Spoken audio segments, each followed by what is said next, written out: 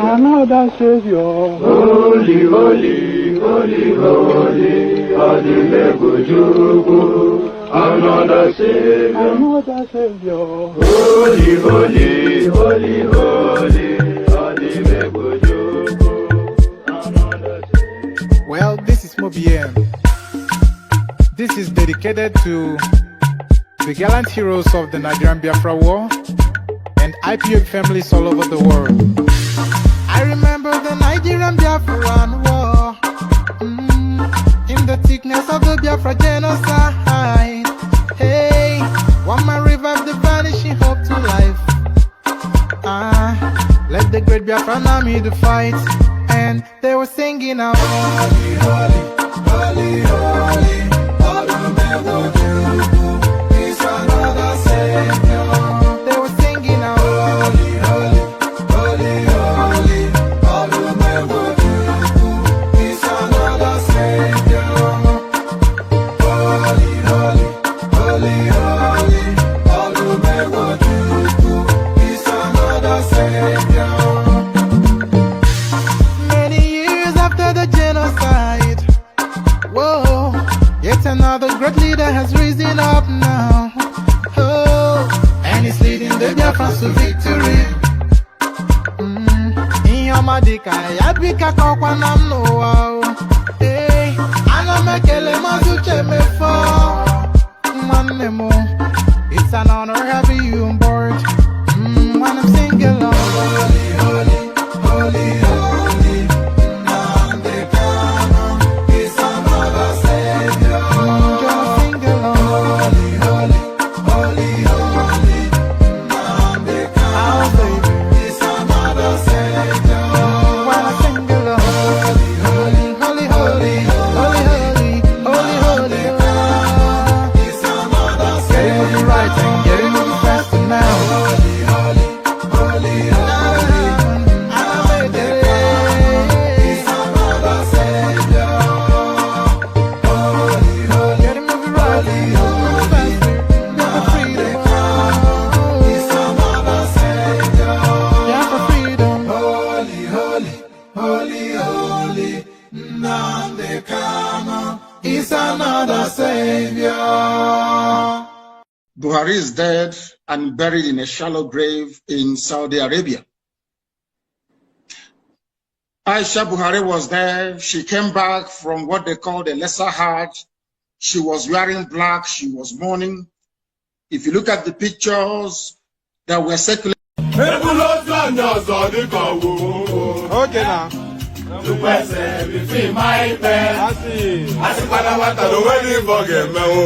Okay.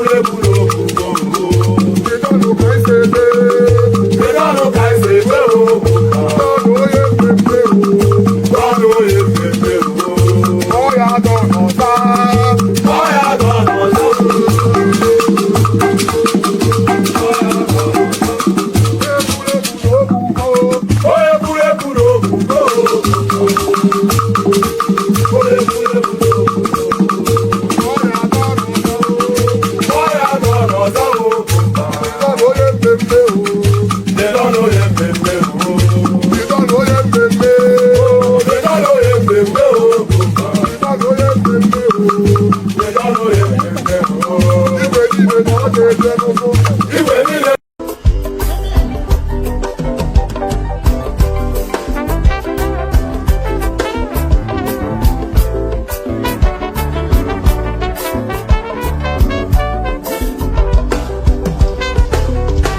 don't suffer, no be small.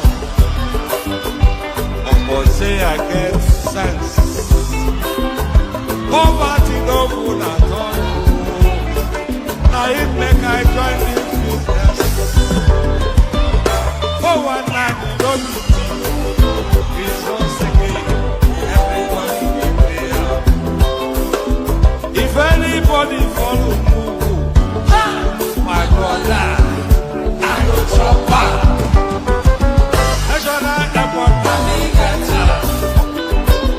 National Stadium, President, my sister, brother, I be the master. Oh, man, I go shop your dollar.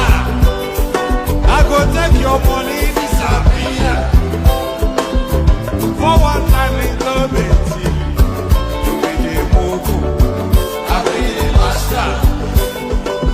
Refinery, the contract, now you white. But you won't pay me some more money, make I bring her. I pay the master.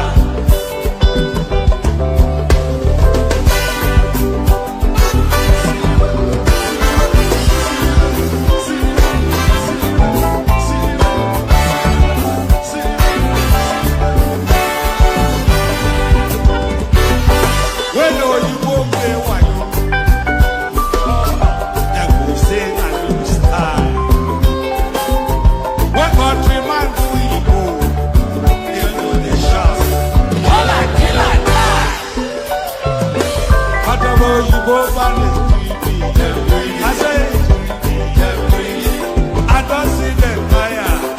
That's why when they run enter my miracle, I go show them fire.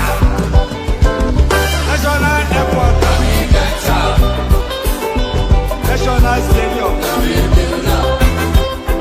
President, my sister, brother, you be the I be the master.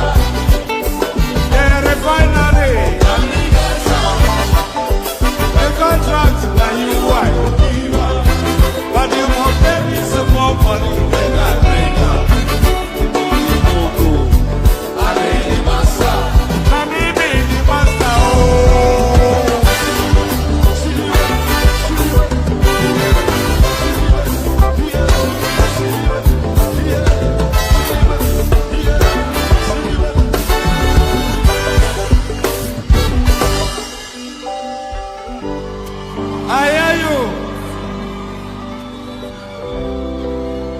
You know, when I came here earlier for the sound check, I didn't check. I probably need to unmute myself. That will probably help me. So when he came here for sound check, you know, it's the way he says the sound check. It's almost like you should take it to the bank. Good day to you. Good to be in your company and all that. Good day to you. Good to be in your company. And how are you? So how are you? Hope you are having a wonderful day so far. I say having a wonderful day so far because I know that so many of us are in so many different time zones. I'm in the UK. You are probably in the US. Some of you in Australia. Certainly one of us in Japan. We know that. So when I say you're having a wonderful day, it is to acknowledge the various time zones that we're reaching out to. But yes, hope you are having a wonderful day or hope you have had a wonderful day. So, pardon me. Good day to you and all that. Good day to you. So now, a whole raft of all manners to discuss. We're still discussing the, hold on, I've got so many things. I've got this headpiece, but then I've got so many things coming in through my ears. So,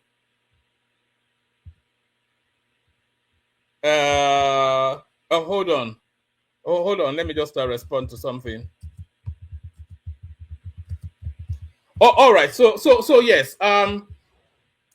We are going to be building up to the presidential election upcoming 2027. So, of course, we have to start building up now. So, by the time we hit February, which is just as early as next month, then we're virtually one calendar year from the election. So, we're going to be discussing the runners and riders. We're going to be discussing the permutations. We're going to be discussing the likelies and the not so likelies. And by the time we get towards that election, we would have progressed so much that by the time the election day comes, there's somewhat of a predictability to it. We almost know for certain, because that was what we did in the last cycle of election.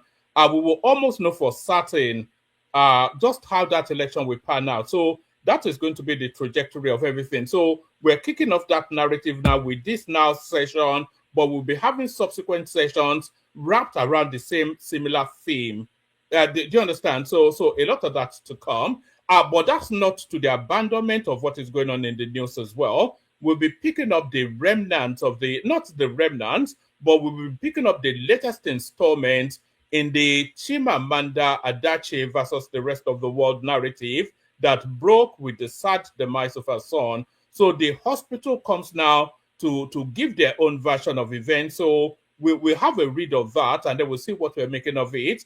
And then we look at the permutations of politics as well. Tambu Wall has been making some, not the interview he had on Arise TV, but there was a little snippet that he did some time ago that we'll be examining as well. So there's a whole raft of everything. And then, of course, the movements in the politics. I think Shegun just joined the APC now. So by the time we get to the elections proper next year, will there be anybody left in government in the opposition? That is the thing. I think we only have about 4 or 5 governors left in the PDP. Can you imagine that? Once upon a time, during the Goodluck Jonathan era, PDP was not only the biggest political party in Nigeria, it was actually the biggest political party in Africa. Can you believe that? As early as Goodluck Jonathan, PDP was the biggest political party from north to south, east to west, the entirety of Africa. It was the biggest political party. How they might have fallen. Now only 4 governors. So we'll be looking at that, and so all manners of permutations. We'll be permutating. There will be laughters, there will be tears, and there will be tantrums, and there will be tiara. So all manners of funk to happen. But before anything, click on the like button just as soon as you're coming in. Please do that. It's very important. It triggers the algorithm of the. I was going to say we're only streaming to. We used to stream to Facebook. I have to start streaming back to Facebook again, and we used to stream on Instagram as well. But we are streaming exclusively to YouTube now and over the last recent sessions.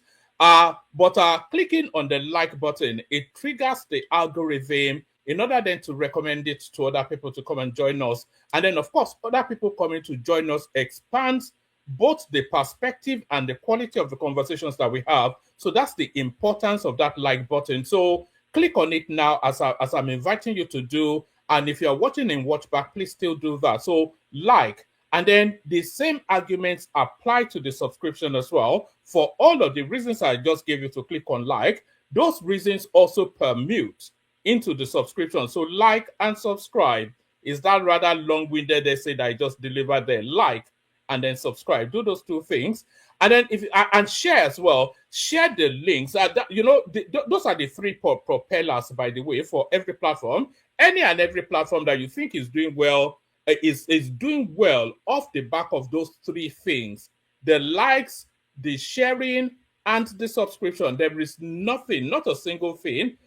You can have the best quality content, but if nobody is saying it, then it has no meaning. And the only way people do see your content is through those 3 portals that I've just described. So you click on the like button, you share the links, and then you subscribe. So do those 3 things. So please do. So do those 3 things. And then, of course, come join me on the screen as well. It has to be conversational, because that's the elegance of it, so that we rub minds and we clash and we agree and all of those nice and funky things. So like, share, subscribe. Click on the hyperlink that says StreamYard to come and join me on the screen. Share the links just as widely as you can, just as extensively. Send the rocket to the planet Mars with the name of the platform so that the Martians can subscribe. We want to be intergalactical in the expansion of our reach. We want the Martians to come and hear this or your man with the peculiar accent talking nonsense. So let the Martians come hear our nonsense as wide and as extensive as possible. So all that. So like, share, subscribe, click on the hyperlink that says StreamYard, share the links as widely as you can, super chat to us to stream, and more importantly, say hello in the comment section. You know I have no friends, so be my friend for the moment I stream by saying hello. As ever and forever, the first hello, of course, Agbadorian, there he is right there. And as I said hello, tell us what part of the world you are joining us from, just so we know just how extensive and expansive the reach is. So that's Agbadorian right there saying hello. That is Jajon right there. It says, hello, Maestro. Jajon, of course, otherwise known as Niger Man. So that's Jajon right there. That is lead vlog Igwe right there, known to his friends as Charlie Boy. That's Abdul Mumin right there from Saudi Arabia. That is a Rattel family right there. Greetings, he says. The elegance, that is Choma, of course, the impossibly beautiful young lady in the United States. That is Adewale Olusegun right there. City unknown. It says, let who knows the road lead the way. City Boy 2027. So we already know the color of his Jeep just by that singular statement. That's Ufoma Michael right there. Hello from Perth. So Perth, of course, is in Australia. So there he is right there. That is Tony Africa, our German paddy man. So V gets to you, Tony. That is Sheson Fashua right there. It says like, share, and subscribe, echoing what needs to be done for the expansion of the platform. That is Akin Anchor right there. Hello, one man, simply put. And that is Kana Niger right there, joining us, not from Niger, but from Canada. Lato Reed, of course, Abbeywood, London. I used to tell us he lives in Thames Meadow. Now he's living in Abbeywood. Maybe he lives on the streets. Who knows? A citizen of no mean city. So as you are coming in, say hello, and then we acknowledge you and say hello back. But as I said, a whole raft of everything to be discussed. But let me just make a little piece on the headline space. So there are three protagonists in the elections coming up.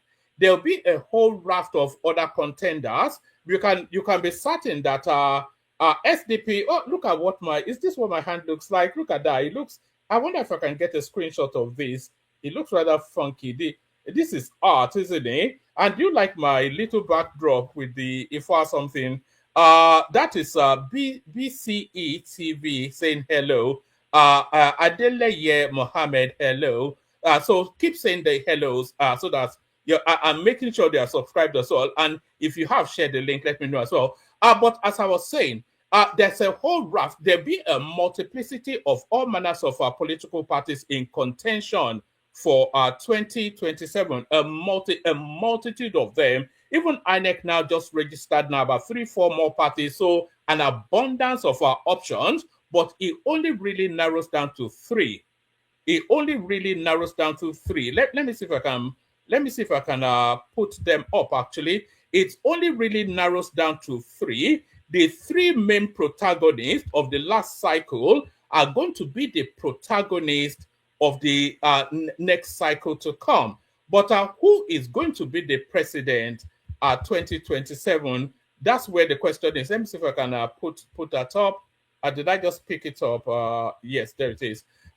So those are the runners and riders right there. So who wins 2027 presidential race? Nigeria's top contender. So your president in 2027 is not going to deviate from these 3 characters right on your screen right there. The ones looking intently to either side are, of course, the unmistakable Peter Obi and the sadly unforgettable Atiku Abubakar. So you can see them looking intently, and the man in the middle, City Boy, CTB, city boy. So that's city boy right there. So your president, 2027 going on to 2031, is not going to deviate from these three characters right on the screen. But who is it likely to be? That's the question. So all of the permutation permutates to Tinubu returning. All the state governors, they've all, no, I say all, but by virtue of just little left. So out of the 36 state governors that we have in Nigeria, 31 of them, no, is it 30? 30 of them are with the APC, one, I think, with the Labour Party, which will be Alex Oti, and then, of course, about 5 left in the PDP. So even that as a stand-on alone statement, that returns Tinubu as the president right there.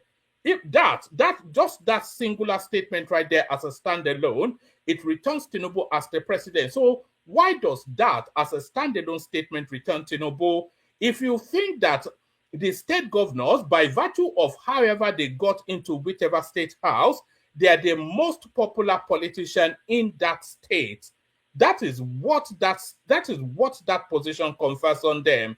If you are the state governor of a state, then by extension, by virtue of that, you are the most popular politician in that state. And not only are you the most popular politician in that state, you are also the most powerful politician in that state. Not only are you the most popular and the most powerful, you have the biggest and the widest structure. Do you know what I mean? When they say structure, your reach and influence extends to virtually all of the local governments within that state. So that's the structure right there. So if you have 30 state governors, all belonging to one political party, with the power and potency that they carry, then there is very little that deviates them from that political party to be returned as victorious. Because on the basis of what would other parties then wrestle power from them? So do you understand? So by virtue of the amount of states that APC controls, then it lends the politics more to Tinubu. It's just a matter of arithmetic and a matter of logic. So there is nothing too controversial about that statement, but that is not a standalone statement because, of course, we've already had the experience of 2015 when similarly the PDP controlled virtually all the states, but Buhari still managed to flog Goodluck Jonathan out of Aso Rock. So it is not a set in stone sort of a statement. So that's a standalone. So Tinubu, the front runner, most likely to be returned, and probably almost certainly will be returned by virtue of the extensiveness of his political tentacles and by virtue of how he has administered, because it will be a score sheet, a report card sort of an election. And when the activities, the actions, the projects, and the policies, when they are brought to the fore for the people to reflect on and feedback, it will be very difficult for them to argue against most of the things that Tinubu has been doing. So they will talk about the hardship that's been vested on the people. Hold on. So the argument of the opposition will be to talk about the hardship that's been vested on the people through the reforms that Tinubu is implementing. But then the counter argument is what will be the alternative. So it is not enough to say that, oh, Tinubu did this and Tinubu did that. People suffered, people did not suffer. Some people suffered, some people thrived, but more people suffered than thrived. And the amount of suffering under the Tinubu administration was especially grueling for the Nigerian experience. So there is no escaping from that. But what led to the suffering and what could have mitigated for the avoidance of that suffering is where the question is. So it is not enough to say Tinubu did this and Tinubu did that. You have to present what you will do conversely. You know, so what you will do conversely. So if you come in as president to replace Tinubu, are you going to cancel the Lagos-Calabar Superhighway? Are you going to cancel the tax reforms? Are you going to reinstate the subsidies in fuel and forex? So this is where the conversation is. So all these things lend then to the logic. The logical conclusion is Tinubu being returned. And it doesn't even have to rig, because there is nothing else that argues him out of government. Do you understand? There is nothing. There is no argument that argues Tinubu out of government, unless these people can present, by these people, I mean the people standing to either side of Tinubu, unless either of these two characters, let me put it that way, either of these two characters, if they are able to present a coherent blueprint that supersedes what's already in play, then that gives them the sliver of a chance.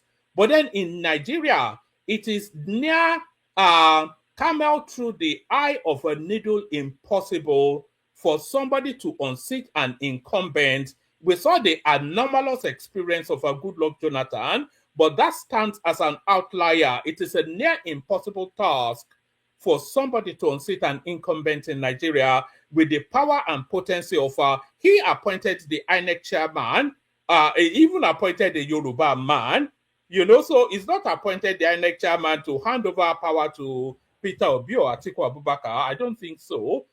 And if you look at the journey of Tinubu to that presidency, it's not something he's likely to give up to anybody at all. So that's what holds Tinubu in situation.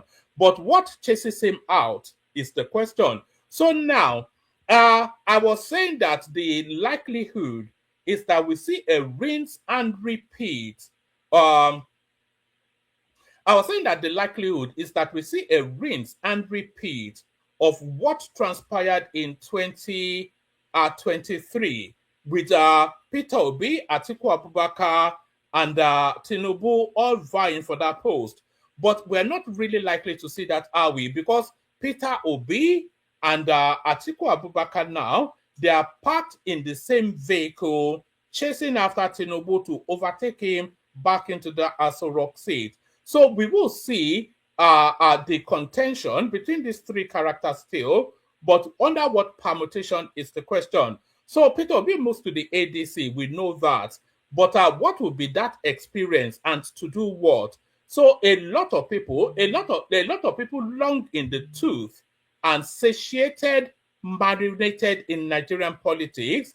They understand already that Peter Obi moving to the ADC is essentially Peter Obi moving to subordinate his ambition to Atiku Abubakar. There is nothing else that suggests outside that is what is going on. It cannot be anything other than. So what sort of ticket can the ADC present in order then to chase Tinubu out of power is the question. So the permutation permutates three ways under the ADC. The permutation permutates three ways. There's the permutation of these two characters on either side of Tinubu, one being the head and one being the tail. So now, let's go first with Atiku being the head. So the strongest potency that will give Tinubu a mild sleepless night is an Atiku Peter Obi sort of ticket. So that's the permutation. So if Atiku is the head and Peter Obi is the tail, Peter Obi is able to bring the guaranteed southeastern votes. So they're about 2 million thereabouts. So he has about 2 million guaranteed votes. But then Atiku is able to bring the sentimentality of power going back to the north. Atiku has no guaranteed votes, by the way. The votes that Atiku scored at the PDP, when he was the flag bearer for the PDP, those votes, they were PDP votes. They were not Atiku Abubakar votes. They were PDP votes. Do you understand? So, but Atiku has the sentimentality of being able to tug at the heartstrings of northern sentimentality around ethnicity and religion. And we all know that the northern politics is played along those two strap lines, ethnicity and religion. So Atiku is a Fulani man, which sits very easily with the north, and is also a Muslim.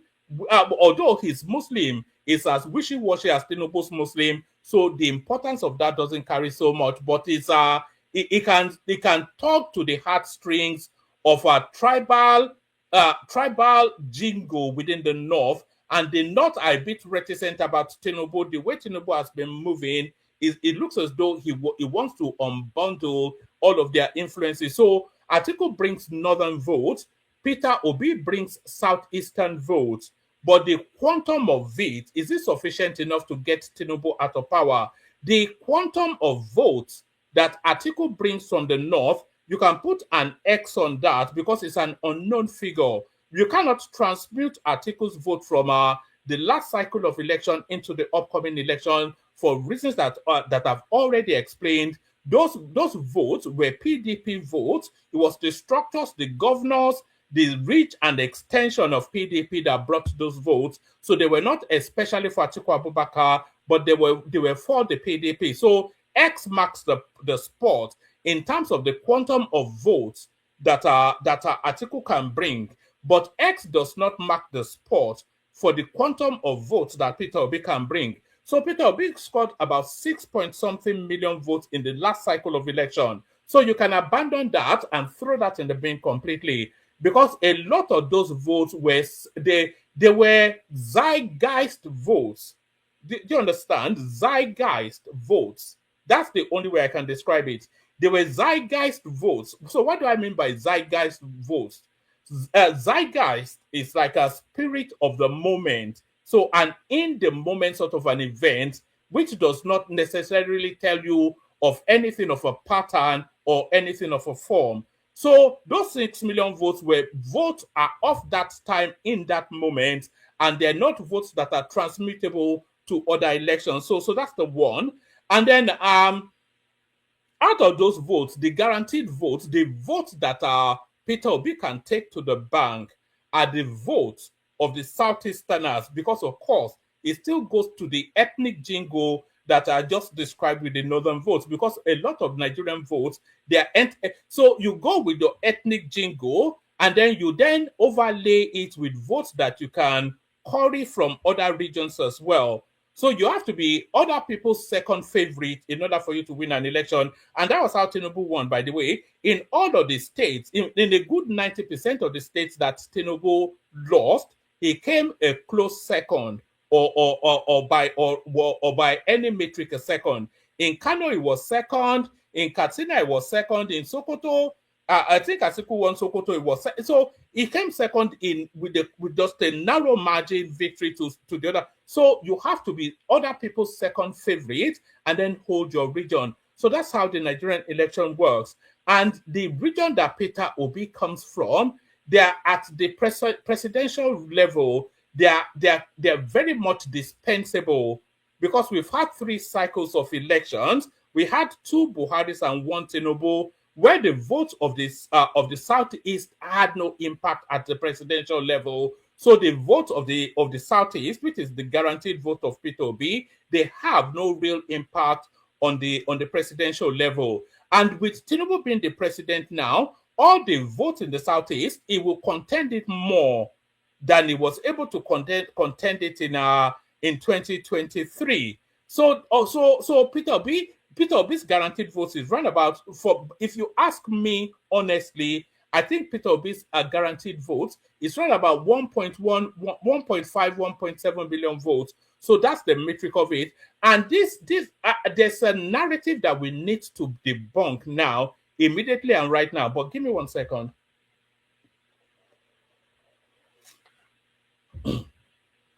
There's and by the way, can people please like and subscribe? You have to do that. Look at me shouting and barking for a good 30 minutes. I'm not seeing anybody. I'm not seeing any subscription come up. So if you're not subscribed, please subscribe.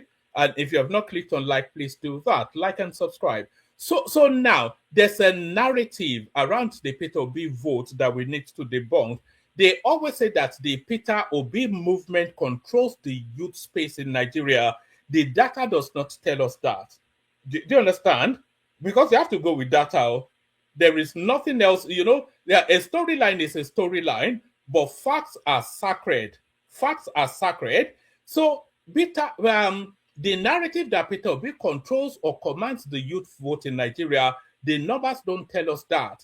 Because if you look at the quantum of votes, and you can only look at the latest data that we have, And the latest data that we do have was the 2023 elections. And if you look at the quantum of votes in that cycle of election, there is nothing that suggests that Peter Obi commands the youth vote. The abundance of youths in Nigeria, they're in the north. And all of the northern votes, a good, I won't say all, it was 50-50, Tinubu and Atiku.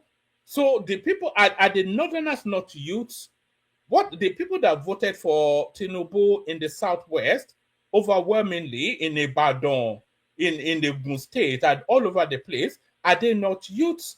So if you look at the quantum of votes, and then if you look at the average voting demographic, then you have to say that the youth votes do not belong to anybody especially, and if they do belong to anybody especially, they have to belong to the winner. So there's no narrative that suggests that Tinubu controls that Peter Obi controls the youth vote. So that's the permutation for an Atiku Obi ticket. So an Atiku Obi ticket will almost certainly still lose by the same or a wider margin than the loss in 2023. So now, an Obi Atiku ticket, that is not a possibility. So we can just abandon that right there. So because Atiku is constitutionally barred to run as a vice president because he's already cycled that constitutionally for 2 terms. So, and I'm not quite sure that the constitution allows him to be vice president for this is the same thing at the presidential level. So the constitution does not allow him to be a vice president for a 3rd time. So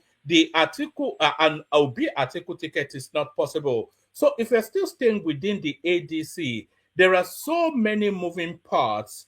You know, we've not yet brought Rotimi Amechi into the conversation. Rotimi Amechi, he says that he wants that ticket. And Rotimi Amechi, he has the budget, he has the money, because of course, the presidential tickets in every political party is for the highest bidder. So Rotimi Amechi has the budget to get that ticket, but Atiku has the influence to get that ticket.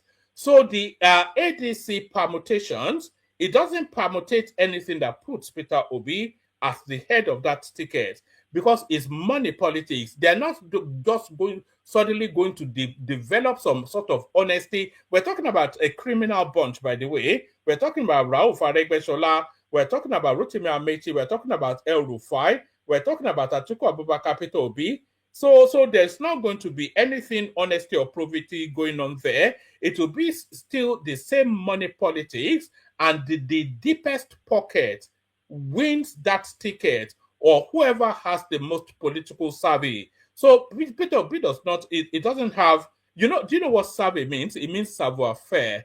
So that's what it means, doesn't it? So yes, I think I am right. Yes, it doesn't have the political savoir-faire. It's a French word, you see. I'm teaching you language. I'm teaching you politics. You should be paying me, for all this.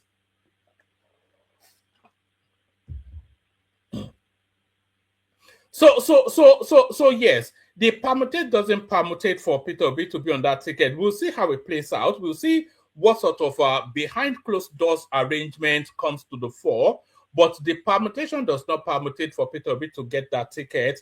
The permutation permutates Atiku, and the permutation might not even permutate Peter Obi to be the vice.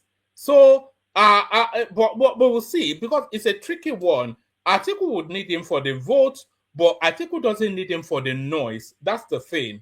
Atiku needs Peter Obi for the southeastern vote, so he might choose him for that, but Atiku doesn't need Peter Obi for the noise that goes with his votes. It doesn't need the nuisance value. So that's that permutation right there. So if we go to the PDP, there's no PDP candidate on the screen for reasons that our PDP is politically dead and buried. So that's the PDP right there. There is no reasons to believe that anything. And by the way, people can start coming in, because there's not that much in the news. So once I've finished my noise making, if there's nobody there, then we may just have to we do the French kiss, mwah, mwah, and we say over. So let me send the link. If anybody wants to come in. So where was I? Yes, yes, PDP. they will do some keepsake, just for the record sort of candidate. But I don't think the PDP has any. I'm not even sure that we're hearing their voice in the politics. So we're not sure that the PDP even has any traction in order to do anything. But let me play you this clip. Actually, this is Tambuwal, who was once upon a time that time with the PDP. So let me play you this. Let me play you this clip. This is Tambuwal talking about the permutations of the politics. Let me just where is it? Let me put it on the screen.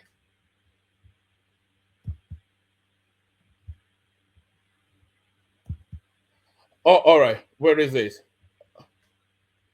No, that's not how I wanted it. Yes, there it is.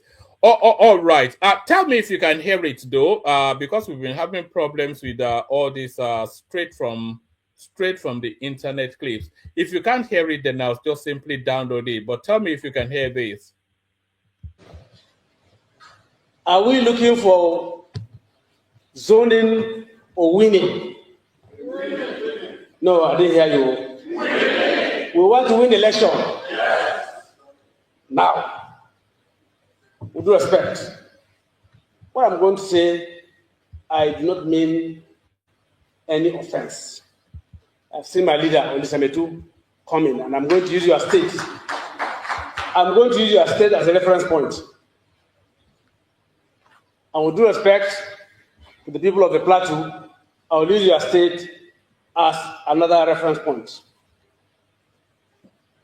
We had an election in Anambra State. The governor of Anambra State won the election with 112,000 votes. The person next to him, the PDP candidate, secured about 53,000 votes. The third, the APC candidate, had 24,000 votes. The fourth, YYP candidate, had about 20,000 votes. Put together in that state election, governorship, we had about 220,000 votes in between 4 political parties. Jos Basa Federal Constituency in Plateau State, where PDP won. The PDP candidate had about 47,000. PRP, 30. PDP 40. PDP 40,000. PRP 37. Then APC 26. If you add this, it's close to 100,000.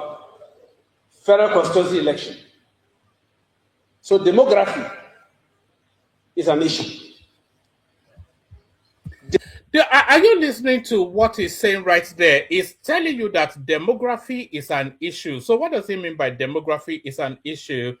He's telling you that it's not, it was talking about zoning tickets to regions and all that. That's what Tambo was talking about then. And he's telling you that it's not so much about wishful thinking, it's about numbers. That's why it was rattling through. He's saying the quantum of numbers coming from particular zones, they're not sufficient enough for that zone to just agitate for a ticket. And if you look at the quantum, as we've already established, the core base of P2B is the Southeast. If you look at the quantum of votes that the Southeast brings, it's not sufficient enough for them to agitate that something should be zoned to them. And by the way, I think the body language of ADC is already telling us that it's going to be an open ballot. Everybody go to the field, and whoever the delegates present is whoever the delegate presents. And I've not yet seen a field that article goes into and it doesn't emerge with the ticket. But that's Tambuwal putting realism to wishful thinking. Demography is an issue. That was why after the election, I appealed to PDP to look at these elections and be studying elections and by-elections as we progress towards 2023. APC took their ticket to Katsina in 2015, Katsina, where are we looking for zoning or winning? No, I didn't hear you. We want to win the election. All right, it's looped back to the beginning, but I think the point has been made there. So this is the realism of politics. I cannot wait for INEC to set the timetable. I think the INEC timetable actually comes out sometime this month, and then we're expecting the primaries around about April, May, no longer than. And then by the time we have the primaries, the narrative starts to settle down, and then we start to look at the policies and the positionings and what returns or doesn't return anybody. But so that's where we are now. So that's the reality of politics being spoken by I was going to say Chimamanda Adichie, but we're going to Chimamanda now. But that's being spoken by Aminu Tambuwal of it's quite an articulate man, actually, Aminu Tambuwal, and quite an impressive speaker. So it would make a good president. So if he wasn't such a northern Fulani jingoist, I actually quite like him somewhat. Pardon me. I actually quite like him somewhat. But let's go on from that to a totally different narrative. Let's go back to the Chimamanda Adichie versus Eurocare. And they've now come out to say their piece. Nigeria, a hospital breaks silence on Adichie's son's death. Others probe. Eurocare multi-specialist hospital has issued a public statement on the death of the 21-month-old son of US-based Nigerian writer Chimamanda Ngozi Adichie. Correspondents reported that the author's son, Nkanu Nnamdi, died on Wednesday, January 7, 2026, in Lagos. However, Adichie, in a statement, accused the hospital of medical negligence that led to the death of her son. In the statement, Adichie said her son was taken to Eurocare Hospital for an MRI scan and the insertion of a central line, during which he was sedated but was not properly monitored after being administered propofol, leading to complications including loss of responsiveness, seizures, and cardiac arrest. Breaking its silence on the incident, the hospital, whilst expressing condolence to the family, announced the commencement of an internal investigation into the incident. In the statement signed by its management, the hospital said it shared in the grief of the family and acknowledged the depth of the loss. It said, "We extend our deepest sympathies to Chimamanda Adichie and family on the demise of their son and acknowledge the profound and unimaginable loss they are experiencing during this deeply distressing time. The loss of a child is beyond words, and we offer our most heartfelt condolences to his parents and the entire family." Eurocare said it was responding to public reports and discussions surrounding the incident, noting that some accounts being circulated are inaccurate. According to the hospital, we find it necessary for the record to clarify that some of the reports currently being circulated contain inaccuracies. The hospital explained that the child was already critically ill before he was brought to its facility and had received treatment at 2 pediatric centers prior to the referral. So that wasn't known, that particular piece of information. So that doesn't actually even tally with what Chimamanda said in her statement, because what she said was that the guy had a common cold, and then they suspected he may well have an infection. They took him to Atlantis Hospital, who then referenced them to Eurocare. But according to Eurocare, the boy was already critically ill and had been treated twice at 2 different facilities before he was brought to them. The hospital explained that the child was already critically ill before he was brought to its facility and had received treatment at 2 pediatric centers prior to the referral. The patient, who was critically ill, was referred to as our facility for specific diagnostic procedures. After receiving treatment for a period of time at 2 pediatric centers, upon arrival, our medical team immediately provided care in line with established clinical protocol and internationally acceptable medical standards, including the administration of sedation where clinically indicated. Eurocare added that it worked with the external medical teams recommended by the family. So the external medical team recommended by the family will be the Johns Hopkins University Hospital that they were looking to fly him to. But they just needed him stabilized within the Nigerian system to take to that flight. But then I think it was the Johns Hopkins Hospital, according to the narration from Chimamanda, it was the Johns Hopkins Hospital that requested an MRI scan especially.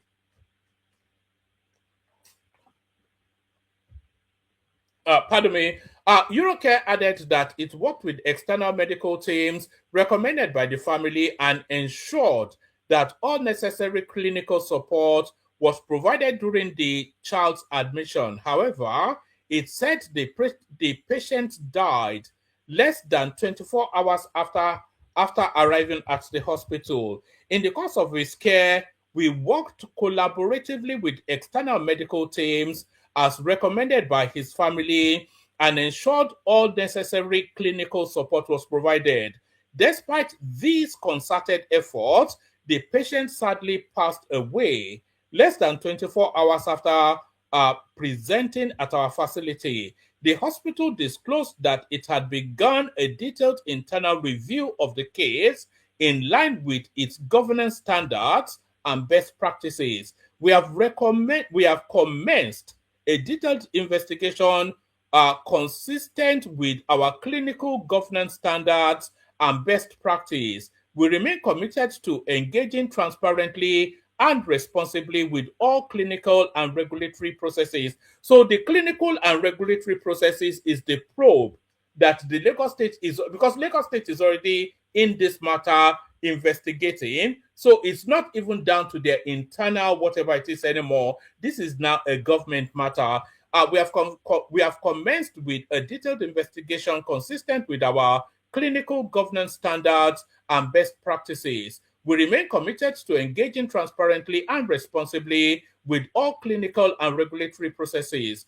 Eurocare also said its staff were deeply affected by the laws and reiterated its commitment to compassion, patient safety, and respect for the family's privacy as investigations continue. As medical professionals, we carry the weight of this loss deeply. Our priority remains compassion, patient safety, and the responsible handling of this matter, whilst respecting the family's privacy and allowing due process to take its course. We continue to hold the family in our thoughts and prayers. So that's the position of the medical center, medical facility, hospital. But then, of course, Chimamanda has already instituted a lawsuit against that space. So there's more to come. It will rain before it will rain first before then we have the dawn, before the dew or whatever it is. So there it is right there. So there it is right there. Let's get back to the politics again. I've got one more piece for you. Fayose, ADC risks irrelevance without Obi as its 2027 presidential candidate. So we will be seeing a lot of this in the build-up to the ADC primaries. We'll be seeing a lot of article step down. That is what you'll be hearing in pretty much all of the obedience spaces. You'll be article step down, but you can whistle that in the window. Article is not stepping down for anybody, but Fayose, by his own permutations, can only permutate Obi on that ticket. Fayose ADC risks irrelevance without Obi as his presidential candidate. So how does it justify this? Ayodele Fayose, former Ekiti governor, said the African Democratic Congress ADC could slide into political obscurity if it fails to present Peter Obi, former Anambra State governor, as his presidential candidate in the 2027 general election. Speaking in an interview excerpt to be aired on Tuesday on Arise television, Fayose described Obi as the only life in the ADC. So this is the narrative that the Obedience are presented as well. That was being battered back by what's that guy's name again? Atiku's news spokesperson. I've forgotten his name now. The Ovations man. What's the name of the Ovations man? I can't even remember. What is his name? God Almighty. Kiloruko man, you know, man Ovation, yeah. Somebody drop it in there. I can't just run away from my. But what's the name of the Ovations guy? Somebody remind me. Dele Momodu. Yes, Dele Momodu. So there it is. Yeah, so that's the narrative being presented by I was going to call him a fat boy, but I'm trying to move away from that sort of language now. Speaking in an interview excerpt to be aired on Tuesday on Arise television, Fauci described Obi as the only life in the ADC, I think it's similar to the language that Aisha Yesufu used, that Dele Momodu was fighting over. Aisha Yesufu said the best of us, they cannot be ruled by the worst of us. I think she went along those lines.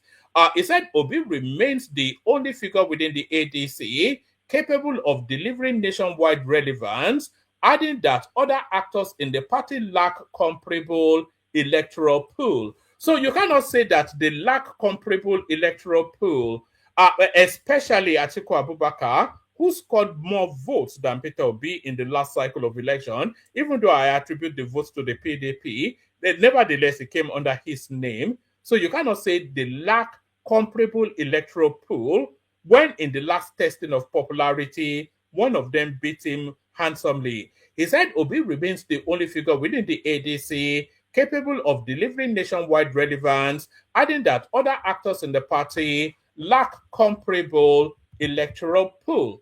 The former governor said Obi's political value was evident during the 2023 elections when his candidacy on the Labour Party LP platform translated into unexpected victories in the House of Representatives. So it was the pull-through that Obi pulled through so many of these characters that he's referencing.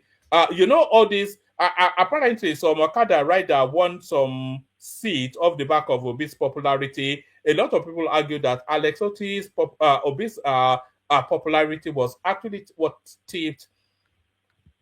By the way, a lot of people argue that it was actually Obi's popularity that tipped Alex Oti over the finishing line in Abia State. The Ekiti-born politician said Obi's appeal cut across party lines and insisted that he would command similar support even if he contested on the platform of a relatively obscure party. So I agree with that. But with the proviso, yes, Obi, in whichever political hub that he is in, will be the main player or certainly one of the main players. But the potency of Obi only because Obi's base has not expanded beyond what it was in 2023. In fact, a lot of people have actually left that space even because they're not finding the value that they expected to see in Obi. Is not showing leadership qualities. It is somewhat showing ethnic jingoism and all of these things. So a lot of people are somewhat, in fact, a sizable amount of people have hemorrhaged from that space, but Obi still holds core votes. So he has that potency, but there's nobody else in the ADC that holds core votes.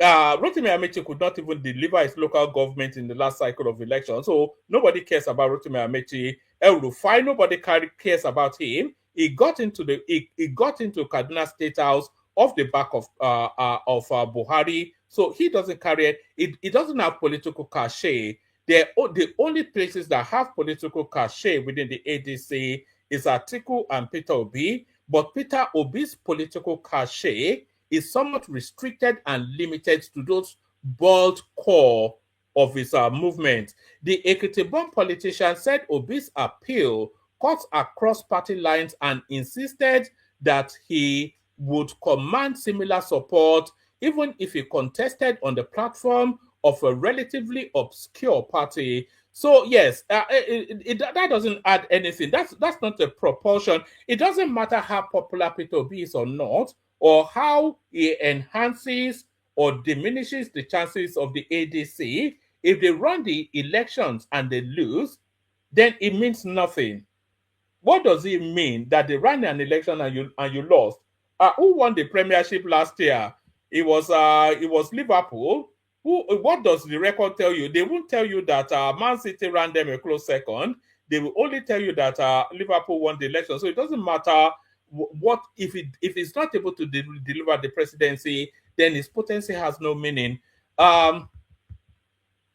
The Ekiti-born politician said Obi's appeal cut across party lines and insisted that he would command similar support even if he contested on the platform of a relatively obscure party. He, however, clarified that he was not forecasting the outcome of the 2027 presidential election, but warned that the ADC would fare worse than its current standing if it fails to fill Peter Obi. So I agree with that if the ADC is enhanced, if Peter Obi is on their ticket in one form or the other, almost certainly as a vice. So it enhances the chances of Atiku Abubakar if Peter Obi was the vice, if he ran as his vice, so because he carries political cachet, but it doesn't propel him to Aso Rock, I don't think.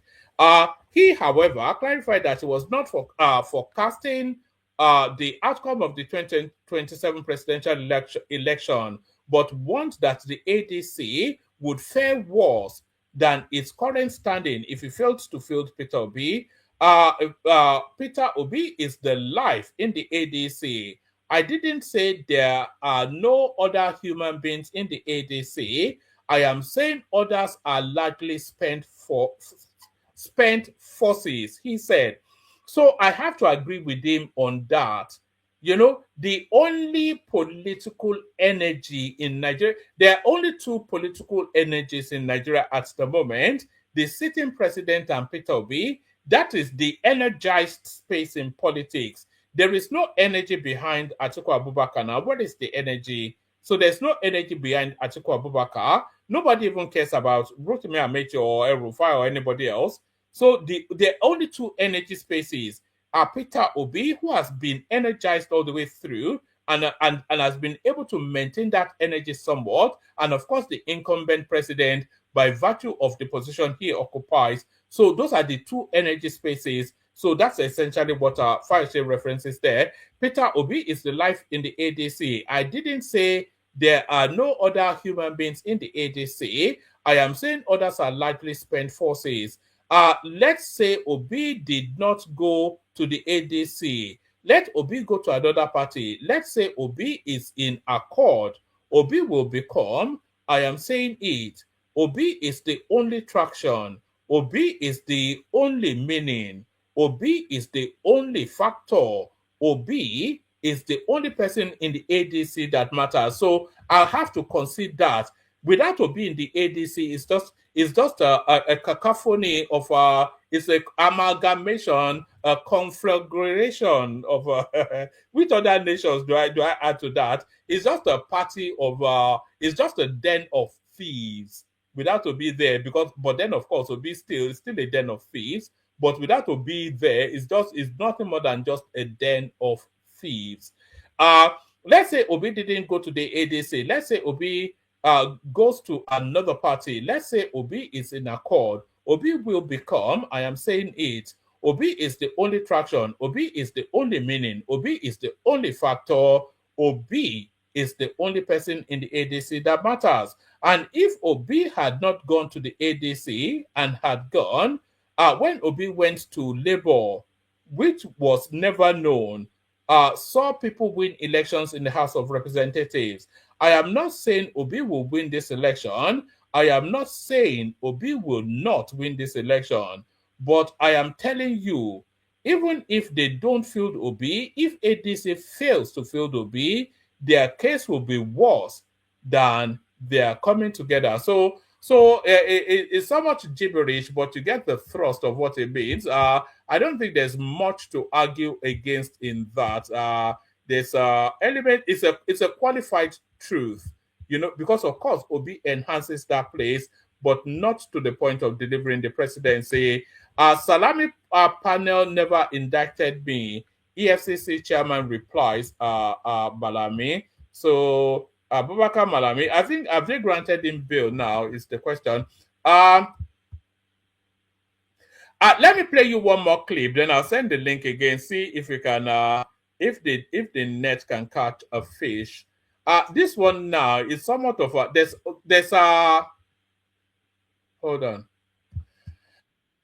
Oh, all right. Somebody sent this in. Actually, there's somewhat of an ethnic undertone to this particular clip, but ignore the ethnic undertone and see if it's an actual factual statement. Listen to this. Tell me if you can hear it in the comment section.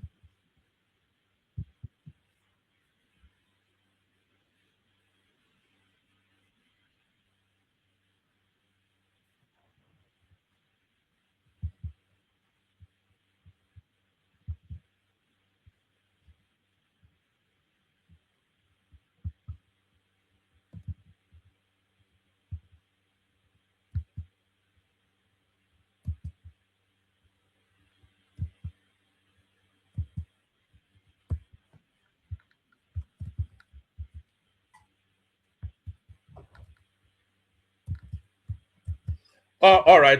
I'm seeing people say no audio there. So let me just download it, then I'll play it to you. So this is how I usually download stuff. So I'll download it and I'll play it to you in the studio. Let's see. Let me bring let me bring it into the studio and I'll play it to you there. Una momento, por favor.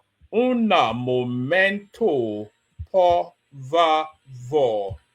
What language is that? That's Spanish, Portuguese, isn't it? Una momento, por favor. Una momento, por favor. Yeah.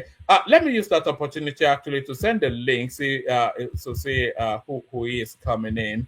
I'm coming. Ofama Michael is telling us no sound. So I'll play to you now. So like I said, there's an ethnic undertone to it, but ignore the ethnic undertone and then instead listen to the substance of what he has to say. Let's be practical. If Nigeria decided today that we're serious about industrialization, the Southwest would move first. And this is not, about being favored, but because the structure is already there.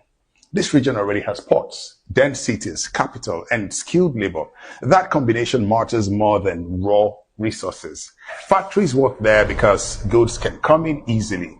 Markets are closed, and workers are available. Distribution already exists. I think that's why consumer goods like, pharmaceuticals, light manufacturing, tech, media, and logistics scale there. It's not because some magic or some luck. The region has been set up for speed for a long time. So when manufacturing struggles in a place like the Southwest, it's usually policy or power. It's not about demand or skills. If the Southwest is not leading Nigeria's industrial output, that is a choice, not a chance. So what do you think? Do you agree? Which Southwest states should be producing what or can produce what that you know? Come to the comments and let's talk about it. Drop the names as well, drop the products and drop the states as well. Let's talk about it.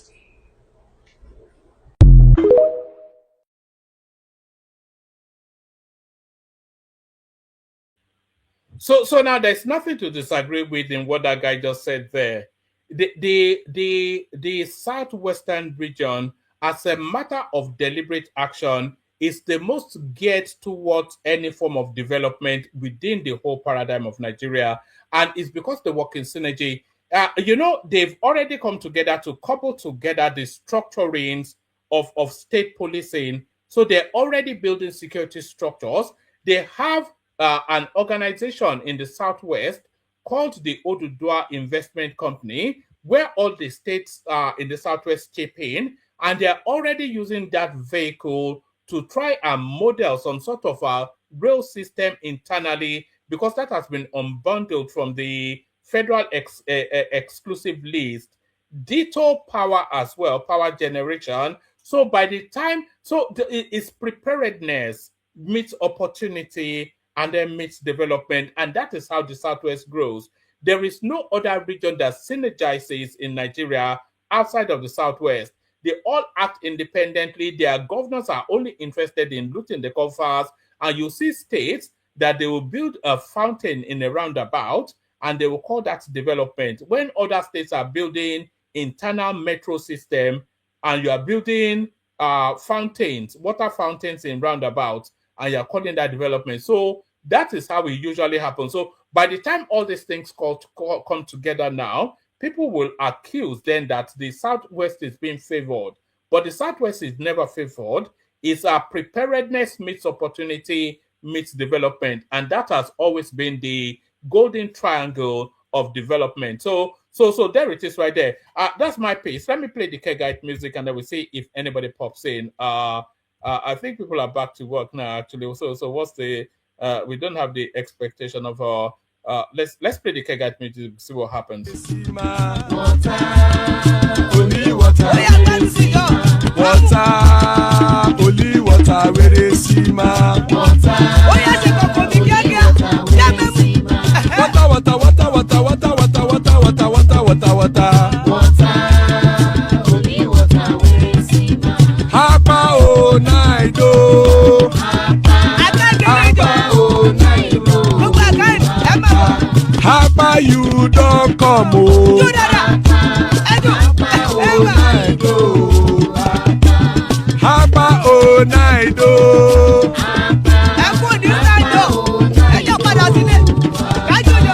Oro kẹ̀kẹ́ ẹlẹ́mù yé o. Ilé ṣọ́bí kẹ̀kẹ́ ẹlẹ́mù ré o. Ṣọ́bí màsà kẹ̀kẹ́ ẹlẹ́mù ré o. Ṣíbù wáìlà tí kẹ̀kẹ́ ẹlẹ́mù ré o. Eruku lẹ̀lẹ̀ ẹlẹ́mù dé. Eruku lẹ̀lẹ̀ ẹgbẹ́ ẹlẹ́mù dòde ojàre o. Eruku lẹ̀lẹ̀ Ghana ti dé ẹgbẹ́ bọ́dì o. Ọmọ ẹlẹ́yẹ ẹyẹ o ó dilé o.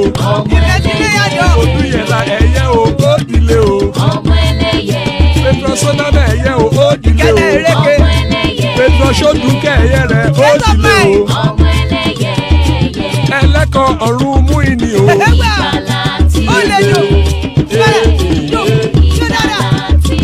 Àkùkọ ọ̀run méjìkọ.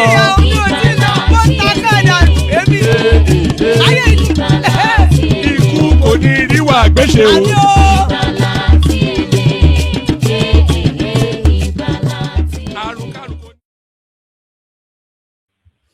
All right, so there it is right there. Ikuko Niru Agweche may that have nothing to do with us. Joining us talk now, always a delight when talk now is here, and equally delightful Prince Daddy. So that's a conversation already taking place right there. So good to have you, gentlemen. Good to be in your company. You were in first. Talk now. Floor is yours. Hey, woman. Good evening. Good evening. No, I haven't. Okay. They have been listening in. Yeah. If you permit me, let me start with River State. I couldn't come in the last time when that was discussed, and I understand different people blaming maybe Wike or some of the elders, and some people blaming Fubara in a way, the house, and all that. I think it's important to look at these things holistically, like look at it legally, because this case has gone to Supreme Court, and Supreme Court had made a verdict around this. So legally supersedes anything morality, whether Wike says something or Fubara says whatever. So all those other things are just pure adulterated garbage. So when we look at it legally, I think Fubara has not done well. And I will tell you why. And in all of ways, of course, it draws sympathy, and it seems like they are treating him unfairly. The problem I have with Fubara is, if you say the first one was an accident, if the second one, like an impeachment, seems to be a coincidence, then the third one is happening again, then something is wrong. You can't be a governor, and you can't even have half of the house supporting you. You can't just take a hard stand, not being able to manage the other groups that will make your governance worthwhile within the period that you have been given by the law. Let me give you an example. Tinubu controls Lagos. When Lagos State government fell out with the speaker already has established some friendship within the house that are loyal to him. Even though Tinubu is the key person in that sense, that, he calls the shot. My God.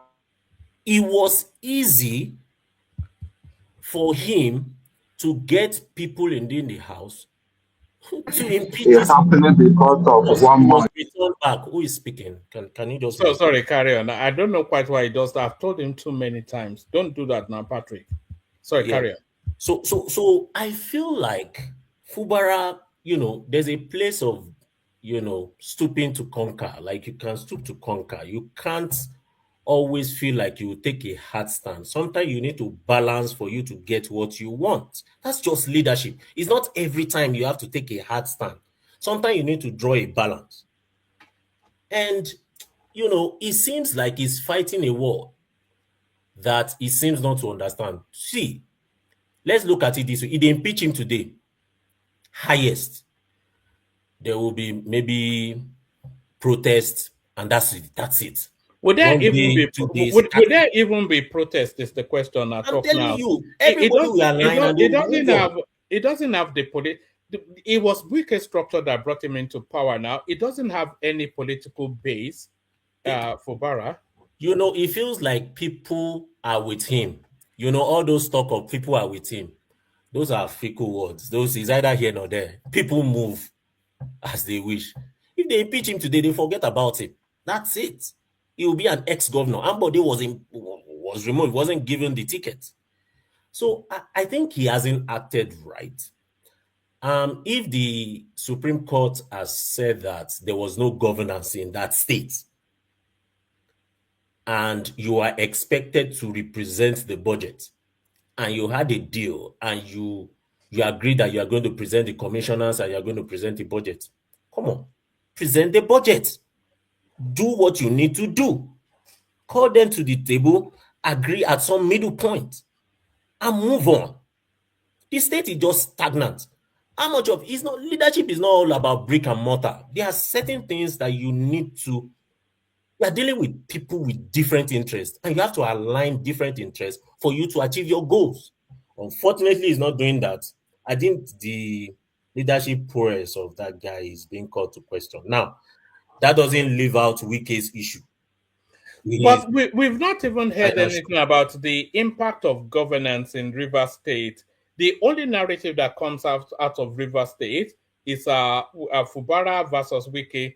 We have not heard them commissioning any project or moving the paradigm in development. Nothing meaningful, nothing impactful, just endless money and relentless fighting. That's just what we hear.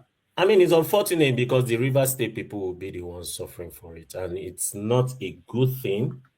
I don't think, when two elephants fight, the grass will suffer, because at the end of the day, it's the people that are not feeling the impact of the governance in that state. That's a state that has abundance of resources. That's a state that generates so much. So I don't know what he's doing. From what I see, it seems he has some advisors that keep pushing him back and forth. Hopefully he gets this right. So hopefully he will wake up. On the Wike's part of it, well, Wike is Wike. Wike just wants to protect his territory, whatever. Morality is out of the way for Wike. Of course, he has his own faults. He just speaks anyhow, you know, hit off the polity and all that. That I will blame Wike for. But I think leadership, nobody listens to. There's one godfather somewhere. They voted for you. You are there. Do whatever you need to do to stay there and perform for the people. There are a line of interest that you need to take care of. That's just leadership. That's what it is. So that's what I want to say about that. Now, 2027 presidential election. Now, the bell is very clear in ADC. Anyone that is doing some political masturbation is completely on his own. Tombawa has said it. That guy, take it or leave it, is a known guy, he's influential, he's a former speaker, he's also interested in, being the president for all you care. He knows that he doesn't stand a chance, but he will push for it anyways.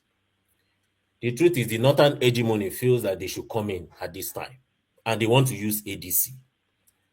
The fact is, Obi is aware that he's VP. I've said it, this will be my third time. So that people don't get hot when they hear it. Obi is aware that he's going for VP. He has always been in ADC. It's not as if when they were celebrating that he just came into ADC. He has always been there. He's aware. So people how impactful will the damage be when that announcement is made that he has subordinated himself to Atiku? How impactful will that damage be? Would that nullify him as an entity politically? Well, I don't think so. The older ones will align with him. The younger Gen Zs and the younger ones and the ones that that are apolitical, that just follows him, will be disappointed. That's it. And that's just because Obi's narrative is selling point. What they are propelling him on is good governance, probity, honesty, all of this narrative. So if it's and we all know the role of a vice president in Nigeria. Potency. We saw how the rubbish Jamie Ochebanjo. We saw who was that? Sambo that was the deputy. Nobody even remembers him. So we know that as a vice president, he will have no influence or power over anything, and we know that Atiku is a juggernaut entity that will just ride him if he missteps. So they cannot set us on the narrative that he will checkmate the excesses of Atiku, and they cannot rebrand Atiku as an honest man. So I just feel that if he... Sorry, do you know what? Yeah, do you get what I mean? I mean, I get your point. The truth is, even if Atiku wins as a president, Obi will never be president. No. Let me tell you, the likelihood of a vice president being a president or a deputy governor being a governor is slim. In fact, the chief of staff will be ahead of a deputy governor or a vice president as a choice. They're just pay tired, just there. So if the president is tired, he's going somewhere, you just stay there. And if he's there, you can't do too much. The chief of staff is checkmating you. So there's a lot of... It's almost irrelevant. Except the president decides to give him some leverage. I mean, Obasanjo during Atiku's time gave him that leverage to work with BPE, Bureau of Public Procurement, with respect to privatization, just allotting functions to them. That's how it works. So if he takes the VP role, he's gone. He will just become VP. Even if he wins, he cannot become president. Someone else will be chosen. That's how it works. One of the error is leaving Labour Party. I don't know why I feel so. He could But do have. you think there was an error though? Because I felt in fact, all of the thing was that relationship has run its natural course. Now But the truth. I thought it would go to the SDP. That was my estimation. I didn't think it would go to the ADC now.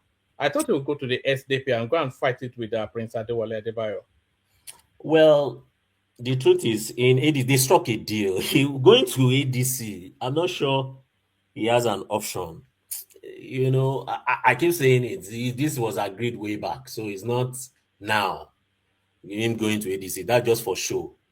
It was already given. He even hinted it. I'm already a member of ADC, so that's not new. Now, the truth is, he could have stayed in Labour Party.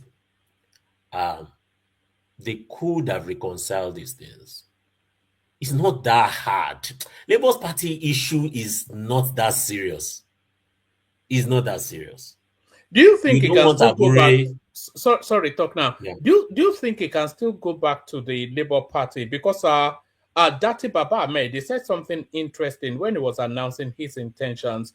He said he's not aware that Peter Obi resigned from the Labour Party. You know? Well, Dati Baba Ahmed is not. Look, there are people that talk that don't have political weight. Zero weight now. But Dati Baba Yeah, Ahmed. but when Look, El Rufai left the APC, he wrote a formal notice to the APC that I am resigning from this party for these reasons, and then he announced himself with the ADC. But we did not see Peter Obi notify formally the Labour Party that is no longer a member of that party. He just told us he's joining the coalition now. So those are politicians and their strategies now. When they leave, they can always make room for them to always come back. River State, where you know House that of there was that Assembly, option for Tinubu as well in 2023. yeah, He he kept made the room in SDP. SDP. Yes. So Yeah, yeah. politicians are like that. They always create options for themselves, which is okay. Um, but going back to Labour Party now, I don't know. He could have stayed. Some things are. You won't blame a Kwankwaso saying that except they give him a presidential ticket or a VP ticket before he moves. You won't blame him. You can't blame him. You can't just jump ship in the name of just wanting to be in a particular party. It has to be a deal. So, and that deal has to be clear. That's the way politicians work. They don't work like Do you find that statement by Kwakwanso, do you find it somewhat naive? Do you think he's boxed himself into a corner with that statement? Kwankwaso is in trouble. Like, the problem is NNPP is not the NNPP that was there in 2023. The Kwankwasia movement is splitted. He needs to have he needs to make some political noise. And he has to stay relevant. In politics, you just have to stay relevant, whichever way. So the problem is once the governor moves to APC, the Kwankwasia movement will be split. And so what will he have? So he has to make some noise for him to get something. So, and the likelihood of him getting a VP anywhere, that doesn't work. And he's not going to get presidency in ADC or whatever.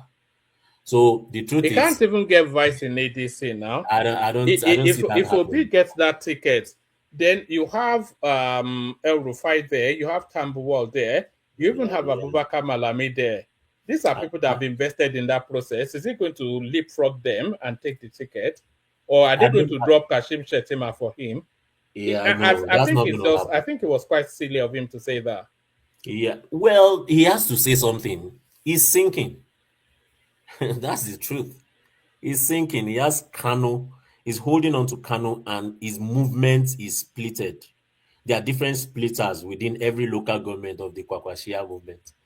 And when the governor is there and the governor is moving, and the governor wants to get the ticket and is giving assurance of winning, that's a challenge within his political, within his grassroots support. So that's a challenge. He wants to get something, but he doesn't know how he will do it.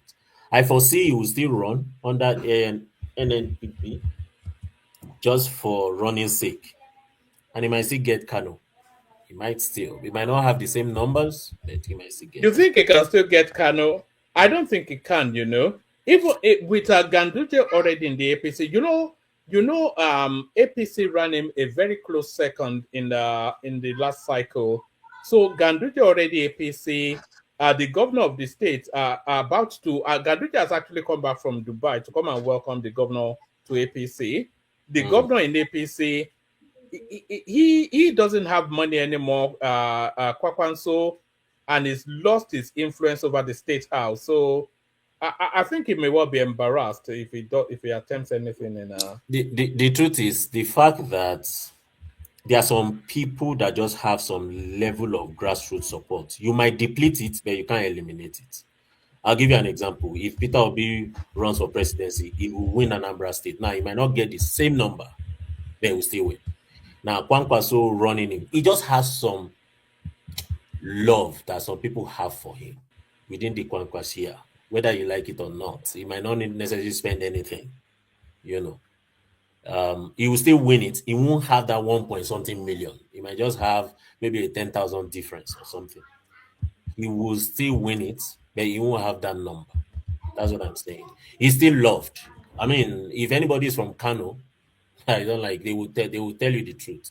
He is loved. That's the truth. Yeah. All right.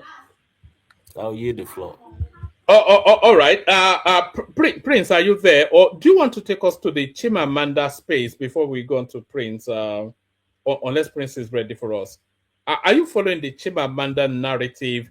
And I was speaking to somebody earlier on. We were texting back and forth, and he was saying, and it resonated that her emotions are too all over the place for anything that she's saying to be taken any seriously. But then she's putting the reputation of this prestige medical facility she's putting their reputation under threat, and they are coming back somewhat, but they cannot come back with the aggression that they need to for reasons of the what happened. So, what are you making of what the medical facility is saying, and how Chimamanda is positioning herself to the point that she's now instituted a lawsuit? Honestly, I don't want to speak to that case. It's a bit emotional. Losing a child is a tough one. I do not know the key substance of the issue and what is true. But one thing I want to say is, I pray that God gives her the heart to bear the loss. It's a tough one, losing a child. Nobody wants to bury a child. I I don't really want to speak to that, whether it's the hospital or even herself or maybe negligence. I don't have the key thing. I know that there are some legal she has instigated a legal process and let that run, and I guess investigation would follow. So we can know what it is. It's a it's a It's a painful. very delicate matter, isn't it? Yeah, yeah, yeah. I wouldn't want All to right. speak on it, yeah. All right. I respect that, but for my own sort of because she's put it out in the public space, uh, um, I think the only thing that I feel that you can pack it under are the raw emotions of the occasion, but the way that she was, uh, there's almost like a political dimension to how she's playing it, which is very much in poor taste, given the incident. The way she was trying to politicize it. I wouldn't even say ethnicize it, Lagosify it, and all of these things.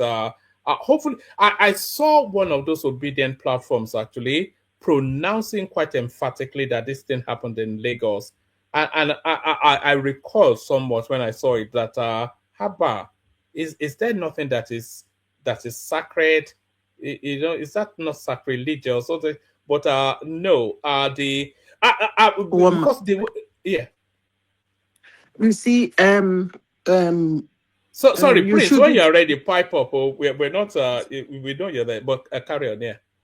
One man, you see, good morning, everybody. You see, Good morning to you. is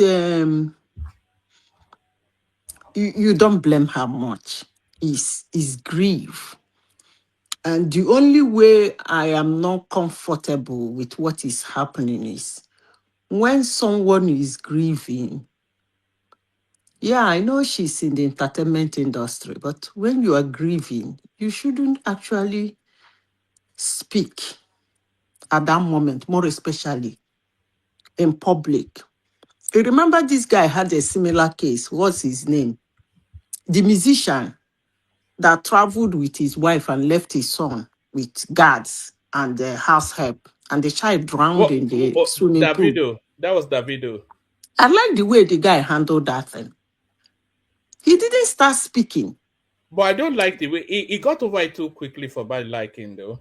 No, because he wasn't talking. That was why you felt he got over it too quickly. He didn't, he wasn't, he didn't bring that. Look, even when people were talking and saying things, and why did you have to leave the child with somebody? They've been doing it before and they've been successful. That was an accident. And the people were, somebody put out something on X and say, can you please allow them to grieve? At times like that, some things he might say, he cannot take them back. He arrested the people. They went to the police on several occasions. People who were close to him were monitoring everything that was about. In all of it, he didn't bring it in the public. Now you're saying he got over it so easy. No, he didn't. But he decided to remove his grief from the public. And this is what this lady was unable to do. Do you understand? It's not everybody who is in entertainment. There is another one too that the son drowned in the swimming pool. I think he was the first one Nigerian musician that time. He Is that struggled not to. one of the Okoye brothers? Is that one of the No, no, no, Okoye no. brothers? That one is hey, what's it? It's a Yoruba sharp too. Hi, that thing pained me because Is he a young guy? Is he this he's new a young guy. generation? This new generation I musician? think that thing happened in Jos or somewhere. But it's a Yoruba sharp. The boy I like because The 1 month band, the yes, badge or something. yes. Yeah, 1 month before that the child band. died, my cousin, they went to an occasion and they saw that boy playing, dancing. Very healthy, handsome little boy. When I heard the boy drowned, my head almost popped up. But the guy managed to take that thing away from, because what people will be saying, what you'll be hearing, responses from what you brought out in the public sometimes are not really pleasant. It increases your grief. Honestly, sincerely speaking, even people sympathizing with you will still make you grieve the more. Either way, it is not nice for you to bring it in the public. Though that's the one I don't know why she ran to start Especially, talking and blah, blah, blah. I don't know why. did you see her cousin or her relative, some light-skinned lady like that, traversing all the media spaces, doing all this emoting, asking for tissues and breathing heavily and all this sort of behavior?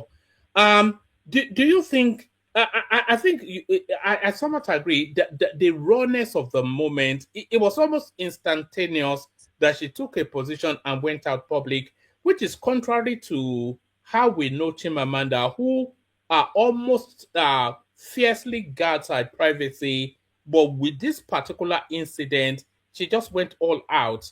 Yeah, which It's was quite grief yeah. now. It's grief. Not everybody know how to manage it. Government, you should understand that.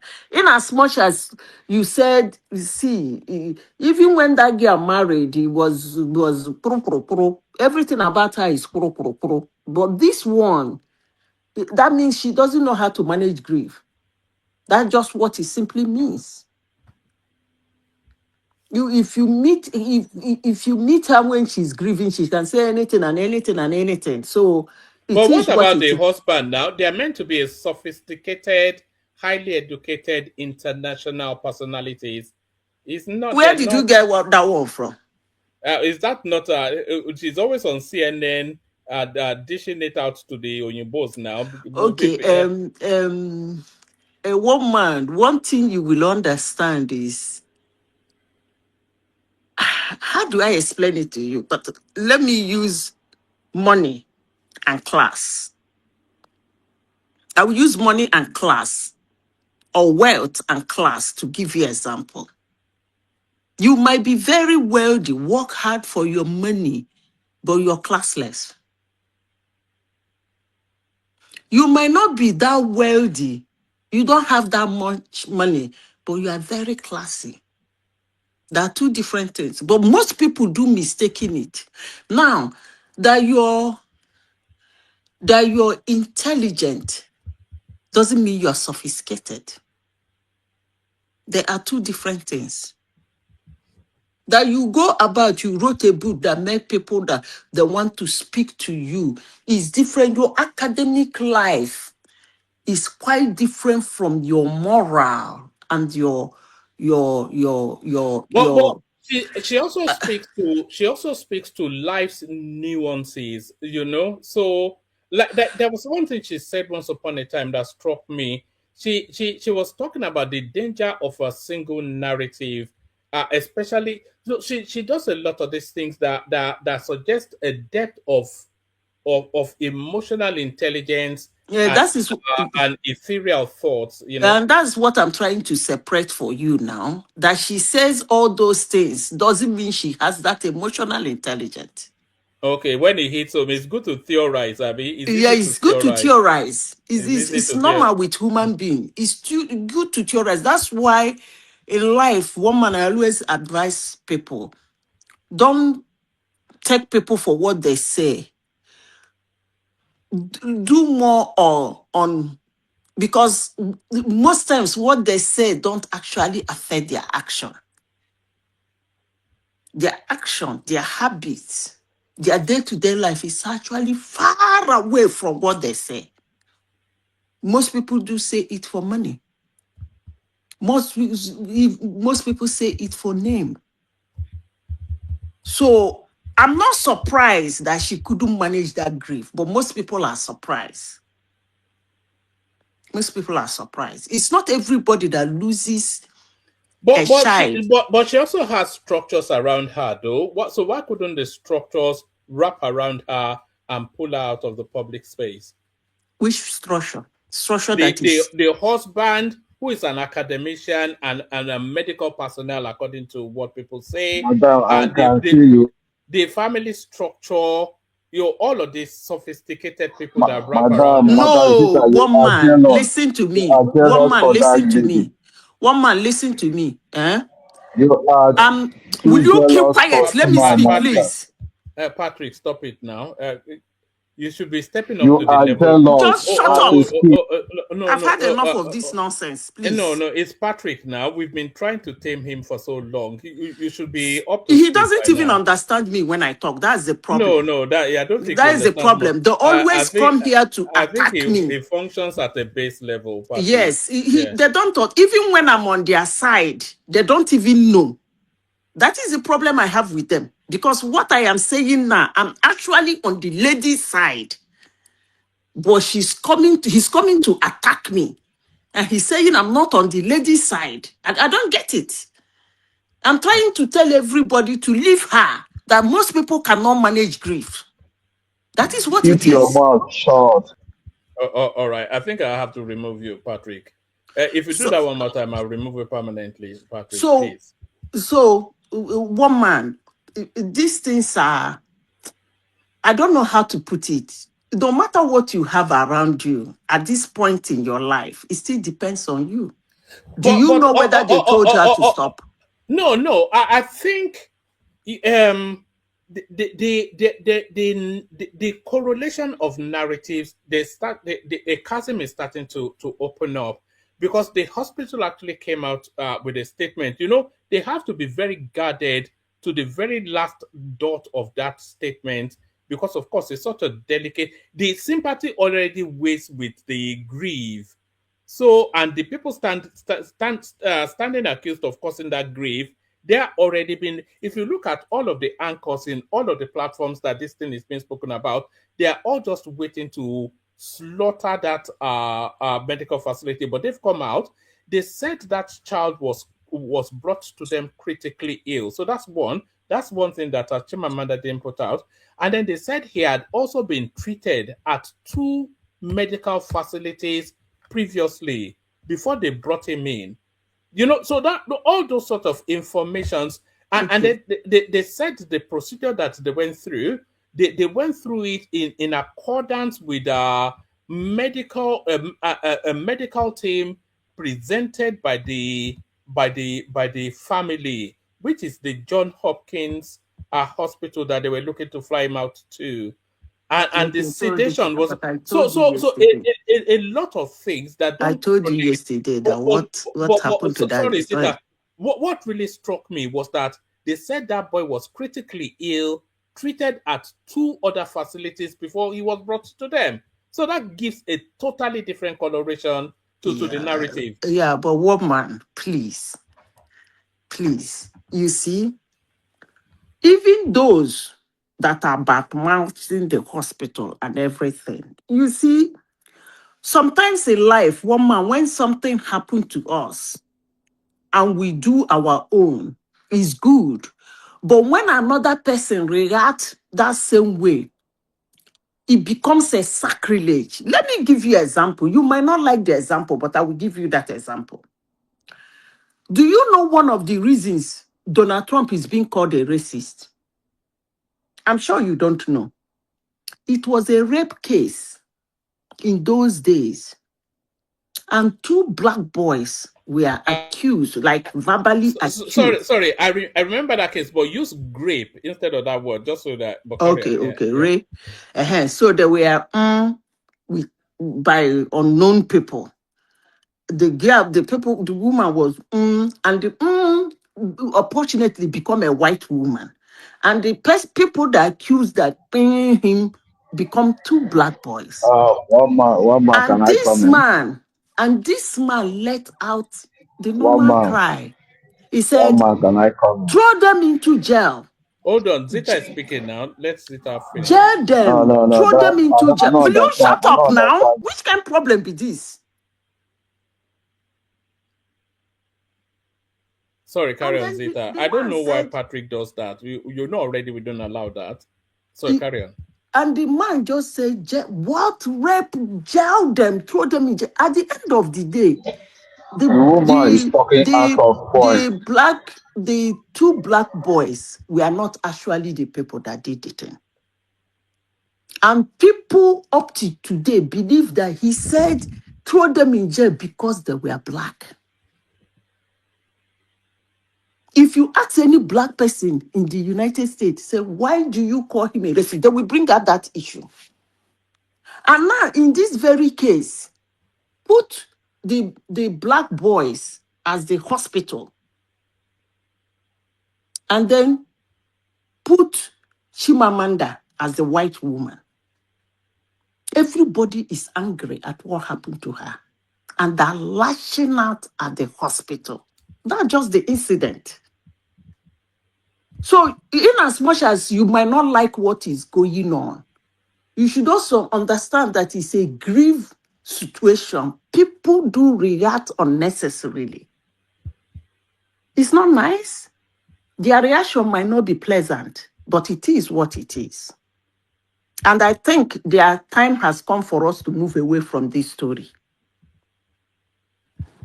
Is the number 1 story being discussed in Nigeria or Zita? I'm not quite sure that he'll be leaving the space anytime soon, because of course she has instituted a lawsuit. And if you want to be cold and clinical, you may well suggest that the hospital institute a countersuit for reputational damage.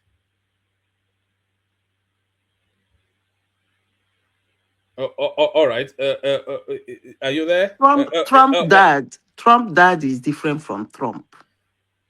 You cannot, because of what somebody's father did, and call him a racist. I'm telling you that the story that makes him. I'm talking to somebody who wrote rubbish on the comment section. The story every black person will tell you. The moment you ask the person, why do you call him racist? He will bring that story. He said they should jail the boys. I said, but even if you are not him, and you heard that a woman is brutally, what will be your first line of action? Your first line of action will be, They did it even before the look. Okay, if you think he is that racist, when the judge said, when the case went for the boys, why didn't he insist and say, take them for appeal? That is them. I said that's first point of reaction. It might not be pleasant, but it is what it is. Sometimes we do that. Look at what is going on in the internet. Everybody, any Nigerian, according to you, it's not only that woman that was crying. Some people are already running courses on that hospital. How they will? Hello. We're here, we're listening. Yeah. Some people are already running. If you turn to some other channels, they're already running courses on that hospital, how they will be shut down and how everything. It's just reaction. Most humans take it to extreme. But I'm not surprised that she reacted this way, but I felt she would have managed it better. Because she is going to bring, it's not nice for you to bring every secret of in as much as you love your child, you lost him. Bringing every secret of his health and all he has gone through into the public actually is more devastating than whatever you want to do to the hospital. She's going to suffer some body blows as well off the back of this narrative. Even as early as yesterday, I think one of the panelists was suggesting that those twins were, they were twin boys. So, and the one that was lost has a twin brother. So somebody, as early as yesterday's session, somebody was actually suggesting that the children were actually birthed through surrogacy, which I didn't even have the thought, but when that person said it, then that we didn't even see, and Chimamanda is a public figure now, so she couldn't have been pregnant without, so we didn't see her pregnancy journey, and then suddenly that one is surrogate. Those two, that's why it's more painful. It's surrogate. Because of the expense, Abby. Yeah, it's actually painful. But I don't think doing all this public show, before you know it, they will say one ridiculous sickness the child is suffering from, or no sickness, it's not bring everything. For me, I wouldn't want my little son stories about him to be in public. The person telling me that there are a lot of stories about Trump, about his racism. Let me tell you, the time he was rolling with Oprah and what's the other led guy? They used to roll together. And the time he was talking about using her as his vice president, if he ever run for president, then he wasn't a racist because those people are white. I beg, they could not leave me off. Also, if you not see story, you not go there fly. Is that the only story in the market, one man?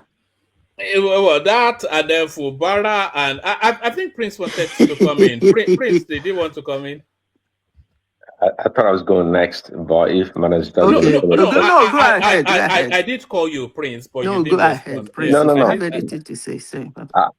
I heard when you called me, I was about to come in, but Manage interjected. But she can't finish. She's almost done. I'm not. We are just rolling together. It's just four of us. They're just four of us, so it's not. Okay. It's just free and easy. Yes. Okay. Yeah. Sure. Yeah. Any new development with Chimamanda Adichie? Mama, you have to learn to pronounce her name. Madam Zita, is that you pronounce it Adichie? How do you pronounce it, one man? I think it's pronounced Adichie. I call it Adichie. Is it Adichie? Adichie. It's Igbo name now, so you will pronounce the she very well. Yes, Adichie. Yeah, just like I said. But is the correct pronounce of Nnamdi Kanu's name Nnamdi? I had somebody call it name Nnamdi Kanu with an it's Nnamdi. Yes. Nnamdi, but they will shorten it. Nnamdi. That's my father. Father is supreme, something like that. Nnamdi Kanu. It's actually literally means my father is alive, but that's not what it means. What it actually means is something like my maker is supreme to whatever you want to, but the Nam is not a Nam like my own direct father. It means the supreme being, something like that. All right, Prince.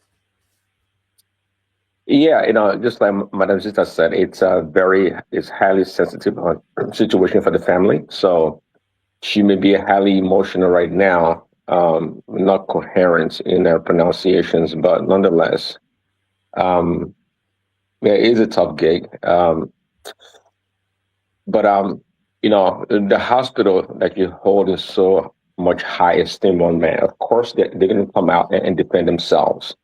And I guess regardless of if they've been to multiple other hospitals before they came to that final place, it's up to the hospital and the doctors to administer the right treatments.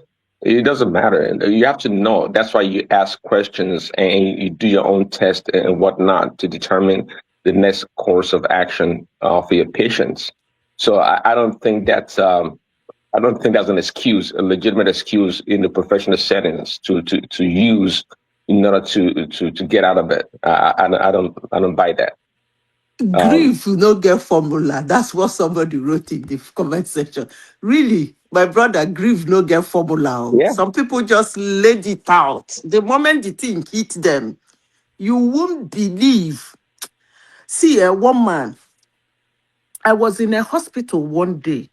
A woman lost her only child.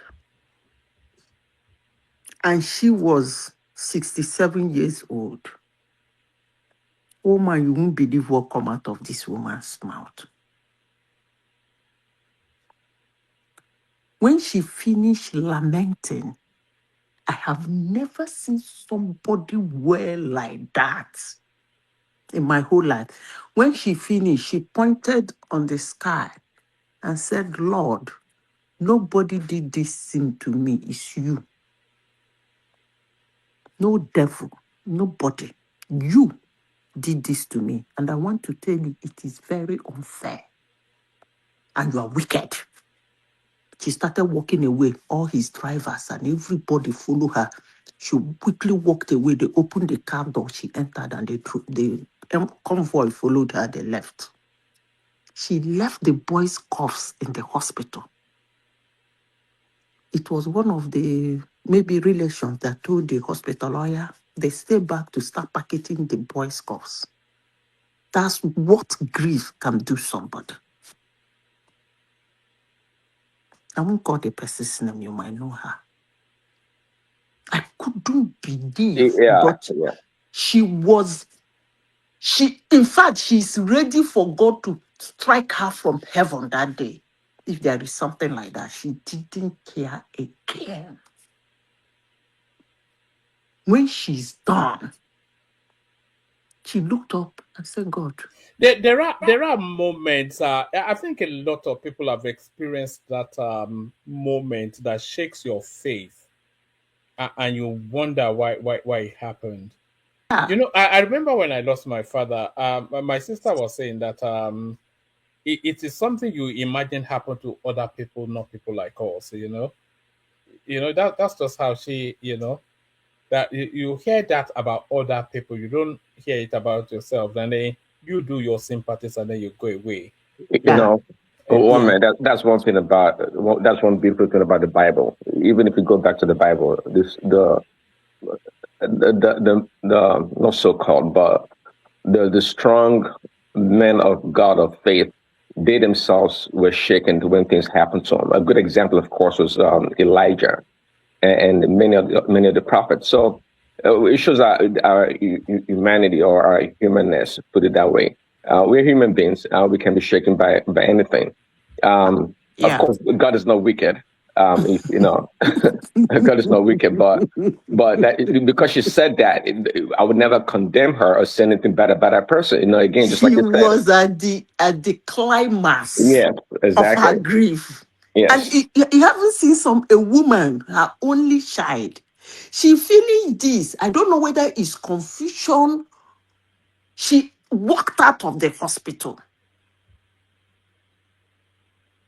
She walked out of the hospital. She was holding the boy, died. She was holding the boy, begging heaven and earth to just leave this one for her. Mm-hmm. And after some battling, the boy went. This woman went for 1 hour. Nobody in the hospital could hold her. At a point, the owner of the hospital came out and said they should leave her to grieve before she will slump. She finished that thing, abandoned everywhere. As she's walking out of the hospital, her convoy, everybody just followed her. Now, relations go to arrange the cops, so she dash God Maybe at the that point cuffs. Dash God the cuffs that he should take. she probably went. She probably went into temporary insanity. It I'm does happen. telling you. I am telling you. She said, God, take it. I dash you. She walked away. It was family members people that knew what was going. I think it was the younger sister that was now preparing to arrange the cost and take it to the morgue and everything. She drove away. There is nothing that woman did not say that day. Do you know, woman, this thing you said in my life, the first person I lost that was close to me is my dad. My father died in the year in 2013. 1 month before then, if you tell me my father is dead, I say, oh, sorry. Hey, accept my sympathy and walk away. I lost my sister. Oh, bye-bye. Hey, sorry. Oh, hey, I move away. I don't imagine you. But when my father died, for the first time in my life, woman, do you know if somebody is standing in front of me now and tell me he or she lost somebody, I will give the person a hug. I'm telling you. Because if when my father died, apart from the grief and everything, the abiding sensation that I felt was that I felt exposed. Do you know why? Because we always, I mean, personally, we defer to him everything. Oh yes, daddy. So there is no point of deference anymore. And then suddenly I realized that in my own personal circumstances, the buck now stops with me, so I felt somewhat exposed. Of course you will. Everybody does. My own was, I can never, it became a lesson for me. That's why I was telling you, leave her or let her grieve.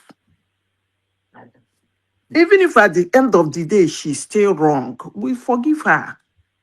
I'm telling you, if at the end of the day she's wrong in what she said, yeah, or but what she will the did, hospital forgive her though? She would. It's a multi-million, $500 million enterprise now. it doesn't matter. She will now. damage them completely, and they will no. She can't do that now. See, and she's sophisticated enough to know the impact of her words. Now, woman grief no get she will ruin a whole sophistication. hospital. Just She's not ruining any hospital. The hospital have themselves to prove they are wrong, that she's wrong, and that's all they need to do. Yes, They but should bring out any. The only problem is now, woman, is that she's going to make the death of her son extremely public, which is not good for her. Neither is it good for the hospital. But if it comes out in the public and the hospital did not do anything wrong, where they get their reputation back, all they need to do is to keep flagging it, advertise it, and that's it, which will not be good for her. But if she was doing this for systemic changes within the system to firm up procedures and all of that, then I can align that that's death. But woman, you don't know that. What she's doing may lead to that. Now, she's instituted a lawsuit, which then brings money into it. Well, I understand. It happens when my father-in-law's Chinese restaurant got burnt in Lagos. Also, I mean, is under like millions of naira lawsuit against the oil tanker company. But nonetheless, what she's doing right now, I've always said it. Things have to happen to us human beings in our society for us to bring about changes or pass new laws or policies to make correction. We're not God. So what she's doing right now may be emotional and whatnot. By the end of the day, we know Of course. the See, Lagos State or Nigeria Medical Association may have to, polish their standard or benchmark for certain things, and that can improve the system. It's still a work in progress. woman, why I said I'm not surprised at her reaction when we have seen people go through grief. Secondly, I would have expected, I hope she had the cards in the sense that she has already internally, because this kind of a thing, you would have sat down with the hospital and tell them to give you details of what they did and explain to you. And hospitals usually do that. They will give you every details, explain every stage they did before they got to the death of your child. And then if you are not satisfied, you can take it to other doctors and they look at it and say, oh no, here they didn't do well, here they, before you start suing them and things like that. I hope she did that. But if it's just to scream and say, I'm taking you to court, where is lawyer, or go grab them, or they must produce this, or they must produce that, I don't think it's really nice. But what I will still say is, even if there is a lawsuit, at the end of the day, she can apologize to the hospital. And that's it. I will not say, woman, leave grief. Well, maybe damage may be done by them. But one man, I know you're not a big fan of Chimamanda Adichie. Neither am I. I mean, it's a mildly, I guess. But you know where I started to detest her? It was when she challenged Wale Soyinka about Carry on Prince. Yeah, I know. I followed the trajectory. So, but and you as the organizer of the show, the one man show, you have to be objective and logical in how you present your argument. So, you're not very sensitive. You're not very sensitive to a situation. But I like to say though. You must be looking for Father Christmas in February, in September. That's actually what you are looking for, Father Christmas in September. I'm always objective now. What do you mean, Zita? But Prince, no. Yeah. So, it's tough. Not that many people have that emotional IQ to separate, their personal feelings, to situations or to other human beings they don't find favorable. It reminds me of when Charlie Kirk was, assassinated right there publicly, right to the whole world. The people that were, jubilating and trying to point out some things he may have said that offended Black people and this and that, they showed no compassion at all, no sensitivity to the situation that this man was a father and a husband. That is the most stupid argument I had in my lifetime. Yeah, so that somebody said something or is saying something and the person deserves to be fired. And you that is saying the person deserves to be fired, I ask you a question. So everything you do say in your lifetime, you believe it goes down well with everybody. Exactly. So do you deserve to be fired? People like that insensitive. So people just talk anyhow. Look at what he said. Hold on for Prince. Hold on for Prince. Yeah. Let me land my point. Yeah, hold on. I think Prince has been trying to land the point for 20 minutes now. As Prince. So quickly. So yeah, I mean, and I don't blame. Not everyone has that emotional ability or skills to do that. So some people are so personal and petty. I can pride myself. I can put things away. Personal things that I have with people aside and deal with the real situation. And I've said it many times. I can work with somebody that I know for a fact that they don't like me. It doesn't mean I can work with that person or be productive working with that person. It takes a special kind of personal skill. So, Chimamanda Adichie, emotional, whatever she may be going through, we have to sympathize with her. She just lost her child. And whatever way she's going, left or right, up and down, we just have to be understanding of her situation. Go ahead. Woman, let me say this, please. The Good morning, important is that everyone. not everybody that can manage grief. Period. Madam Eva, good morning. Everybody, good Mm-hmm. morning. Listen, I'm going to break the table, right? Firstly, I sympathize with the family, because when you lost a child, it's very, very painful. Yeah, I sympathize with that in that regard. But having said that, she's doing this deliberately. If this thing happened, if the hospital is in Anambra State, where she come from, she won't do this. And that's the truth. It's all because it happened in Lagos State. They always, especially her, she always look for something to tarnish the Southwest or Lagos State. That's the truth. It's deliberate. No one can convince me that she doesn't know what she's doing.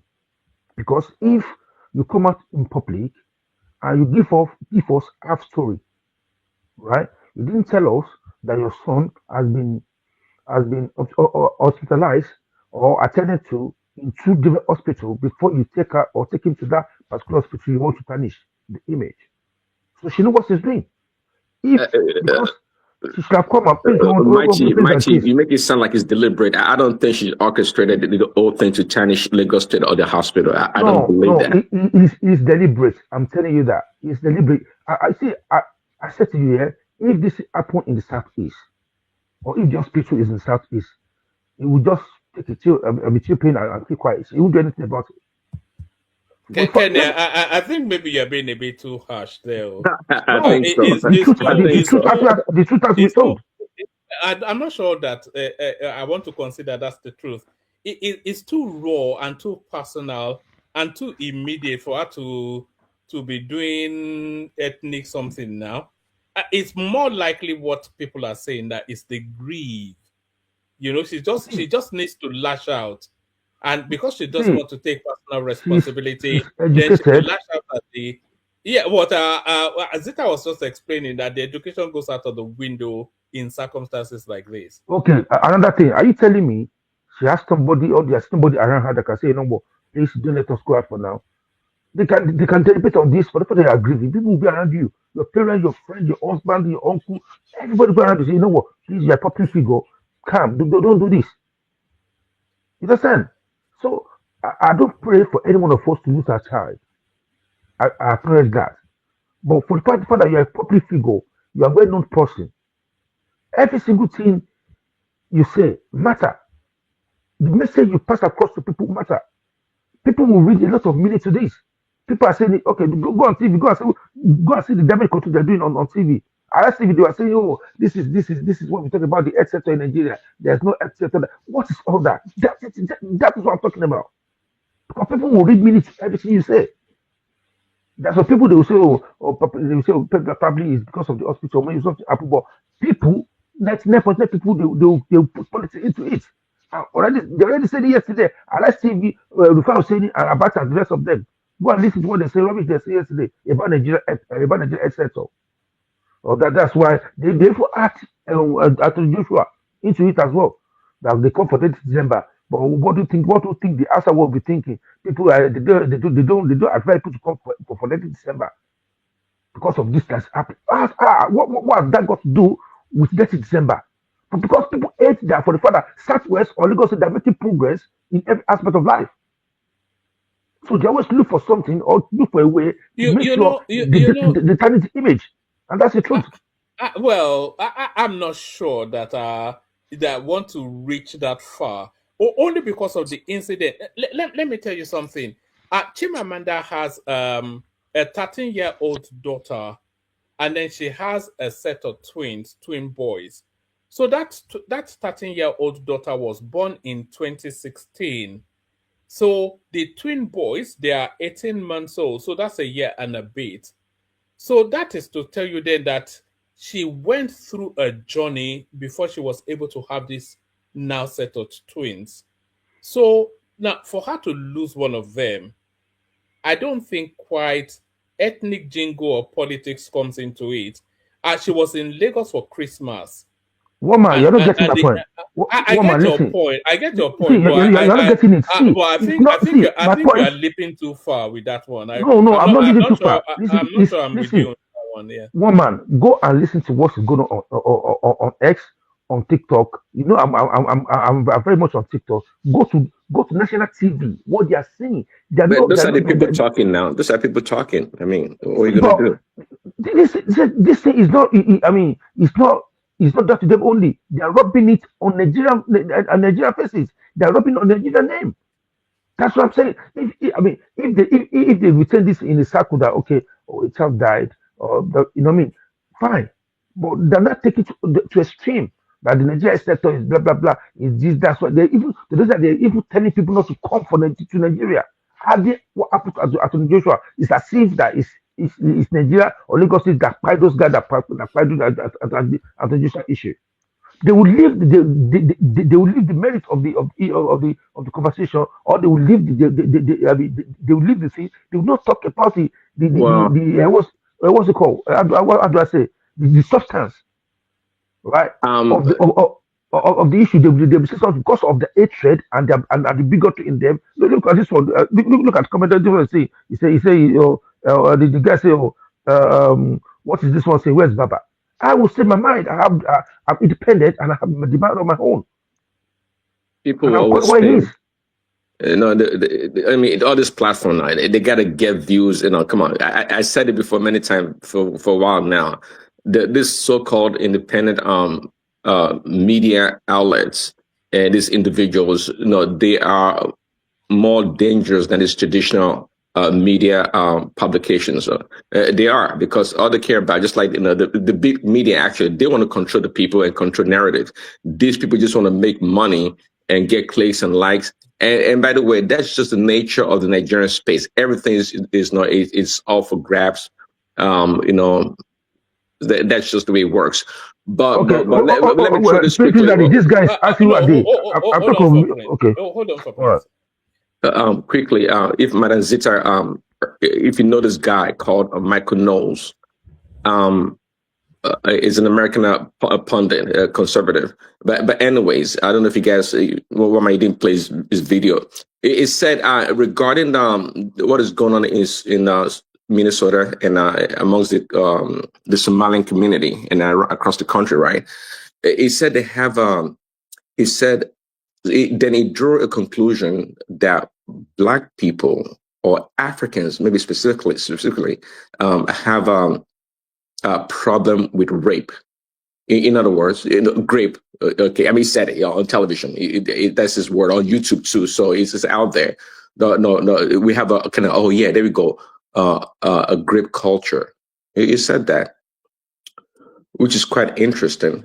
I mean, I wish I have an outlet to give a message to Michael Knowles, or in case it comes across this moment platform, just to remind him, if Black people are grapists, if that's what our ancestors are, I'd like to remind him, just like Mark Levine and Judge Hammer said, that, you know, anti-Semitism, it's in the DNA or the genes or the bloodline of white people. Of course, Michael Knowles is white, coming from Europe, his ancestors. So if that been the case, I'd like to submit also that raping, rapist is also in the DNA or the bloodline of white people, if you want to go that far. And I'm saying that because, I mean, we have a recorded history of you know, during the slavery, the slave masters, how they grip little babies, girls and wives, even in the presence of their wives being in the kitchen or elsewhere, it didn't matter. So we have a record, a documented record, especially in American history, that his ancestors are the true grapists. So Michael Knowles doesn't want to get there. If only I can catch him on one of these big platforms like Piers Morgan, I would dress him down. He already got one shot against his race. So you shouldn't call Black people, Africans, grapists. I don't even know why you're bothering yourself. The simple question to him is that the word rape is not an African language. So how did they grab it? Because there are some languages. In languages, there are some words you cannot find in another language. if it doesn't exist in their characteristics and mannerism. So the word rape, how did they come about it if it doesn't exist with them? Period. I don't bother myself with people like that. I don't even know why you listen. One man change the topic, I beg. Don't even know why you listen to such idiots.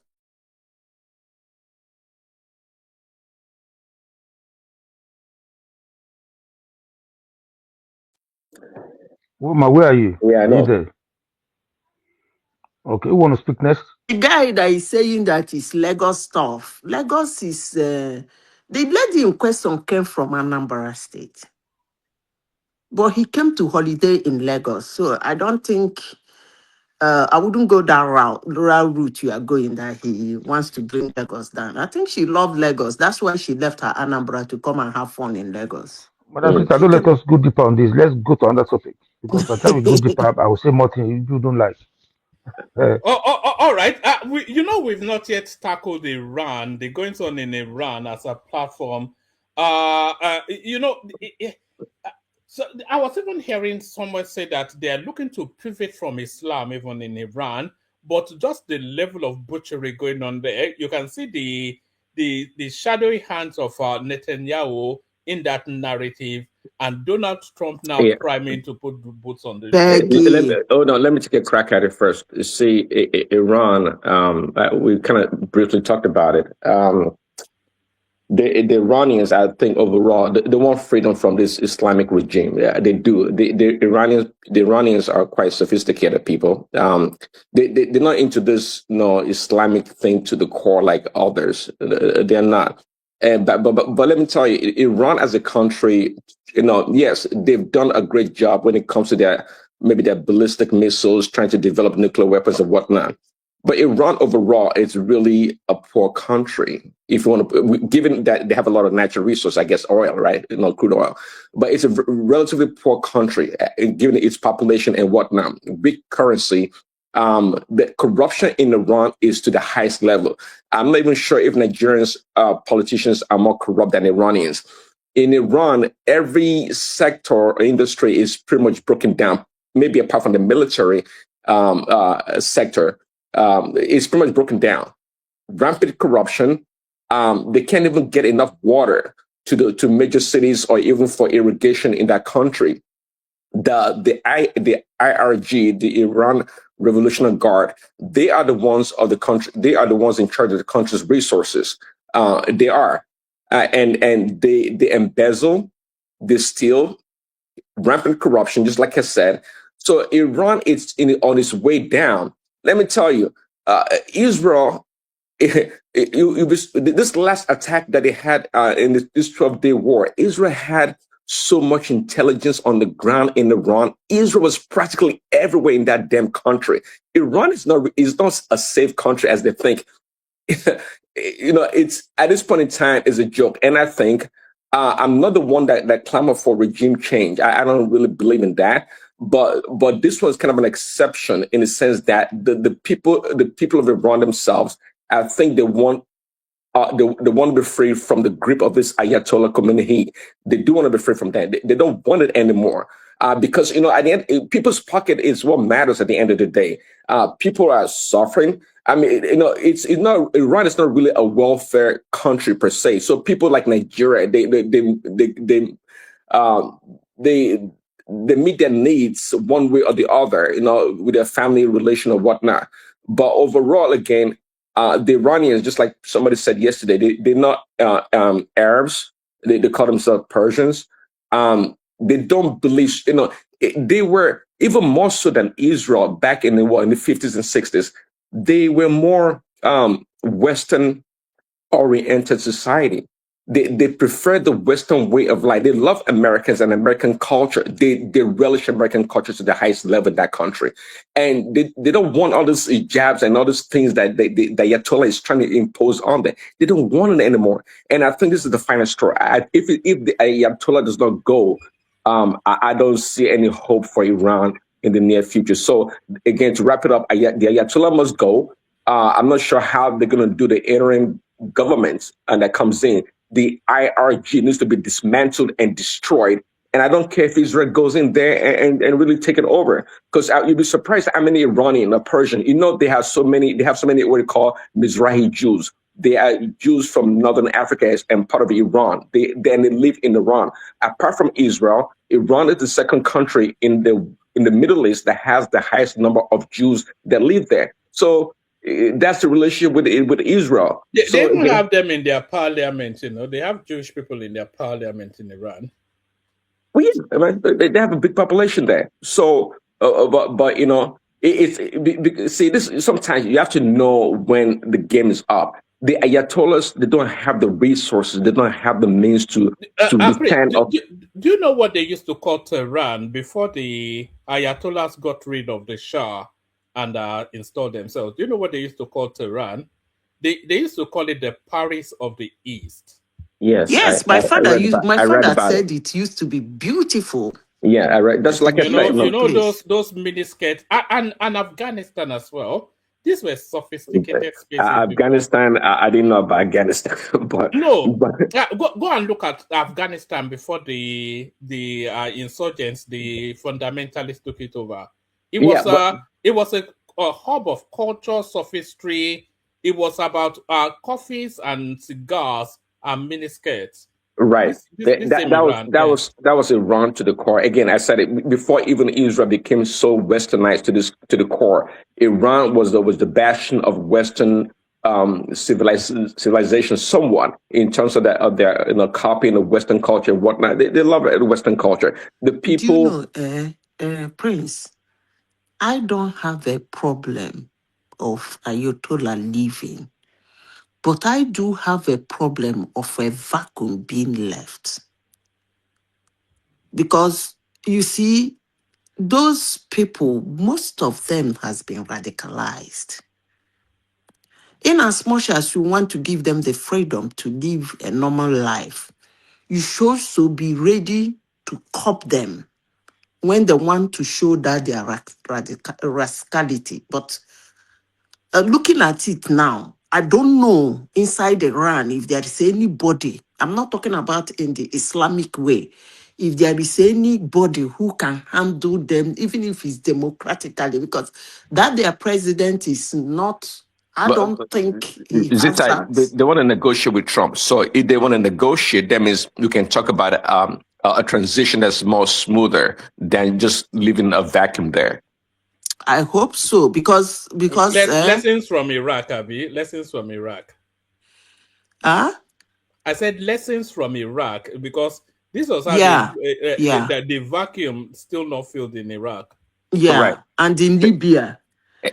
Sorry, that's why I have to give Trump some credit, no matter what, going to Venezuela and whatnot. Allow me, Madam Zita. He knows the history and what has happened in the past, from Iraq to Afghanistan to Libya and whatnot. He knows if you go there, pay the leaders, you're going to send the entire country into turmoil, and that's the end of it. And that's why you see even Trump in Syria, the Syria boy that fought everybody, fought everything, he cannot manage that Syria. It's obvious he can't. Prince Daddy. The only credit I give to Trump, is the go ahead he gave to the Nigerian sleeping leaders to go ahead and start decimating all these terrorists in Nigeria. But if Trump can take it further, just because of immunity we have in that country, if he can go crazier, can he help us pick governors like governor of Katsina State and anybody that try to say he's doing some people kind of... People are just crazy, honestly. No, I want to go crazy, honestly. A person like governor of Katsina State should get lost in America involvement. That guy, America and Israel. So you people are loving the picking, eh? No, see, if they can just pick, governor of Bauchi, governor of Katsina, you understand? I will come out publicly and say thank you, Trump. Long may you live. You understand? Because back to Iran, please leave Nigeria alone. It's right. I know it has to be Nigeria. Prince Daddy saying that Iran is a poor country. I think we are miscalculating. Iran is a very wealthy country. The question is, what do they do with their money? Iran is single-handedly funding one of the most powerful, well-equipped militia on earth, and that's the Hezbollah. Do you know what it means to make those ammunitions? Do you know what it means to build those tunnels in Lebanon? Madam, that's what I'm And saying. his That is the people, and substitution their effect. people are dying of hunger. There you go. That's the opportunity cost. Yes, they have the money to do all those things, but they're not taking care of the economy and the people. That's my point. They're poor. When I say they're poor, it doesn't mean they have plenty of natural resources and they have brain power. Their human capital is great in Iran. They're sponsoring the Houthis. They're sponsoring the... Do you know the kind of arms and ammunition you find with these ragtags? All from Iran. And their people are suffering. Do you know their currency is the most stupid currency on the surface of the earth? $1 to 1.4 million. I've never had that kind of currency before. $1 to 1.4 million. You mean they've outdone Mugabe, who they used to use wheelbarrow to buy bread in Zimbabwe back in those days. He didn't get to 1.4 million, no. I don't think so. Yeah, the Iranian currency is like it's nothing. It's just nothing. It's nothing. How have the Somalians become an entity in America? That's the question. It's through they started coming in through, okay, first of all, you know when they did that, you remember the Somalian war? Yes. So when they did that thing, United States gave them... they took in a lot of refugees. Yes, they took in a lot of refugees, and then it was like over the decades, they kept using it over the decades. So that's why they formed an entity. And that is what Trump is trying to stop, because most nations on earth are forming entities. And that their entities are not for the good, like the Chinese and the Mexicans. These sets that are forming entities now are not like them. Chinese form economy inside US. Mexicans formed economy inside the US. But these ones are taking economy outside of US. So that's why they're looking at it is costing them a lot of money. United States will prefer you to come from your own economy. They love that because they're a massive capitalist economy. They want people to come in and groups to come in and form their economy inside an economy. But this set of people, one man, they are not. Do you know those boys are driving Ferrari and Bentley, Lamborghini?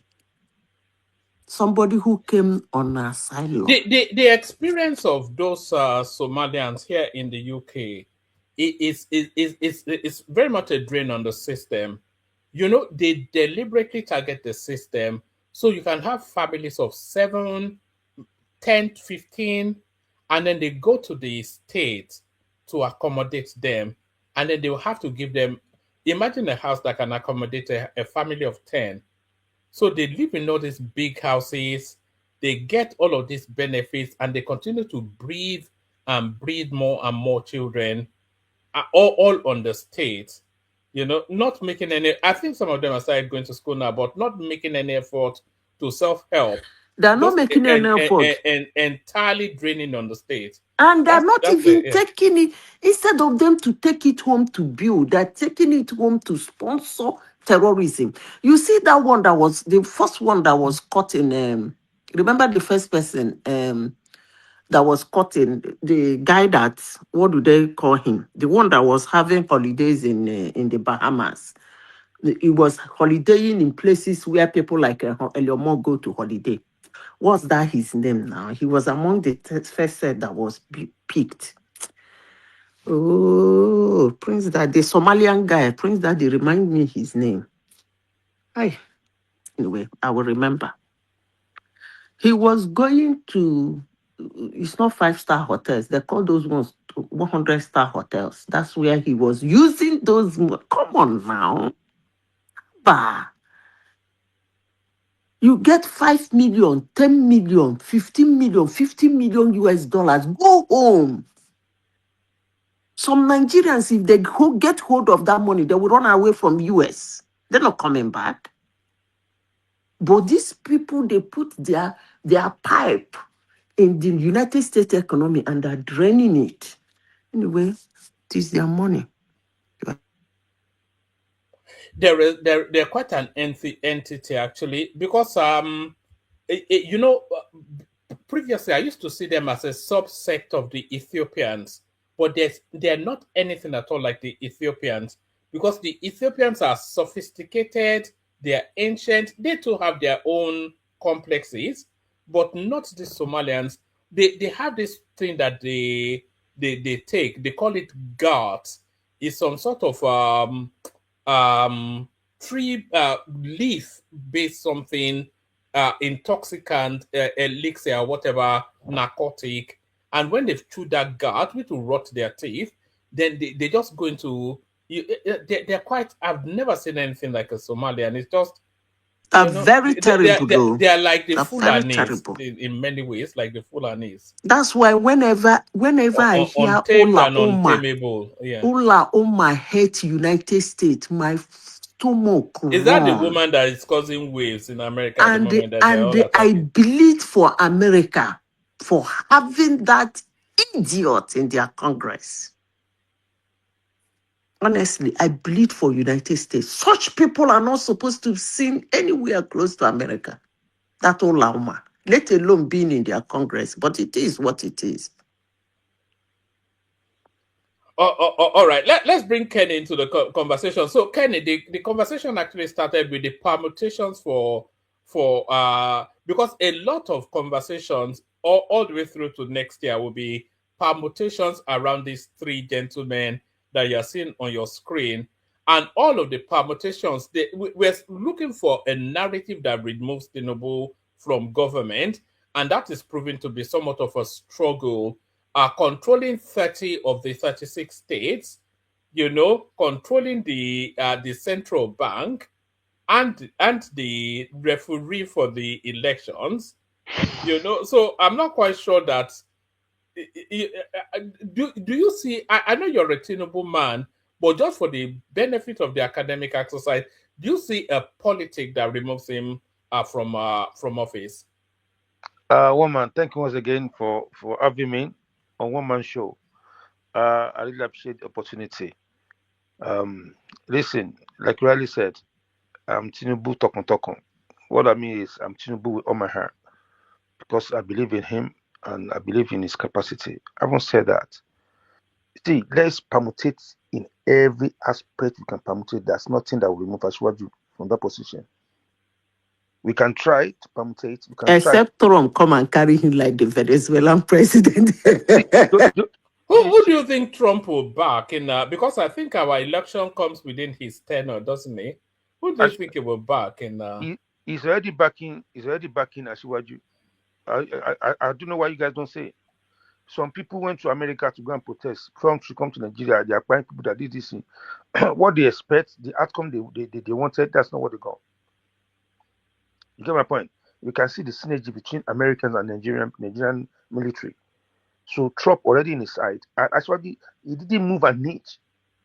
If unlike South African president, when Trump put his searchlight on him, he went to America. He was disgraced there. You understand? So that's how you know a leader that have the capacity. He stay put. He send his boys go and talk to him. I'm not moving an inch. So Trump is going to back Ashwaju 100%. So let me now go back to your question. You understand? Because they only have little in our election. Trump is not going to come and vote. You understand? They can only do their shenanigans and stuff like that. But having said that, it's going to back him up, and he's backing him up. Sorry. Sorry about that. Let me just sip of water. You know, see, there's no permutation. There's no. I've sit down myself that okay, what or who can take this person out of this position. It's only death, and his death is not. It's not now. Listen, if you see the game Ashwaji is playing, the whole South is locked down. People say, "Oh, it's gonna be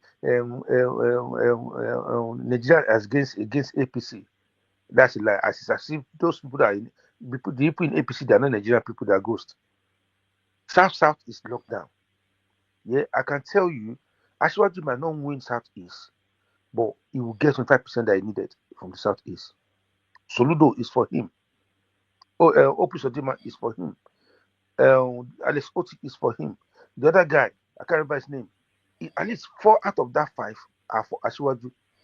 Even if it's not winning the state, he will get 25% that he need. He will get more votes. I can guarantee you that. Yesterday they have their own APC caucus. They say you can see the moment of crowd and the people they are speaking.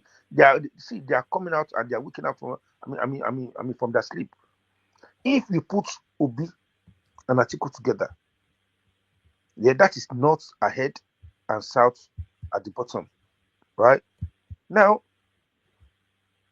that permutation, yeah, people will now like, you know what, this is a turn for the south. Like a weekend and the rest of them G5 came out at that time. Sorry, Kenny, carry on. Let me drop. Ola is there. So Ola, you take the floor after Kenny, and just you guys shut it down when you're done. Thank you, everyone. See you tomorrow. Thank you, Zita, for turning up. Prince Daddy, Talk Now, and the rest of them. That's Uncle Beno right there. As soon as he hears Obi, Uncle Beno, come up, come talk to us. Thank you, everyone. See you. I think, woman. So, Mr. I will not take much time. So, like I was saying, the South people will come and say, you know what? It's the turn of the South. South has to finish their 8 years. That alone will work against Atiku. If Atiku is supposed to get like maybe 80%, for that fact alone, he will get like 40% vote. And that will work in favor of Asiwaju. That's number one. Number two, if you put Obi at the top in ADC, that Obi get the ticket, that means Atiku is not going to get involved. Right? Then you put Tambuwa or whoever or Erufai as the VP because it's not going to get the VP from the south. It's have to get from that. From the north. It's Tambuwa, Kwankwaso or Erufai to support him. What will work against Obi was, you know what? They will not want to wait for another 8 years for Obi because once Obi run and win for 4 years, they will not trust him that he's going to give the power after 4 years. Right? So that permutation is out of line. They would rather say, you know what, let's stay with Asiwaju. You only got 4 years. After his 4 years, the North will take the power back. And that permutation alone is enough. Because the North people, the way they calculate, the way they do, they don't think the way other people think. They love power, they want to be in power. So anybody and Asiwaju is see the governor, before end of this year, probably we're going to have 30 governors in APC. Probably the only person that would left in PDP is going to be maybe Seyi Makinde. The rest of them will go to other parties they want to go to. And if they maybe Alex Oti, if he managed to sort out his own problem in Labour Party, and if Labour Party continue their shenanigans, Alex Oti will come to APC because originally he's APC boy. He's APC person originally. So, and someone will tell me that governor don't matter. They matter. And where the money is, that's what Asiwaju is now. Because the money to do the election is coming from the south, and all of them are already locked down for Asiwaju. So what are we talking about? So people that are dreaming that they think Obi can come and use his own sympathy and say, I'm a humble person, I have sympathy, bend down, all the ballet prostrate to anybody. You know, it will not work this time. All the things that work against Asiwaju, that favor Obi last time will not work in his favor this time. 80% of them is gone down the drain. I know a lot of people that supported him last time, they will not support him this time. So Asiwaju all the way, he's winning and he's gaining ground, whether they like it or not. And that's the truth. I yield. Thank you. If anybody have questions, go ask me. Ola? Fellow Nigeria. I don't have a question. Is anybody at the end of the day we can as Talk Now taking his turn to speak? You can speak. No, look, I think I've spoken. Okay. Yeah, I started I was the first person Okay. to speak. Okay. One thing I've seen about this permutation for 2027 is this, you understand? There's nothing wrong if everybody aspire to become the president, but then we just have to know exactly what we are doing. Yeah, it's not bad if you want your tribe man to become the president, if you want someone from your faith to become the president. But the question you should ask yourself is this: what will be the impact? So, is the person competent enough to do what he's supposed to do? And like I keep saying, we've seen what happened in Nigeria when we've seen what the northern people can do with the presidency. It's not today. It's not like yesterday. They've always been in this position that when we move the country forward, some people, just because of their leaning, they move the country backward. So to me, well, maybe if we have presidency of Obi and someone from Plateau or Benue, maybe I will support. But when it is always some group of people who are bringing us backward that want to get power, then why will I leave Tinubu and now go and team up with all those desperate people? Because the Obi we are talking today, Obi and a northern candidate, we know exactly what these people can do to him because they are not that patient, because everything is all about this is our birthright. We are the one that is born to rule. You know, that's exactly what we have in that country today. And I think we should treat the F up of such kind of a mentality and let us know that what is important to us is how to solve our insecurity problem and to make the life of people to progress, because that's the way I see it. Yeah, if we have Ola, do you see? One thing that frustrates me with these northern people is the audacity they have, that they think they can continue to contest as they have at every single time. They don't respect any rotation we have, whether the rotation is written or not written. Your own person finished 8 years, right? And that time, for that 8 years, that Buhari will contest, no southern person contested against Buhari. Now we leave it for them. We leave it for them to contest against each other. But when they come to our own side, they believe they have the number and they can do an undo. That is why the South need to wake up. All the Southwest, all Southwest, South, whatever the South need to unite and say, no, what, enough is enough. Atiku, if you correct me if I'm wrong, but Atiku happens to be the only person, the northerner, that has violated that unwritten rule. Am I mistaken? He's the one that runs every time. Yeah, but you have his own people. You have his own people supporting him at that time. Even Tambuwa, this same Tambuwa stepped down for Atiku to run as against Wiki. Atiku is the greedy guy. You know, if you're gonna offer them money and this and that, they'll take it. Are they stupid? I mean, but they've been running, but they've not been able to win, like usurp. And because they only had Atiku, is the one that wants the presidency at all cost, and that's the reason why he wants to run every 4 years. And you know, the so-called deal with the OB, say if he wins, he's only going to do one term. Well, if he does one term, do you think the Northerners are going to leave OB to win in 2031 when they think it's their own turn?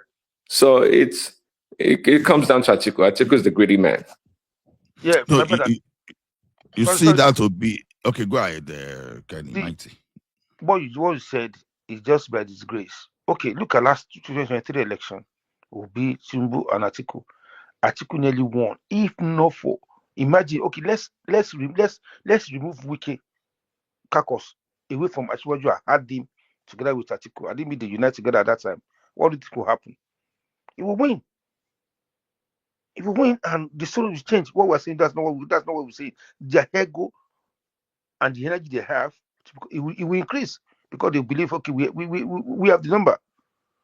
You understand? That's why I'm advocating after 2027 when Ashwaji finish, 2031, when Ashwaji finish his own tenure, a strong Southern people as well should contest against them. That's my wish. Thank you. You see me personally, I don't have I only have my own grudges against a particular group of that not. And why always them? Because when you look at the candidates coming from that north, that part, you understand. And we are made to know that the northern part of the country are made of more than 300 ethnic groups. But why always one group? And this one group that we are talking about, they are not just coming, but they are coming with violence. Violence and the audacity of that violence.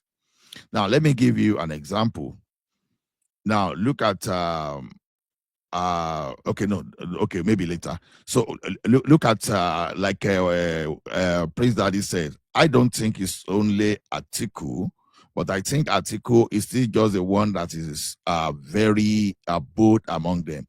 Look at what Buhari was almost trying to do when he was trying to enforce someone.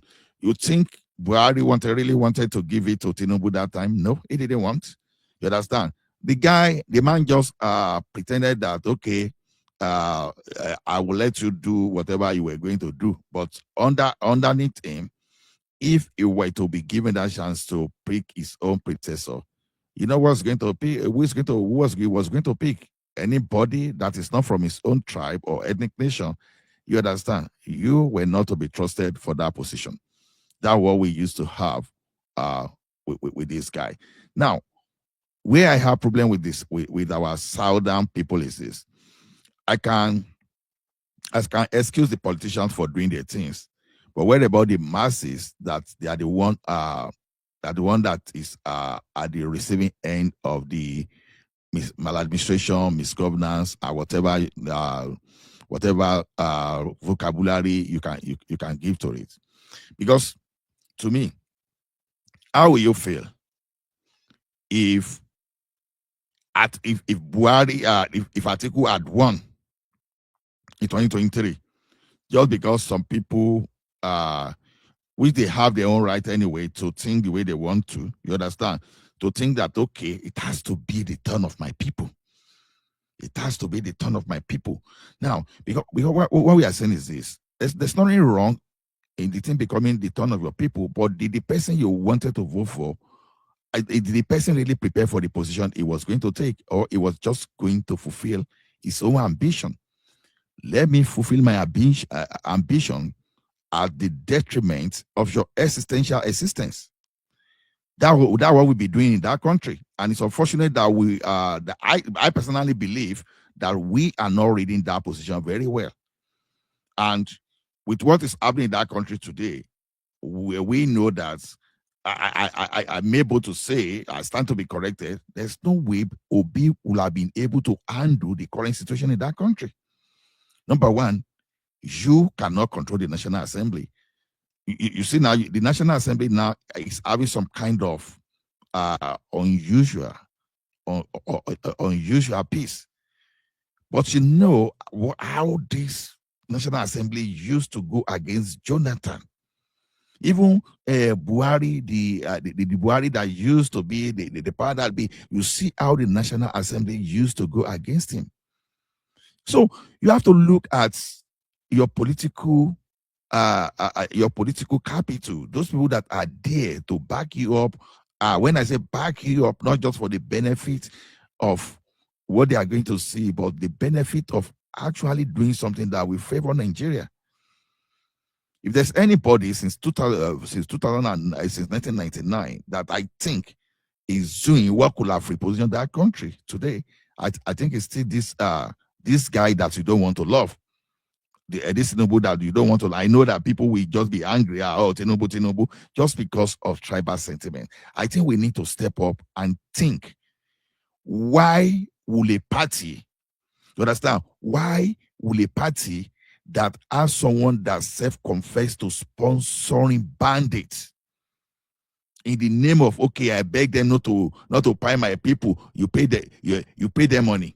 What happened to those people they paid?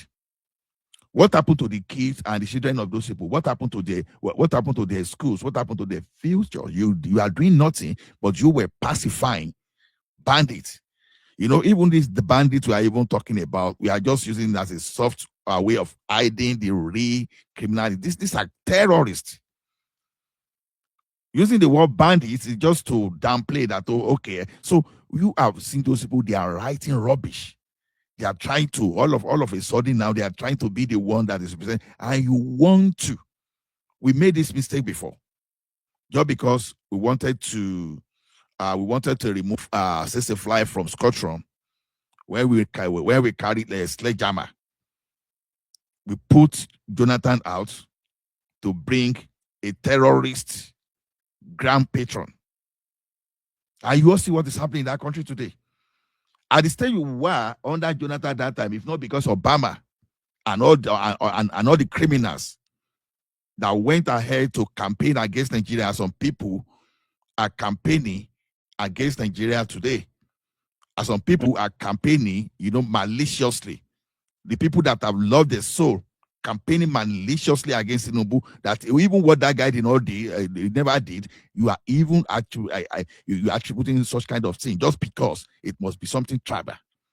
You are not looking at your safety. You are not looking at the bandits that are infiltrating your country today.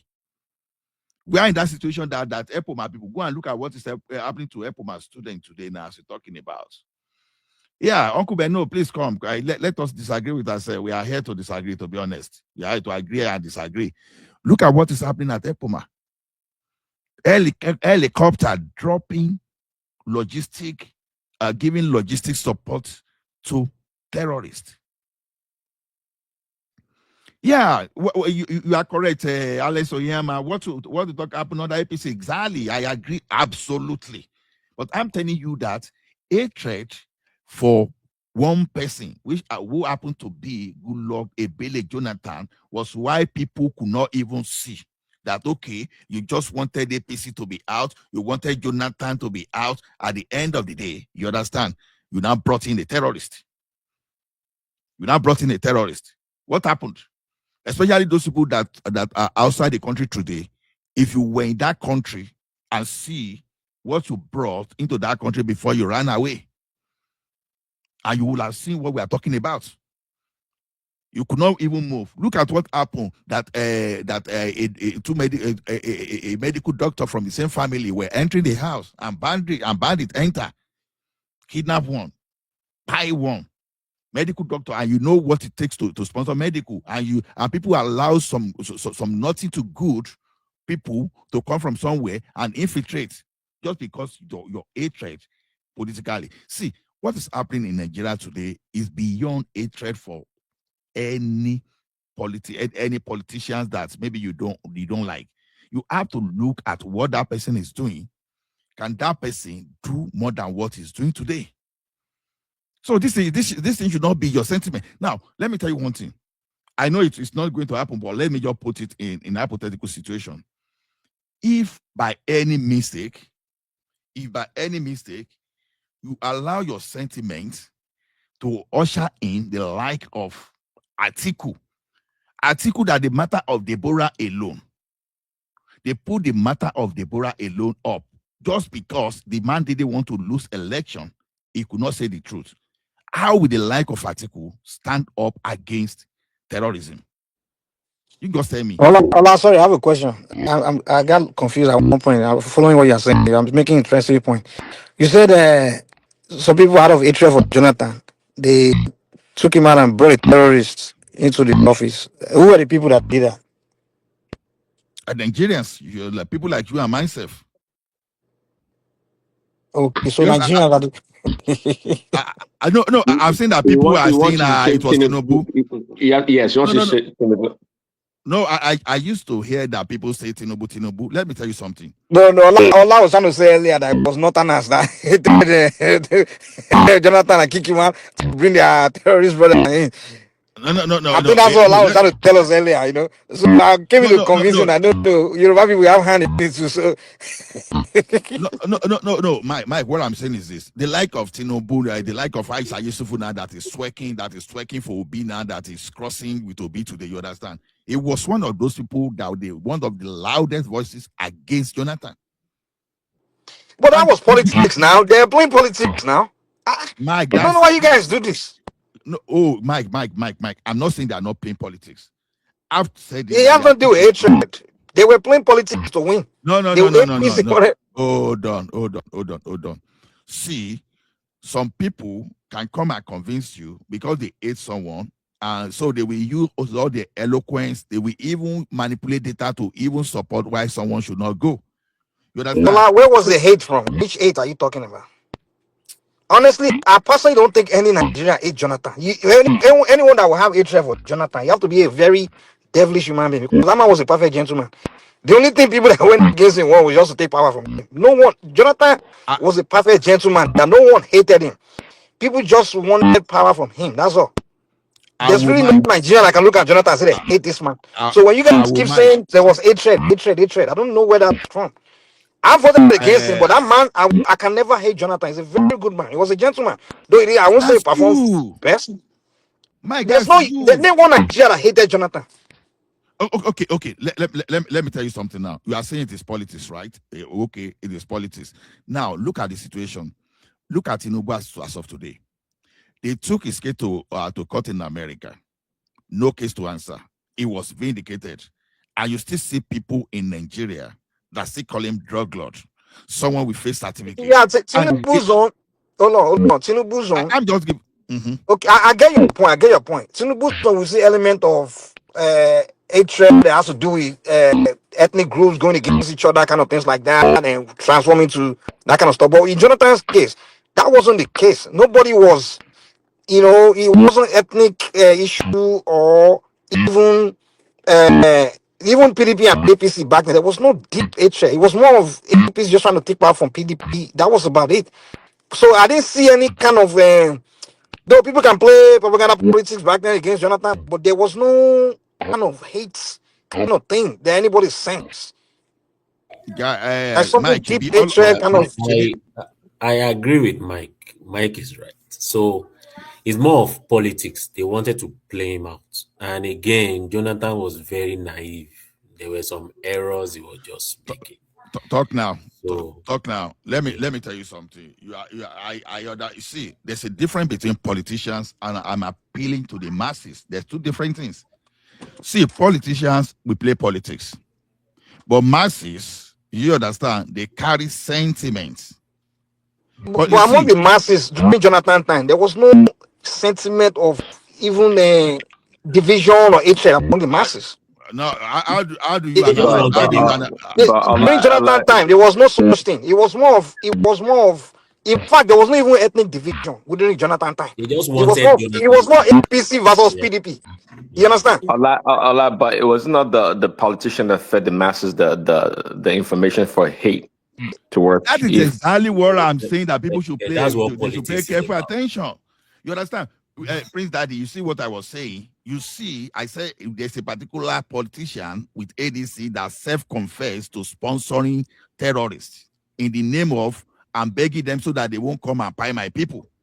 When you were giving terrorists money, what do you think they would do? You think they will keep quiet? Have you ever seen someone that successfully pacify terrorists before? You understand? What happened? Who gave someone money? Who gave terrorists money that hasn't been arrested? Maybe you and I should go and open a case and go and arrest them. Okay, I hear you. I'm not just going for a wide argument like that because I said someone confessed, which is El-Rufai. He confessed to paying terrorists in the name of not paying his people. It's on the public space. It's in the public space. I didn't make that statement. So now the question is this: you now see those people that brought Nigeria to this point. You understand? There was a time that stupid Amechi Olori Buruku was using a being power, the misfortune of people, and people were now following him. After you say a being pie, you now went ahead again and you celebrated multi-billion naira wedding ceremony for your child. But that's politics. That's not hatred. I'm just telling you that even if it is politics, you masses must you now follow what those politicians are doing. Masses will always follow.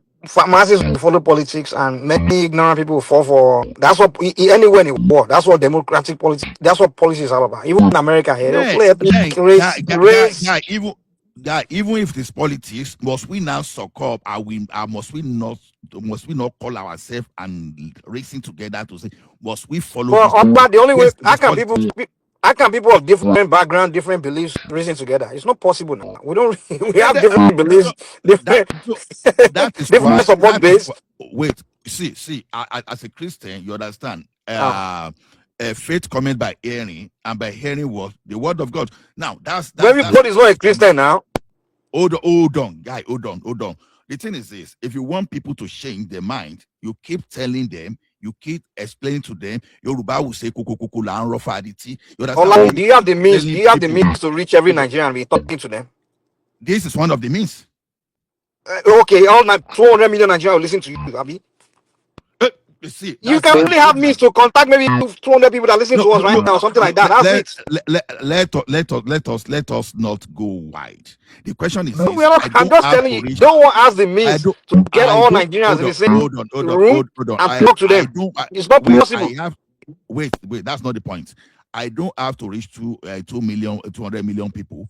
I have to reach as many people as I can reach. Okay, just assume that. Okay, you don't have the means to reach enough people. Trust me, no one does. This is not argument, Mike. This is not I'm argument. not arguing with you. I'm just telling you facts. Uncle Beno, do you have anything to say? Uncle Beno, are you there? Yes, sir. I'm here, sir. This Good guy. evening. Good evening, panelists. Good evening, everybody. Uncle, much respect to you, sir. Well, I just Welcome, came sir. in to at least take you on 2 points you raised tonight. Sorry, I'm actually driving in case if you're hearing background noise. So, We can what hear I'm you. okay, sir. Thank you.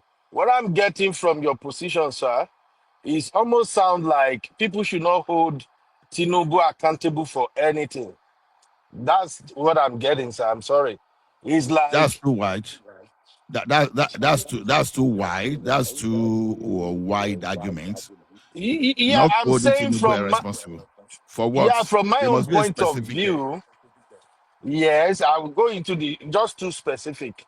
First of all, you said if Peter Obi had become the president in 2023, he wouldn't have been able to do nothing in the country, which means, in your own estimates, he's going Hypothetically to be speaking. okay.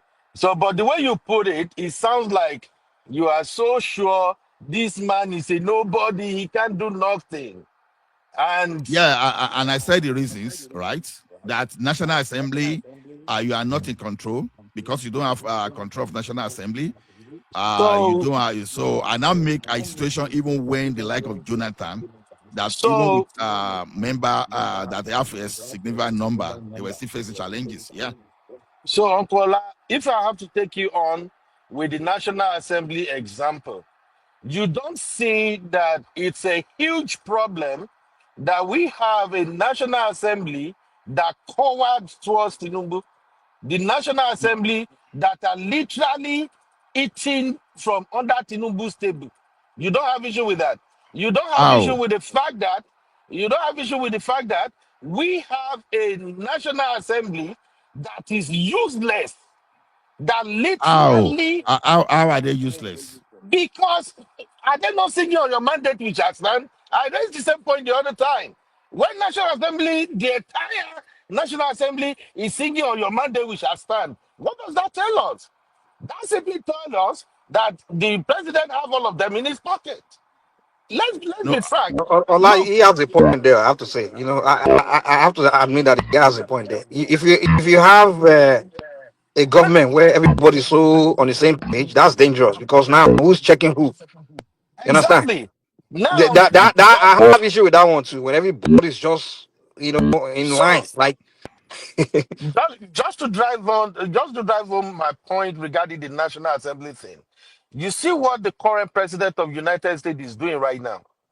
Moving Mm-hmm. anyhow, do whatever Mm-hmm. he wants, disregard the Constitution, just because he got folks that are so scared to even challenge his actions in the National Assembly. And we all know how that's going to end. We have a situation where ICE literally unalive an American a white American for that matter. What does the president say the next day? He's justifying the unaliving. So bring it back to Nigeria. That is what it sounds like you are defending when you say a president that cannot control the National Assembly. The National Assembly is not, it does not, we don't have National Assembly there, so a president can control them. Their job is to checkmate the power of the executive. Their job is to tell the president, you ain't doing this, you have to protect the people. Okay, They are not Uncle doing Ben, it. no, Uncle Ben, no. I want us to be specific. Okay, now the fact that we I'll have give you an National Assembly. example. Don't worry, Hold on, I'll hold give on. you an example, Uncle. Let me say Mike, something though. Land my point. Mike, wait till we say something. Mike, wait, we say something. You see, when you are saying the National Assembly, they are rubber stamping, I want you to be specific because people believe because National Assembly is there, they must be fighting against the executive, and this should not be so. So He's where not exactly? fighting, And sir. tell me one toxic bill and toxic enactment that you think National Assembly should have pushed back that they didn't push back. I Good. want to hear that. Let me link it up with your statement that Peter Obi would have been a powerless, a weak president. We have insecurity in Nigeria now than ever before, sir. People are they are buying people every blessed day in Nigeria. Within 2 years of Tinubu administration, God, keep people quiet now have today. died. Now today they But dey fight I'm people. not convinced that Obi No, has a my space to stop. Kenny Mighty, let him speak. You This, see what let he's him talking speak. about? Kenny Just talking Mighty. rubbish since. No, Kenny Mighty, that's unfair. Let him speak. Let me speak. Go ahead, Uncle Okay, Ben. if you say I'm talking rubbish, I pray that one No, of your family will die. no, Uncle Ben. I've No, done don't that, Okay, let sir. us go there. Don't I've let done us go that. there. yeah, No. put it I've in always back. been a respectful person, but if people want to choose to be that, let's do it together, sir.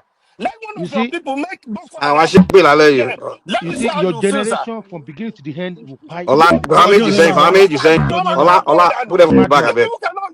You can't stand no. argument. Ola, if you Mike, want saying, man. What's wrong with you? no, Mike, You don't because jump in the mention you are insulting I want me. to shake me around. Shake my What shake is me that? like. If you want saying. no, because Kenny Mighty Mike, you is should and stop knows. Is a speaking host. Yoruba here. Mike, No, I'm saying is you that put them in the platform? back, guys. Really Mike, No, you cause on talk each other. now. That's what I'm saying. See, say Mama Chikwe. I can't put them in the bar because Kenny Mighty too is one of the hosts. That's No, where for a I'm minute now, coming to to already Kenny to cool Mighty. down and they really cause on each other family. It's not good now. I mean, Kenny Mighty, please, it's unfair to talk to Uncle Ben no that way. To be honest, it's an owner of a platform too. He owns a platform, so we are all into this making Nigeria better. You understand? So let us appreciate his opinion because his opinion matters because we can't see things from the same lens. Please, let's just keep this thing healthy. So, Uncle Beno, I apologize on behalf of Uncle Kenny. So, Kenny Mighty. So, please go ahead with your point. I'm so sorry, sir. I'm sorry, Uncle Ola. I'm sorry, everybody. I usually don't go off like that. It's just that we gather to discuss, and I'm just making my point. My point is, people are dying in the country. They are dying in their numbers. Who is charged with the responsibility to protect Nigerians? The president. So I'm just saying, if people are dying for the past 2 years and the National Assembly had no time, invited the president that, sir, come and tell us, what are you doing to protect Nigerians? There is an issue Uh, there. okay. That's just the point I'm trying to Ola, make. let me come in, please. I gotta go. I just come in real quick Okay. for 3 seconds. Okay. Yes, I saw Payment Law, man. I Mike gotta come go. in. I got what I gotta do. Go ahead, your Mike. Go ahead. Let us hear you. He's got a point. You can't deny that. That's what we have. Like kind of that rubber stamp thing. That it's like almost like everyone in Nigerian government. They all know each other. They are like party, and that's what fellas like about party government. That's one issue I have where everybody is so cool with each other. You understand? Where it's a situation where no one is really challenging, that balance, check and balance thing is not really going on because they're all cool. Now, however, where how we disagree is that those same politicians, they all know each other.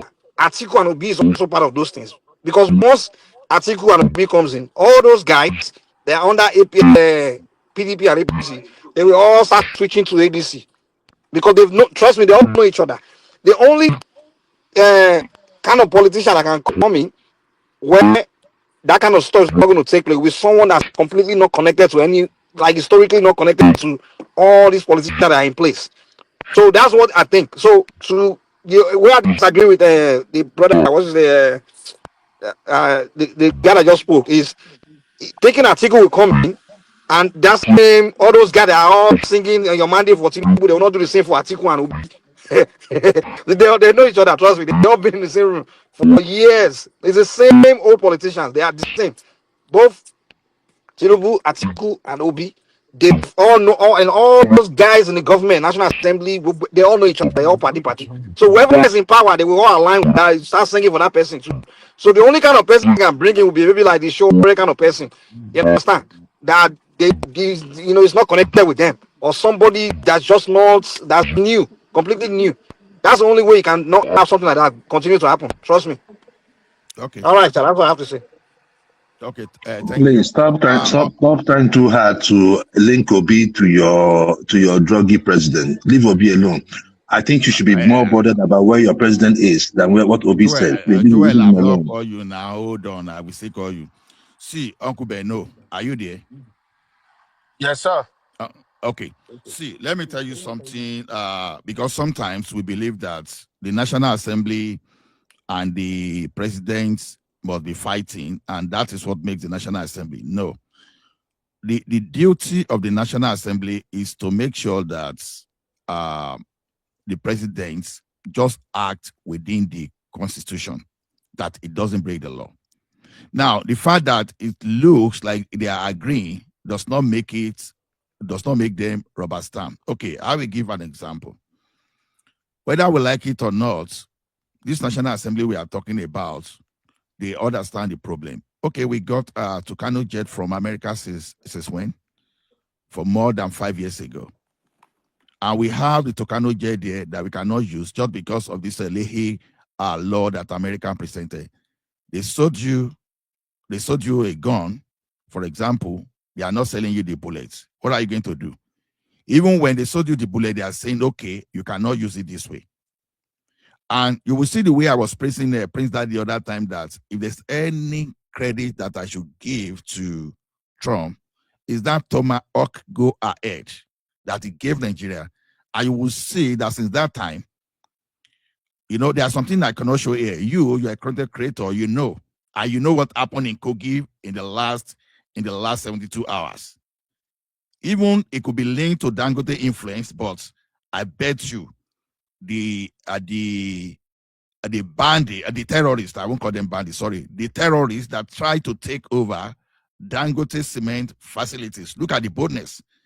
I think by now they will have got the message that no way for them. So are you saying Tinubu presenting the budget to secure some smart bomb and some equipment to operate, you understand, to use for Tucano jet, and the National Assembly expedite and quickly approve? Are you saying that make them a rubber stamp? One. Are you saying for Tinubu to work with the National Assembly and then in extension work with American government to fast track that purchase of 12 attack helicopters? Does that make them a rubber stamp assembly? Because I'm still waiting where a major constitutional breach happened that the National Assembly just rubber stamp. Bam. Look at the state police. How many years have we been on the state police? And you know that state police never flew, for one, in that National Assembly. Are you saying now they are expediting that they are not okay? We are going to create state police. Does that make the National Assembly, you understand, a rubber stamp? Are you saying approving the budget to clear the backlog of airline debts that Nigeria was owing when Nigeria was using almost 100% of the revenue to service debt? Are you saying approving that made the National Assembly rubber stamp? I'm still looking for what constitutional breach that Tinubu did that the National Assembly approved that make them a rubber stamp. If you can please give me a specific situation then I'll be grateful. Uncle Ben, no. Thank you, Uncle Ola. I get your point. My point has nothing to do with what maybe Tinubu violated the constitution or not. My point is, what is the National Assembly doing in terms of getting the president to protect Nigerians? Constitution will remain forever. Constitution, they can change it today. It can be whatever it is. But there has to be people. If your people are being unalived massively as a president, and you just turn your face to the other side, you pretended it wasn't a problem until you get out of hand, and it has to come to a point whereby American president have to intervene to get everybody to be acting. Where does that left us? That's the point I'm making.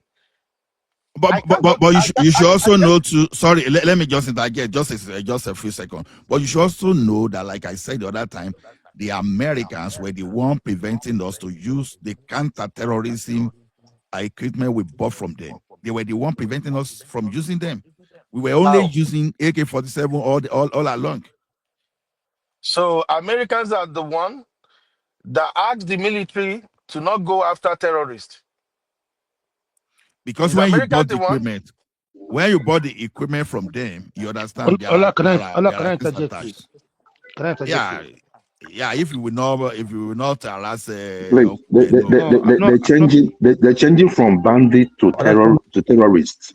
Played a huge role in the rules of engagement today. I agree. Before they used to call them bandits, but when they now turn it to terrorists. Okay. Uncle Ben, I beg no verse. Let's Kenny contribute. Then you come after Kenny, because Kenny first asked for permission. Then Uncle Ben will respond. No problem, sir. Thank you. No problem. Thank you, Ola. See, this is why I interject is, people put a lot of emotion into this, but they don't like to think out of the box. All of us were adults, and even most of you are educated more than me. But see, what I know and what I believe is, every single insecurity is local. Yeah, everything that got to do with insecurity in Nigeria, is local. Now, Beno say, "Oh, the jack pine." Me, I hate that kind of narrative. When someone come online and say, "Oh, the jack pine daily by daily basis," no. People are paying in their own locality, right? And the people that are supposed to solve the problem is local. Now, okay, people are paying in the southeast. So what has that got to do with Tinubu? Because Tinubu is the head of is the president of Nigeria. Now, people, the king, the villagers, they know the people that are doing that all those shenanigans. Instead of them to report that they will not. People that are in Kwara, in southwest, in every aspect of Nigeria, in everywhere in Nigeria, right? See, there's something I believe in.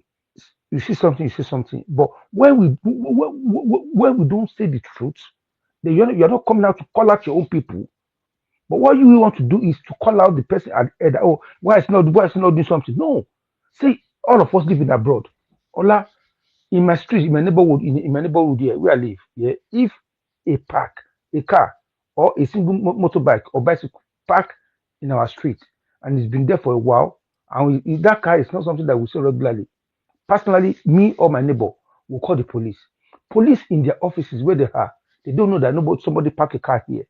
It's we that live in that area that will call the attention of the police. That police come and say, "Oh, this car has been parked here for a while. We don't know the owner, whether it's a theft or it's a stolen vehicle or something like that." Then police will come, investigate, find the owner. If that car was a stolen car, but Nigeria case is not like that. And you expect Tinubu to leave Aso Rock and know what's happening in Uwachuku in Anambra State? Instead of your governor, let me finish. Who controls the police? Let me finish. It's not about who controls the police. Some can control the police, but so who control your household? Who controls your village? Police? Who controls the police? Who control your house? Who control your village? Who control your locality? Who control your state? In that place you are talking about, you call the police, and the police came. In Nigeria, how many times would you call the police before they show up? Would How they many even people that show up? how Let's many not people that report? How many people a that lot of report? people report. Go and look Let's at. call a spade a spade. Hold on, My hold on, brother, hold allow on, my me to brother. let me finish. Let me finish. Mm. I will stop now. I will stop. I'm not going to interject anymore. My point I'm making is we allow the governor, the chairman, the councillor to go away with murder because we don't like the face of person in power. We are calling the head of the family that, oh, you, because you are the head of the family, because there your son is in Anambra State or your son is in Lokoja, your son is in Lagos State. While you are in the village, minding your own business, try to estimate because your son went to market to go and sell. Then I say, okay, the father should stop the son from stealing. It doesn't work like that. The people in the market, they are the one to hold that guy responsible. Okay, you want to steal, you see somebody, they punish him. If the people in your village, in my village, are not reporting a crime, there's nothing government can do. There's nothing police can do. No matter who control the police, nothing will happen, and we continue in this line until we stop, until we call these people out that they need to do their job because that's what they get paid for. Local government shaman get money on monthly basis. The state government get money on a monthly basis. What are they doing? What are they doing with it? Why are we not calling them out? But all what we do all the time is to blame the president because he's the head. No, we need to change our mentality and we need to focus our attention into the right place. Thank you. Okay, thank you, Kenny. Joel, so put your point in so for Uncle Beno to respond. Yeah. So the thing there is this, right? We say let's not be emotional, let's be factual. The control of the police apparatus in Nigeria is from the federal government, and that's the reason why we call on tinubu. You cannot even protect yourself with an AK-47 in Nigeria because that is the law. So when we are talking about the kind of laws we have in Nigeria and how it should be tweaked towards, helping us better or serve us better, that is what we are talking about. So you cannot blame the governors. You cannot blame, yes, they can do one or two things, but if the response time is not really adequate, what would you do? In that America or wherever you are, you say you call the police and they showed up. In Nigeria, you don't have police asking you to send them money for fuel. Please, I beg, let's be serious. Thank you.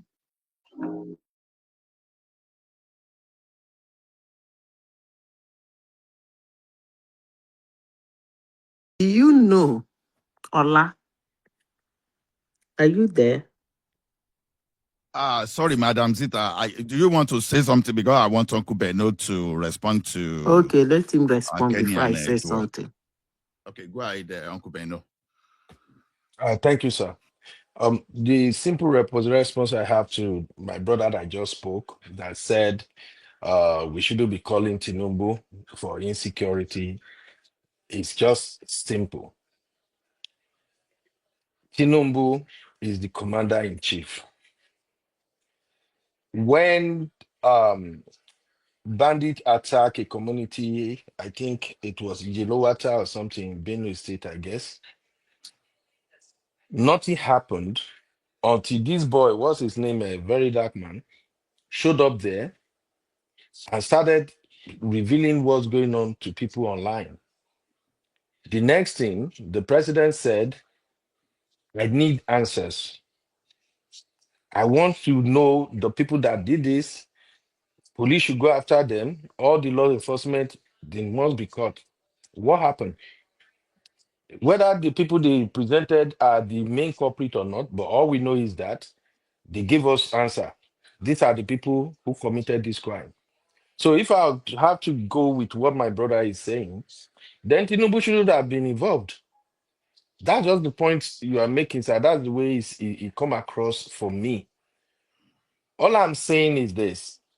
I do understand that people don't, because of 2027, if you don't support Tinubu, don't say this, don't say that. We get it.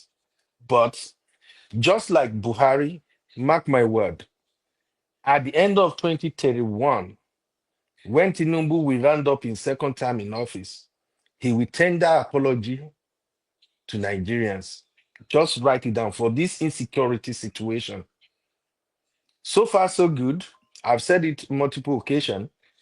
If, thank God, Peter Obi went to ADC now, which I'm very sure they will not give him the presidential ticket.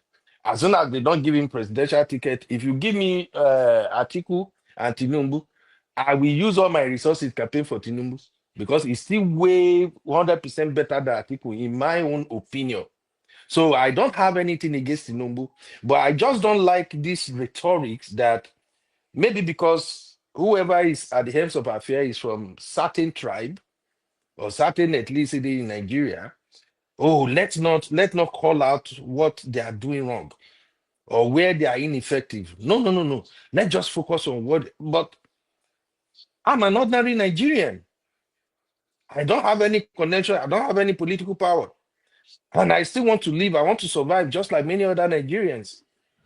And if the person charged with the responsibility to provide protection for all of us is not doing what he's doing, I believe it's within my right to say, Oga, you might be approving billions upon billions, trillions upon trillions.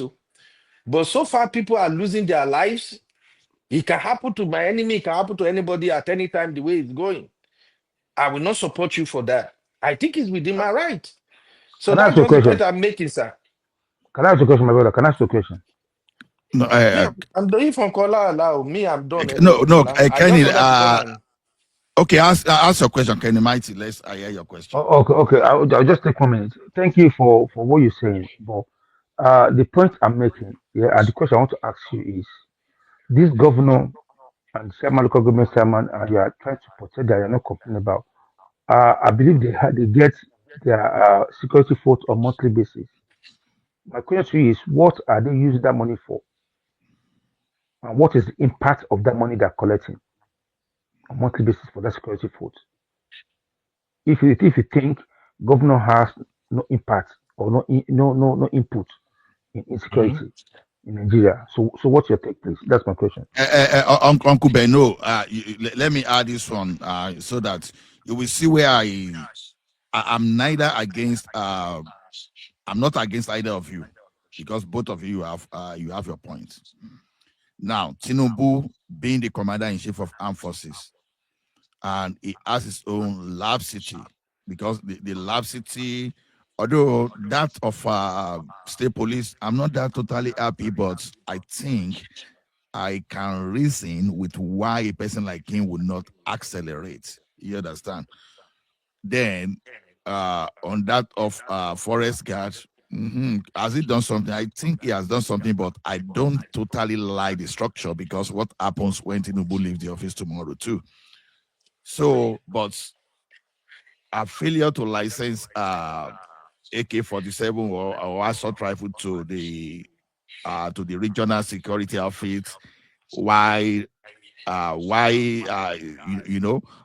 they are comfortable to license it for others. So, but the point is this: Tinubu has his own problem for sure, but the state governors too, you cannot remove them because Absolutely. now what I would have expected Tinubu to do is to give Obasanjo treatment. I know everybody is afraid of being dragged to ICC, and that's the problem we have here. If not, look at how the state governors are frustrating the effort too. Katsina State Governor is spending all the energy on that, in fact, in the whole universe, to be fighting for the release of accused or suspected bandits after the security outfits arrested them. You to the point that soldiers are now protesting that government should stop all this nonsense of reforming terrorists. That's the resources that should have been used to better the life of law-abiding people. Now focus on reforming terrorists. There's nothing you can. What can we do about the governors doing that? Because governors too have their own responsibilities.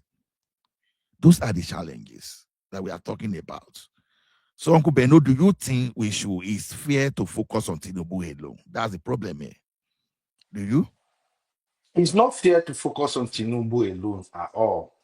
In fact, I've always advocated that people should start holding officials responsible. Begin from the local government chairman, even councillors, all the way to the governor. But as ordinary Nigerians, the only option we have is to protest, right? Is to come out en masse. Even if we are going to ask our governors question or even local officers, the only way we can go about it as ordinary masses is to protest. But Nkola, since Tinubu has been the president of Nigeria for the past 2 years, tell me one protest that has gone successfully without Tinubu not bullying them. Now, if the president can do that at will, crushing protesters, harassing them, send out uniform men, scatter it, do this, do that, do you think there is anything that can stop a governor from doing the same, sir? It's just a question, sir. Do you think But there is anything that can stop a governor of a state if the people of that state rise up and said, oh, Mr. Governor, today we are barricading your office. Nobody is going in or out. You need to tell us what you have been doing with the security votes. Do you think a governor will not call on the military to say, squash this thing for me? And do no, you governor think can, Tinubu? no, of course, governor cannot condemn the military. Okay, okay. But the governor can ensure nobody is protesting in their state. We've seen all these things. The fact is, I don't think we are there yet. In Nigeria, we are not practicing true democracy, where the people have the freedom to challenge the people who represent them. We are not there yet in Nigeria. So if you ask me, should we let the governors go? Of course, we are supposed to hold them accountable. But how do we do it? That they will not use forces, and if a governor use any means whatsoever, we saw the last election, the governorship election in Lagos, the last time, we saw people roaming the street with cutlass, stick, anything. In fact, Oluomo was had on record warning everybody, don't, if you are not voting APC, don't come out. Did anything happen? Did anybody even call him to order or something? So, sir, there is nothing we can do. And that is why the people always resolve to calling the Okay, Allah, president. can I? Thank you. La. Okay, thank you, Bello. Okay, Madam AI, fire on. You know, you see, when you break it down, hmm, everybody has the blame. Yes, number one blame goes to the president when it comes to security.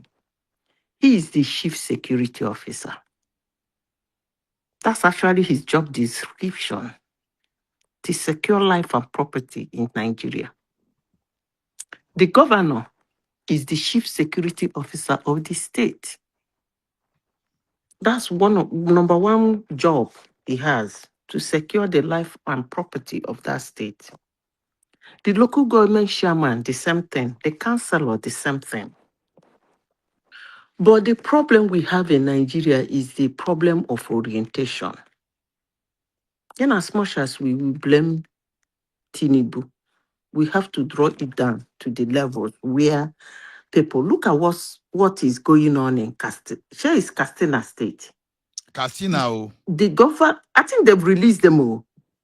They've released them yesterday. I think so. But let me, when I stop like blaming the federal government, when I mean the federal government, I'm not talking about Tinubu. I mean, even the time of Buhari and Jonathan. I told you people a story that most Nigerians did not pay attention to. It was the murder of a major general. That was somewhere in Plateau State or Niger State, that between Plateau and Niger State, that thing happened. Either in You mean 2020. Brigadier General Uba, right? I don't even remember his name. I can't forget that man's name. When that man missed, what got the military angry, if is that he was spied and they saw his cuffs, it would have been a different ball game. This one he disappeared. So it has nothing to do with there is no how the state governor, the Niger State governor and the Plateau State governor, There is nothing they did not do to quench that case. But because it is the military, I'm saying this in a global platform, it's like the man has a lot of boys in the military. They ransacked everywhere. Forests, bush, houses, old criminal, repentant criminal, latest criminal, they ransacked their houses. Every nook and cranny. And being the military, that's why I respect the military. Somehow they have a tip-off. They follow intelligence. They found out that there was a river. And the villagers, this thing you are saying, Nigerians are buying. That incident taught me a very big lesson in the insecurity in Nigeria, ranging from the southeast to the northeast to the north central to the northwest. It taught me I don't jump into insecurity in Nigeria with full chest. How would people watch their people being buyed and are comfortable with it? Actually, that man was from that area. Do you know what happened? Immediately the military came with their soccer, demonstration broke out in that village. There is nothing the women and the men of that village did not do. That's a river. Simple science. It's a river. That means with much pressure, you can remove much water for some time so that you can see what you want to see. It will still come up again. But these women, the military kept quiet. My cousin in the military was showing me the video. He said, Mama, see what is happening in our country. The military kept quiet. They were siphoning that water, pumping it out, pumping out that river. The next thing they saw the man's Toyota Corolla, right? They pied the man in his car and pushed him into the river and kept quiet. You see, when people go to global platform and do about security, I will advise them more to talk about economy, affordability, than that insecurity.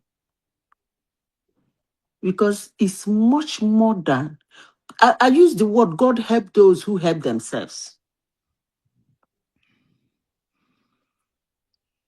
If not for the doggedness and the persistence and determination of those military people, that man would have rot. He has already started decaying inside that water. And the whole village knew.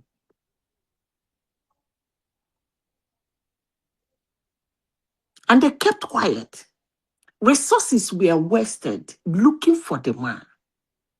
The moment they got to the spot where that man is, they started demonstrating that that river will not be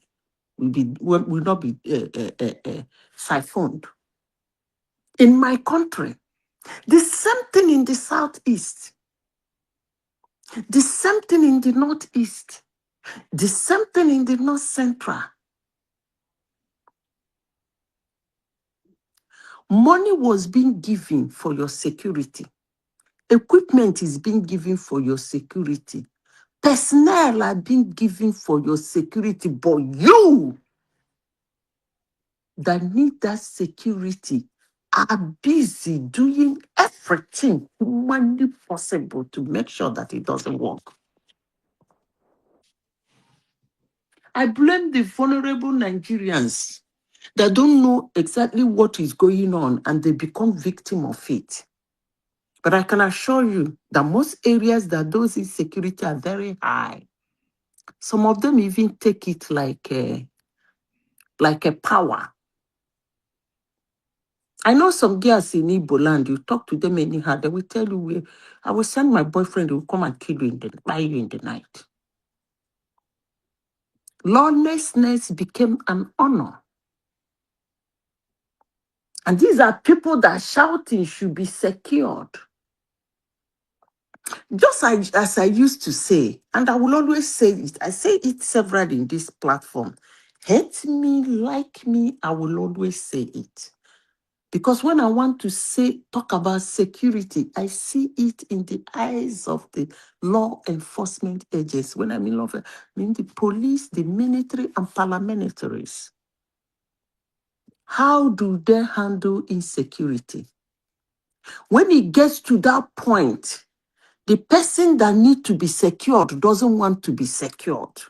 And you on your own part is struggling to do your job and you are losing your men on daily basis. Give them Odi style. Orishima. Boom, boom. Case closed. When I say it, people don't like me. That is the last decision in the military. People will say, "Ah, they killed everybody." At that point, it has become impossible to handle. Because the people, if you look at the documentary of Hiroshima, it's the same thing. You are looking at people, they are fighting what they cannot win. You are losing their men, they are losing their life, they are not giving up. Wipe all of them out. Everywhere go quiet. That's why the military will tell you, we are not peacemakers, we are peacekeepers. They are two different things. When they hammer them, everywhere go quiet. No argument. They are not there to negotiate with you. And that's exactly what is happening in Nigeria. They are in the stage of negotiation. That's why a governor of a state will be negotiating for people who have murdered our military to be released. God bless you, man. That is the negotiation level that I came to this platform. I said, if I have my way, Northeast and Northwest will be a desert. And they call me a very wicked woman. You are a witch. You're a blood-sucking demon. Do I even care? I don't really do care anyway. No, I give them anything. Madam, that's why I said this is the time we need people like Obasanjo, because all these presidents we have, they are, once they hear ICC, This they thing are you afraid. people are saying, if you see what Buhari did to them, do you know why they're having an easy way with Tinubu? Tinubu was not in the military. He was not an a veteran. Did Buhari really do anything with them? What? I'm interested in know. What? Yeah, Go, what did he do? Buhari, I will say, was the first Nigerian president, both military and otherwise, outside of war, that used fighter bomber to Nigerian citizens. Go and check your record. He was the first Nigerian president to fly a fighter jet and do boom, boom, boom. The first time. But and yet Let me Lakurawa finish. Let me built a finish. You know, village in Nigerians don't Sokoto. know No, story. that's why I'm just trying to question your point. And And yet then Lakurawa when they developed a village in Sokoto. in the northeast, the thing they started the argument that he's a Fulani man. He wants to kill the Kanuris. Do you know what the man said? I used to call it his famous quote. If you are living with Boko Haram, you are a Boko Haram. Period. And that is the real truth. Those you call innocent among them ran away. No innocent person will be in that chaos, trust me. Because it's either he joined them and lose his life, or he doesn't join them and he will lose his life. So at that point, the innocent one has vamoosed. Somewhere, elsewhere, somewhere. to get away from the madness. So he was right. If you are living with Boko Haram, you are a Boko Haram. So why would I bother myself trying to separate who is not a Boko Haram from a Boko Haram from the air? I'm gonna bomb the living hell out of you. The same thing Obasanjo did to Odi. Odi people were shielding those people. Oil company workers were being paid on daily basis. It was too chaotic. All these things we come here to say, that's what people say in what is all those platforms in those days. That we are typing. That time we type. You type. Until they killed 50, they bite 50 foot soldier. Enter 52. Obasanjo say, my own section of the military that is being disgraced because that is his own platoon. He said, okay, everybody come out. Time for Hiroshima. And I will still say it here. He hate me, like me, I do not care. Madam Zita, let me The challenge that. answer to Northeast and Northwest is Hiroshima. Let me challenge that Hiroshima you mentioned. You understand?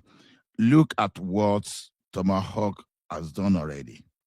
You know, before Tomahawk, when this man was designated, was putting this thing on Christian genocide only, that we move against this thing that time, you understand? I made mention of something that time that, okay, if you hit them in the north, what happened to the south? That's the point I raised. Now, the south now, they are being dealt with. Some escaped to the Sahel, outside the country, but many now are now escaping to the south. So the question is this: if you Hiroshima Northeast, what happened to your state? What happens to Kwara State? You don't know what how they happens do to Hiroshima. Edo? You don't know how they do Hiroshima. You don't do Hiroshima when you can't get all of them. You do Hiroshima when you will get all of them. And some of them will still come from the Sahel to Nigeria. That's what I'm saying. Because I'm telling you, you do Hiroshima. I didn't. You don't seem to understand me. I am not saying separate the sand, the shaft from the beans. That's not what I am saying. I said throw all of them away. So if they come, where are they coming to? I'm not making sense to you. You are still on this. If they buy them, they will come from the Sahel. I'm talking about Hiroshima desert. And what would they be coming to the desert to do? To build camps? Or what? No, they have a way. You don't really have a picture of what I'm talking about. I understand what you are talking about. I don't think you understand. If you do, you will not be saying they should come from they will come from Sahel. No. Let me tell you, I understand exactly what you are talking about. See, as long as they still have a corridor, you understand, from Benin side, Republic side, where they can come in, they will only change their route, because these people are carrying centuries-long agenda, and this agenda is being backed by some external foreigners. You understand? Let me use foreigners to the country too. And whom are they what's the using? agenda? Whom are they using? Now, okay. Whom are they using? They are using people from Nigeria and the Sahel. And the Sahel, not only Nigeria. Okay. Don't talk about what is happening in Sahel. Talk about the Sahel entering Nigeria, and who, according to you, and whom are they using? They're using Nigerians. See, if I will follow what the U.S. military have been saying about this thing is a global threat. It's not limited to Nigeria only. You are looking at it as those foot soldiers in Nigeria, but these guys that are sponsoring this thing, they are looking at the resources they can grab for them to implement their global, you understand, terrorism-driven agenda. So even if you level the Northeast, as we are saying, they will still find ways of coming to the other part of the country. Tomahawk, for example, and the way they are shelling them, you would think they will run You outside are the country. funny. It's like you've not been to the north and see what is going on there. See, that's not the What? point. Hold on. They are mining emerald. They are mining gold. They are mining sapphire. And to make, let me finish. No, I know they are mining, but Let let me me give you this. finish now. Let me Can I give you this. You will finish? finish. You will finish. Please don't forget to And add this helicopter that dropped terrorists hold in on. Epoma and the one that they accused in 2022 that Oh, I dropped know they do terrorists too. argument like this. You are No, I want you to all add this. over the place. You Okay. are all over the place. I don't do argument like that. I don't do conversations that way. Let's concentrate to where we are talking about. They are mining in the north. And what do? They buy villagers in those areas, chase them out from their farm, and continue their digging. They've dug a lot. I won't even be surprised if there is an earthquake in Nigeria. Honestly, sincerely speaking, because you people don't see what is going on there. Try to use your Google Earth. See what is going on in that north, that are running like headless chicken, talking rubbish, running around, abusing people. Go and see what is going on there. It is like, in fact, if you look from Earth, Google Earth, it looks as if it's tunnels from tunnels in. The only thing is that their own tunnels are open. It looks like tunnels in Lebanon and Iraq. That's how tunnels, those are northern Nigeria is looking like. The only difference is that these deep tunnels they have dug, mining, is open. Those ones, they do it for their security, but this one is an open mine. And then, the South you are talking about do not have such resources. They don't have sapphire in the South. They don't have emerald in the South.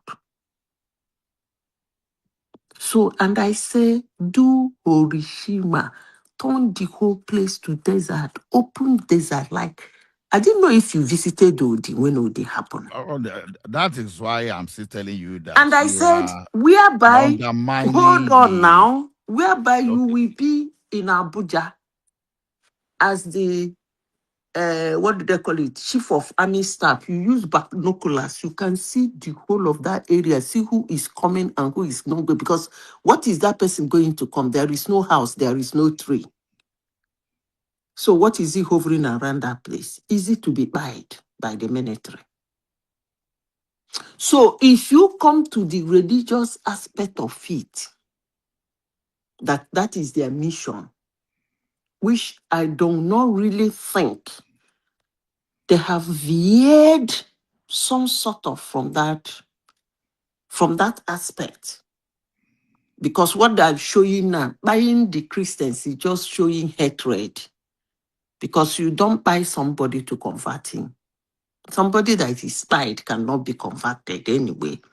Hold on, Madam Sita, let me make an announcement. And they Anybody are not can talking to people challenge for Madam conversion. Sita's opinion. So it's an open discussion. So don't be afraid to challenge his opinion. Madam Sita, you may continue. My opinion now. What do I care? No, I see others just kept quiet. That's why I keep quiet. That's why I just tell them to speak. So they have veered from that Islamic something. They have seen money. That's why it got to the extent now that buying everybody and everybody. Although madam, that you was are their not answering mission. my question now. You are not Uh, answering my question. My Ask question is this: they are doing that one in the northeast. You said right the now. northeast and northwest. Okay, northeast I'm and part northeast. of North Central. Okay. What are they doing in Kwara? What are they doing in Kogi? Okay, I know that Kogi has some rare minerals. Okay. Now the question Kwara is too this: do have. what are they doing in your state, and what are they Oyo doing in do Edo State? have. What are they doing in Edo State? So now, okay, Edo do have. okay, if they do have now, Mm. how many region are they going down to Okay, Hiroshima? let me explain to you. When I say Hiroshima, I know where I say Hiroshima. You know why I say Hiroshima? Because I don't know why when I talk, most people we find it difficult to understand what I'm saying. Before I started this Hiroshima, I told you a story of a brigadier general. You even told me you can't forget the man's name. I told you that story. I thought that telling you that story will make a lot of sense in what I am saying. Because in the north, it is the north for their madness. But if they move to the south, they're going to be a total stranger. So they will be easier to be handled, period. You see people here coming to this very platform to say, why Sokoto? They were shocked. Because what they present to Nigeria is, what do they call that forest? That ridiculous forest. That's what, if you ask Nigerians, and almost all Nigerians, so unless those that are in security, where do you think they can keep their equipment? Where do you think they have? They will tell you Sambisa Forest. Everybody wake up in the morning. America is going to hit Nigeria. Everybody thought it's going to be northeast. Because that's where they've been telling us that those people are.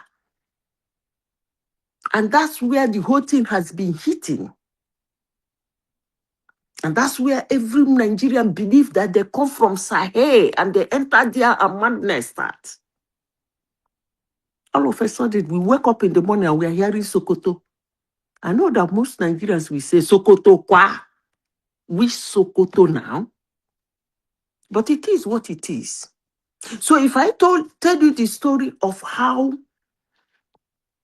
they demonstrated, because they're about to find the evil they have done, you will understand that saying that they will come to the south will be a difficult terrain for them, because they are going to meet both the resistance of the southerners and the resistance of the military. Period. So that question, you shouldn't have asked it in the first place. Because they are in an environment where they will not be shielded. Igbo man no go day in house, in village. A Hausa headless idiot, smelling pool like idiot, come to his village and be running gun, and you will tell him, hide him. But common sense now. Why are you even asking the question in the first place? I don't know why you asked the question, but it is what it is.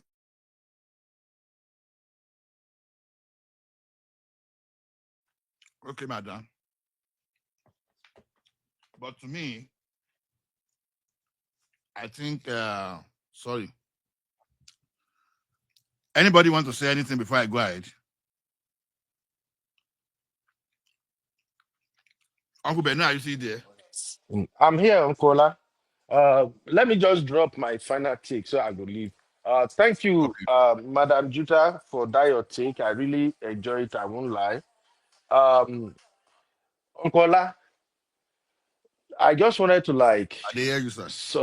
I just wanted to suggest that Tinubu is an amazing president. There's no doubt about it. At least he's doing his part. But at the same time, nobody is perfect. There are things he's not doing right, which for me, I think is as a result of his second term ambition. There's nothing wrong with that too. All presidents do that. But when we are having conversations like this, even as much as we are praising him for what he did right, let also recognize the fact that he has some lapses, and I appreciate the fact that you always point that out. Two, my final question to you, sir, is: would you still want Tinubu to do Muslim ticket this second time around again? Oh Because my to me, goodness. it's a question, sir. Do you still And want him to do Muslim tickets? that's a very difficult question for me to answer because I never approved of Muslim to start with. Okay. The day they announced that, you understand, I ranted there. Until I saw what Obi and Uncle wanted to do. So I have to pick between the devil and the deep sea as at that point in time. So I have to go for for competence. That was why I went for Tinubu. Let me tell you categorically, even Tinubu was not even my number one candidate. You understand? My number one candidate, although it was a dream, you understand, was no, I know, but Tunde Bakari. You're okay. Showore still better now. You understand? You will see if someone was still thinking along Showore, you will see, okay, that person is being rational. I told people here that I want to be rational. You understand? I announced it, I gave that disclaimer that I wanted to be rational. So I said, okay, I was going for Tunde Bakari. Anybody here, they will know that Bakari was my first choice. Then Okay. I would not mind Oshibajo. But when those people were out of the equation, and now look at what we had on ground, of course, nobody needed to tell me it was going to be Tinubu.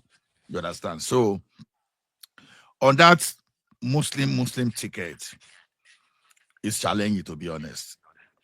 I personally, if you ask me, I've said it here, and it's a third dream too. I will go for General Musa. You understand?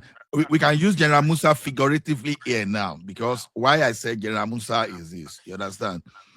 When people are talking of the president, I pay close attention to who is this president. We can only pray to God to preserve the Tinubu's life and give him long life.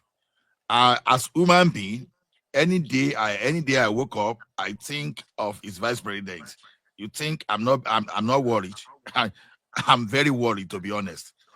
Then, even though I'm still biased about Kanuri, that Kanuri might not be like Fulani because of the rivalry between Fulani and Kanuri, but at the same time too, I'm cautiously optimistic around that, because when the agenda of some people using Islamization, you understand, but I know that Islamization is political tools, to be honest too. It's political tools for some people to sustain themselves. So, because if you cannot debrief or take some people's mind away from using religion as tools just to manipulate our people, the easiest thing to manipulate people in Nigeria today is not science, it's not entertainment, it's religion. Absolutely. I told you today, if everybody is playing now, maybe you are dancing, doing Owambe and do all those stuff. Once you bring religion like this, you will be surprised that people will leave Owambe, and the next thing, everybody will go the religion way. That's a fear. So to me, I will go for anything that will put Tinubu there, that we not allow Atiku to step in. That's my first option. If Obi got that ticket and become the president, I'll be no worry.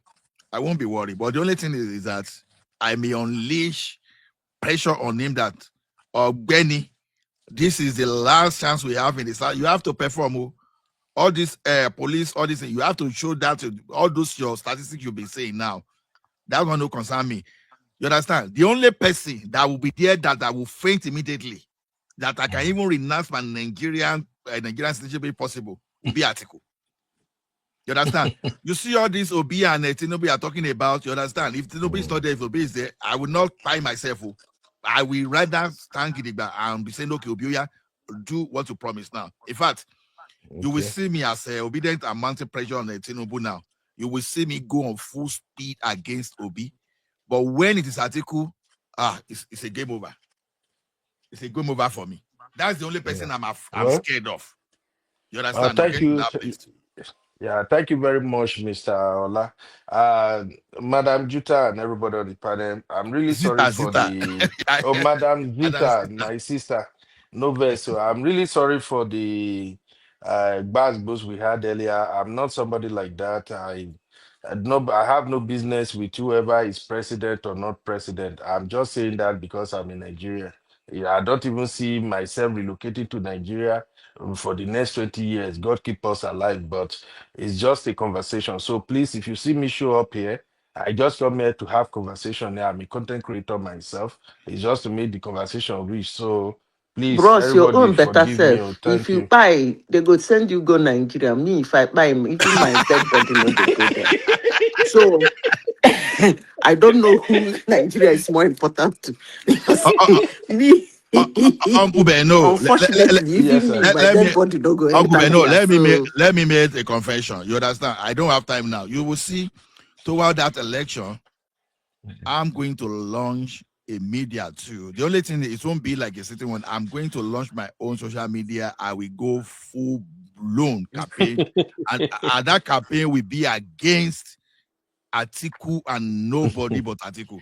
You understand? I don't care so much about any other southerner. The only one I Don't care even about and I stress don't want. yourself, sir. Uncle, don't stress yourself. Tinubu will win the election, but we just have to. All of I us won't take cannot be anything on the for same granted. page. That's it. I No, won't take Tinubu anything will for win. granted. I Because know you Tinubu will see, win. I just love and I like Peter Obi, but I know Tinubu will win because those crazy people, Peter Obi, go and put himself in their midst. Ejo Agbagbe. So I know, Baba. Don't even stress yourself, sir. Those mad people, nah, forget you it. know, you know the day Buhari got that. I say, oh my goodness, I witnessed Buhari as a child. Oh my goodness, who did this to us? And you now see someone born in 1990 started explaining Buhari to me. I say, like seriously, you know, like seriously, you telling me Buhari? I said, you know, my Facebook that time is bass boast, even to some extent that some people started doing bass boast of my boss in the banking industry. Me, I just say they made that they do their bass boast. But when Buhari won like this, I was depressed. Yeah, we know, but we thank God we survived. Thank you for having me, Uncle. Thank you, everybody. I got to go Thank you, now. Uncle Beno. Good night from here, sir. Thank you. Bye bye, sir. See you later. Thank you very much. Prince Daddy and quiet. See, Kenny Might. I see you've kept quiet since. So if you, because two of us, okay, or let's two of us do our own bass boss. you know, me and you will agree up to 50%. The only thing I will not agree with you is that Hiroshima in the northeast. No, because They need that more. They need that my, Hiroshima. my, They my, need my, that. my, You don't know my what, Ola, mm-hmm. if you are a military personnel, you don't know what it means for people you are trying to save are shielding their debt and you are losing your men. That's in pay me. You are not go like It's actually a sacrilege in the military. That's why they say military is brutal. It's at that point they go brutal. no, Madam Every day Zita. you lose your I saw men, they police are helicopter in shielding Kogi. them. I saw police helicopter in Kogi. I said, if police could have this type of equipment, how under the heaven and on the earth I've been having challenges in capturing. Now, even as at that, I was even looking at some bandits the way they gather with their motorcycle. I started wondering that why can't these guys send You them see, love ball? you see, sometimes we say things in the United States. even the security are having the same challenges. Check your record, how many welays on the security agents that we call them, hey, this place is happening, this, that. They run, yeah, as they're going there, they're getting out of their car, somebody is wiring them. Pop, pop, pop, pop.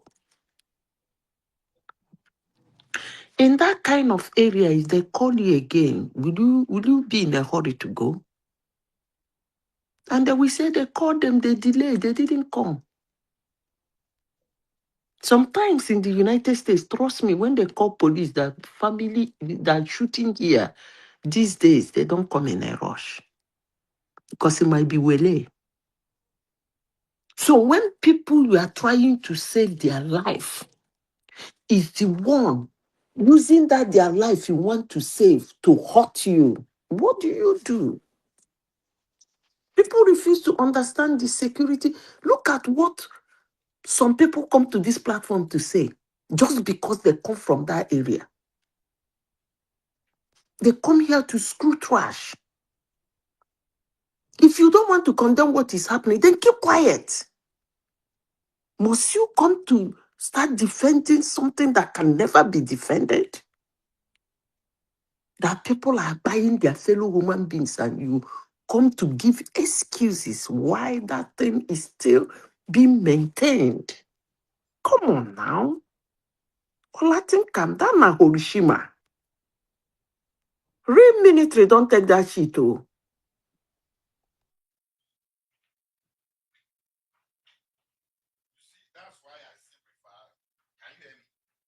If Nigerian military is stomaching it, no wahala.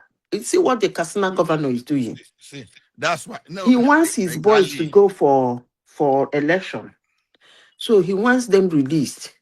After buying how many military men? Me, There I is don't no even know whether I come be Nigeria or all this thing because that kind of case of that Katsina state governor. Just imagine me as they carry the thing they run after Donald J. Trump and all those American people that are interested in our case. You understand?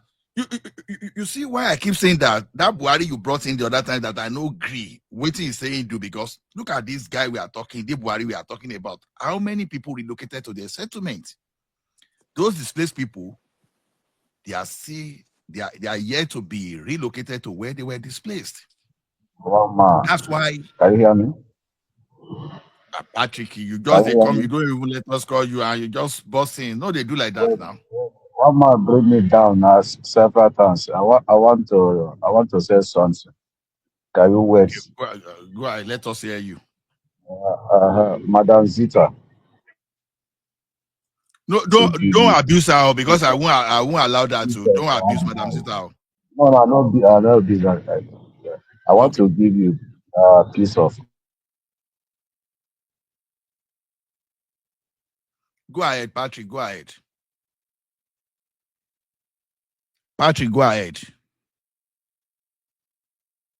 Unmute and go ahead. Hello, can you hear me now? We can hear you, yeah.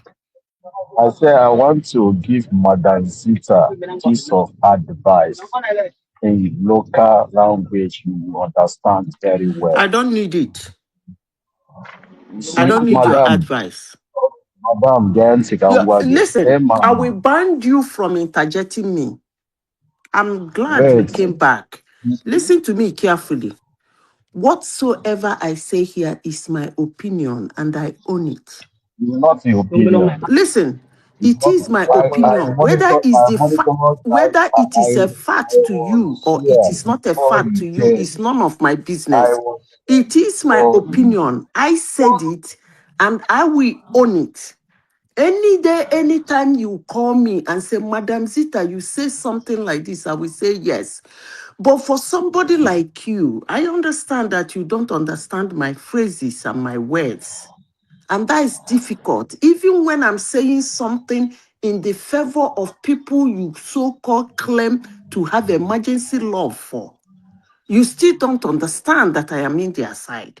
So I want you this morning to keep your advice to yourself. Do not try it. Otherwise, you will make this platform very, very rowdy. Don't try it. Keep your advice to yourself. And you know what? Speak, listen, speak whatever you want to speak. You own it. Those are your words. And allow me to say what I want to say. I will own it. Anytime, any day, somebody confront me with it, I will say, yes, I said it. So you too, say your own. Now I Don't want to launch into confirm what I you. have said. Where Please, you don't have advise me. I don't need your advice. I don't even need people like you to be coming into my world because both of us can never understand each other. I hope you understand that. And the moment have you you understand finished that, you talking? have peace in this platform. Do you understand? Can I say you allow what me I to want to say? say, how I want to say it, and when I want to say it. And the important thing is that I own it. I'm not going to say you said it tomorrow No, don't or any other put your person. leg inside. It's me that Don't said do it. that. So allow me to build the broth of what I say and face the Put it. consequences. Don't advise me. I beg you. Please go to the Have you finished topic talking? and speak your own mind. Have you finished talking? Can you listen to me? Ola, I don't want to Can listen to you him. He should not talk can you about listen me. to me? Okay, Patrick, Please, hold on. he should Hold go on. to the topic and speak his own. I beg you Patrick, people, oh. I tell God beg you now. Patrick, the He person should you Madam, face want, the topic, not me. Patrick, I don't madam, need his advice. Patrick, Let him say whatever he wants uh, to say. I've said my own. Madam Zita doesn't want you to address her. So if you want to she speak will to the topic, go ahead. she will listen to me because No, she no, no, is hold on, hold on, Igbo. hold She on, is no. Igbo Patrick, lady. hold on. Patrick, So hold on, I Patrick, hold on. want to. If you want to talk to someone and that person say he doesn't want to listen to you, then if you if you persist, then it's becoming an assault. You Maybe understand? Hold on, hold she on, hold will on. listen. She will Wait, listen it by force. wait. She says she doesn't want to listen to you. You cannot force her to listen to you. You She will understand? listen it by force No, you cannot do that. because I'm No, here because of her. I'm here because of her. Patrick, when someone says, I don't want you within his or her space, if you keep insisting that it become an assault, and I will I don't. not encourage assault here. You It's understand? actually So ridiculous that these people refuse to understand me. I if am you not in want, the same line of thought with you. And I am Madam Zita, tripling hold on. down and doubling down and tripling down on my own line of thought. You Madam Zita, stay hold your on. own line of Okay, thought. Don't advise me. okay, Nothing will make me like Obi madam. in this life. I not. Nothing. Absolutely I'm not here nothing. If because that of is the reason why Obi. you don't like me, that's good. I'm not But here don't because of encounter or Obi. come to I'm here advise me because about of my thought. I no. don't give you. Look, you get a middle finger. I want to talk sense. I want to talk sense in your I brain don't need you because I to, know but I don't need your your brain sense is now. not sponsoring. Which part of it are you not understanding? Ola, Anybody that want to speak, you can go on because, like I said, when someone says no to you, you don't push. You understand? When you push, it's becoming an harassment. Don't do that. We should understand. We should understand the logic within the space. You want to be a friend with someone. Someone say no, I don't want to. Respect. You want to talk to someone, say please, I don't want you to speak to me. Please respect. Don't impose yourself on anyone. If I'm here, I will never allow that. So that's just I can read that riot out to you. Don't try it because I will not permit that. You want to speak to the topic, you are welcome. But if you want to push and you impose your opinion on someone, or you want to speak to someone, it's not going to happen. Let's just stay like that. Almighty supremacist. What is happening in the Sahel?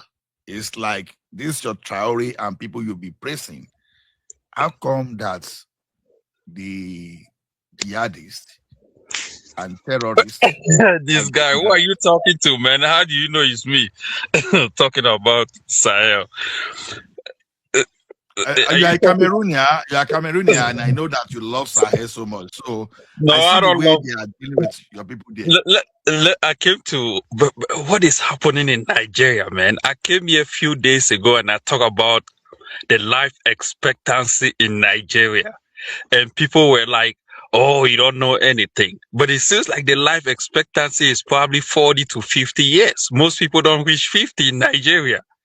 You know, was this guy from the UK had an accident over there, uh, lost two of his friends. This lady Chimamanda Adichie. It seems like nothing is really working in that jungle country, man. What's happening? How can someone take his child or her children to Nigeria and one person died over there and you guys they have to send her back to United States to do some kind of what is it, investigation? How does that make sense? You investigate in the hospital where the things happen, not sending it back to United. Come on, man. Come on, bro. That's not the point. Wait, that's not the point I asked you to speak to, because my guy, people are laughing at Nigeria, Mr. Ola. What is happening? Okay. People are laughing at Nigeria. Okay. That's what is happening? Hold on now. Let me speak. Let me speak. What is happening, man? What you don't get is this. They say this proverb in Yoruba. They say, "Ojo n pa iyo, inu ori n dun." I will interpret it in English. So, ori, wokeni, lo ma yo yi. You don't have to, man. I just came to backbone you, but I'm leaving anyway. I know that's what you are going to do. You know that I will eat you now, and you are running away. You know that how I have you eat me? I come sometimes to listen to you guys, but man, it seems like that country. I intentionally allow you to speak because I'm looking for where I'm going to eat you very hard. No, I came because you were bored, right? I always come when you guys are bored. So when I start talking, you're gonna hear. I don't want to go deep. If I start talking right now, you see, Madam Zita, everybody is gonna start talking now. You know, Prince Daddy might get up from sleep, and everybody might come up. So, but that country is a mess, man. I don't know. You guys, I know your tactics, I think the information you have is wrong. They are not taking the investigation to US. No, I heard about that's not the information. What they said was, I think I was following this panel and somebody was talking about they have to go to the hospital in United States and find out what was his medical record. No, are you kidding me? No, that's not what the information you have is very wrong. Almighty supremacists, you should understand someone that is taking everything for political reason. You know, someone was even saying that the doctor was not a doctor, that's a technician. You should understand that. You understand? When you ask someone that you can verify his profile and someone say, oh, he's a technician, you understand what we say? So, and we are talking of a situation where some people took it upon themselves, and probably some of these people, they didn't even get 5 credits from their secondary school. They were arguing with a doctor who served as a medical director of a government hospital. You know what it means for you to serve in a hospital and you become the medical director? And not only that, we are talking of international doctor that is handling critical department far away outside Nigeria in Saudi Arabia. And someone that knows absolutely zero about medical practices was even challenging, was sounding like someone that was making sense. So try to reconcile. So you can't be listening to Jester, to some kind of comedians like that, and you now use that one to brand entire Nigeria. So that's what I want you to understand. So when you see Jester, you see comedian, you see stand-up comedians talking, you should separate from when professionals are speaking. When we are talking of medical facility, that was just dumb. Like I mean, you investigate where the crime happens, not where. I mean, it just makes no sense. I'm telling you that when you say something is dumb, you should direct it to those people that want to challenge what they don't know, not when an expert was speaking. You understand? Like, look at it this way now. Now, we all talk about security now, but let's assume they brought a general to this list. Now, I will keep quiet. I will listen to that general from the beginning to the end because I understand what they call information benefits. But when I know that you are not a security expert, that all of us are just sharing our opinion, oh boy, we are going to shout, we are going to talk. You understand? So I respect the presence of professionals when I recognize the presence of professionals whenever they are in our midst. I don't listen to noises. You understand? I was forced to super chat. You understand? Even despite being one of the hosts, I was forced to super chat because I was so angry. The thing was so irritating. People were just disrupting people from even learning from the real professionals. My guy, You even understand? even that accident that happened in Nigeria about Anthony Joshua, right? I don't know how people are saying that he was at the wrong. That's how when investigating a crime like that. I mean, that could be a crime, but what you could do is before and after. I mean, maybe before he was at the wrong, but after, what were the repercussions? Because an accident in United States, I live here, so I'm gonna take example from where I live. Like, I live in the state of Utah. So if there's an accident that happened and 2 people died on the spot, okay, there's gonna be an after investigation where people are gonna come in, shut down the highway or shut down shut down that road and try to find out what happened.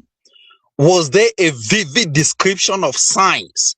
Was there any speed holes where road not paved? What happened? Like, were lanes marked? The mistake we are making sometimes, I think it's just so far when comparing America and a country like Nigeria that So you are telling me that Nigeria is a third world country where things just don't happen right? That's what you are saying. Hold on. Have you driven in Ghana before?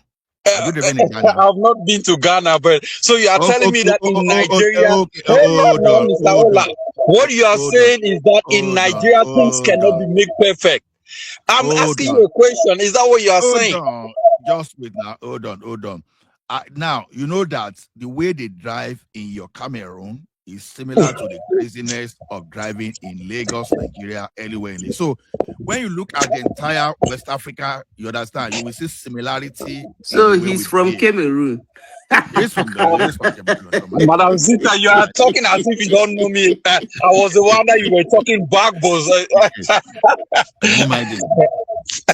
Madam Zita, because I like hosting him because I like giving him the word that people don't give him. I like Madam Zita, you know. Hold on. Bros, you go first try change that your president. When you finish, you come back, we can talk about Nigeria. Madam Zita, is Nigeria a country? Me and you face to go face. To your country. Madam Zita, what's his name again?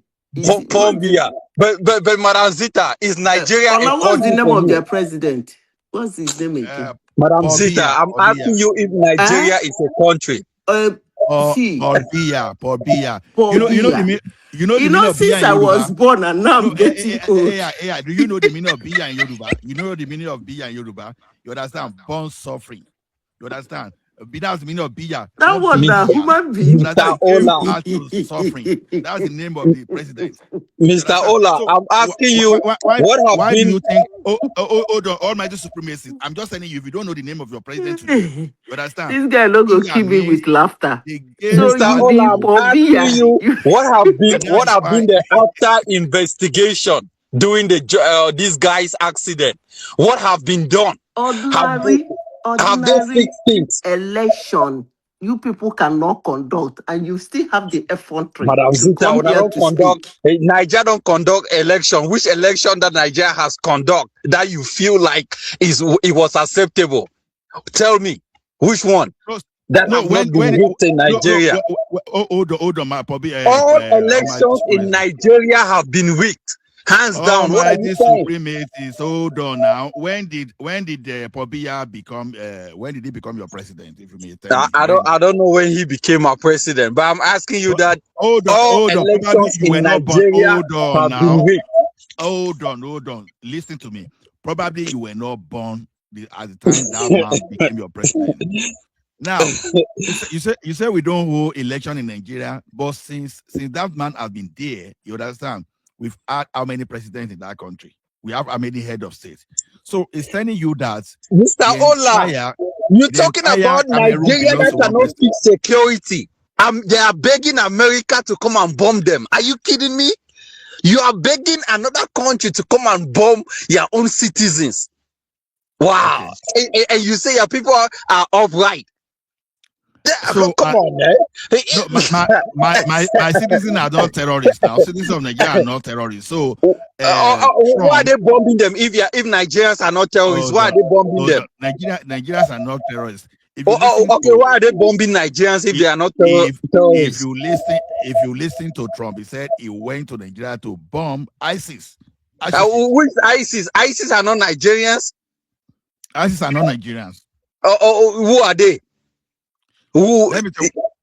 Well, okay, who is the citizen of the country? Who is the citizen of a country? A citizen of a country in Nigeria. A Nigerian is a citizen of a country. A Nigerian.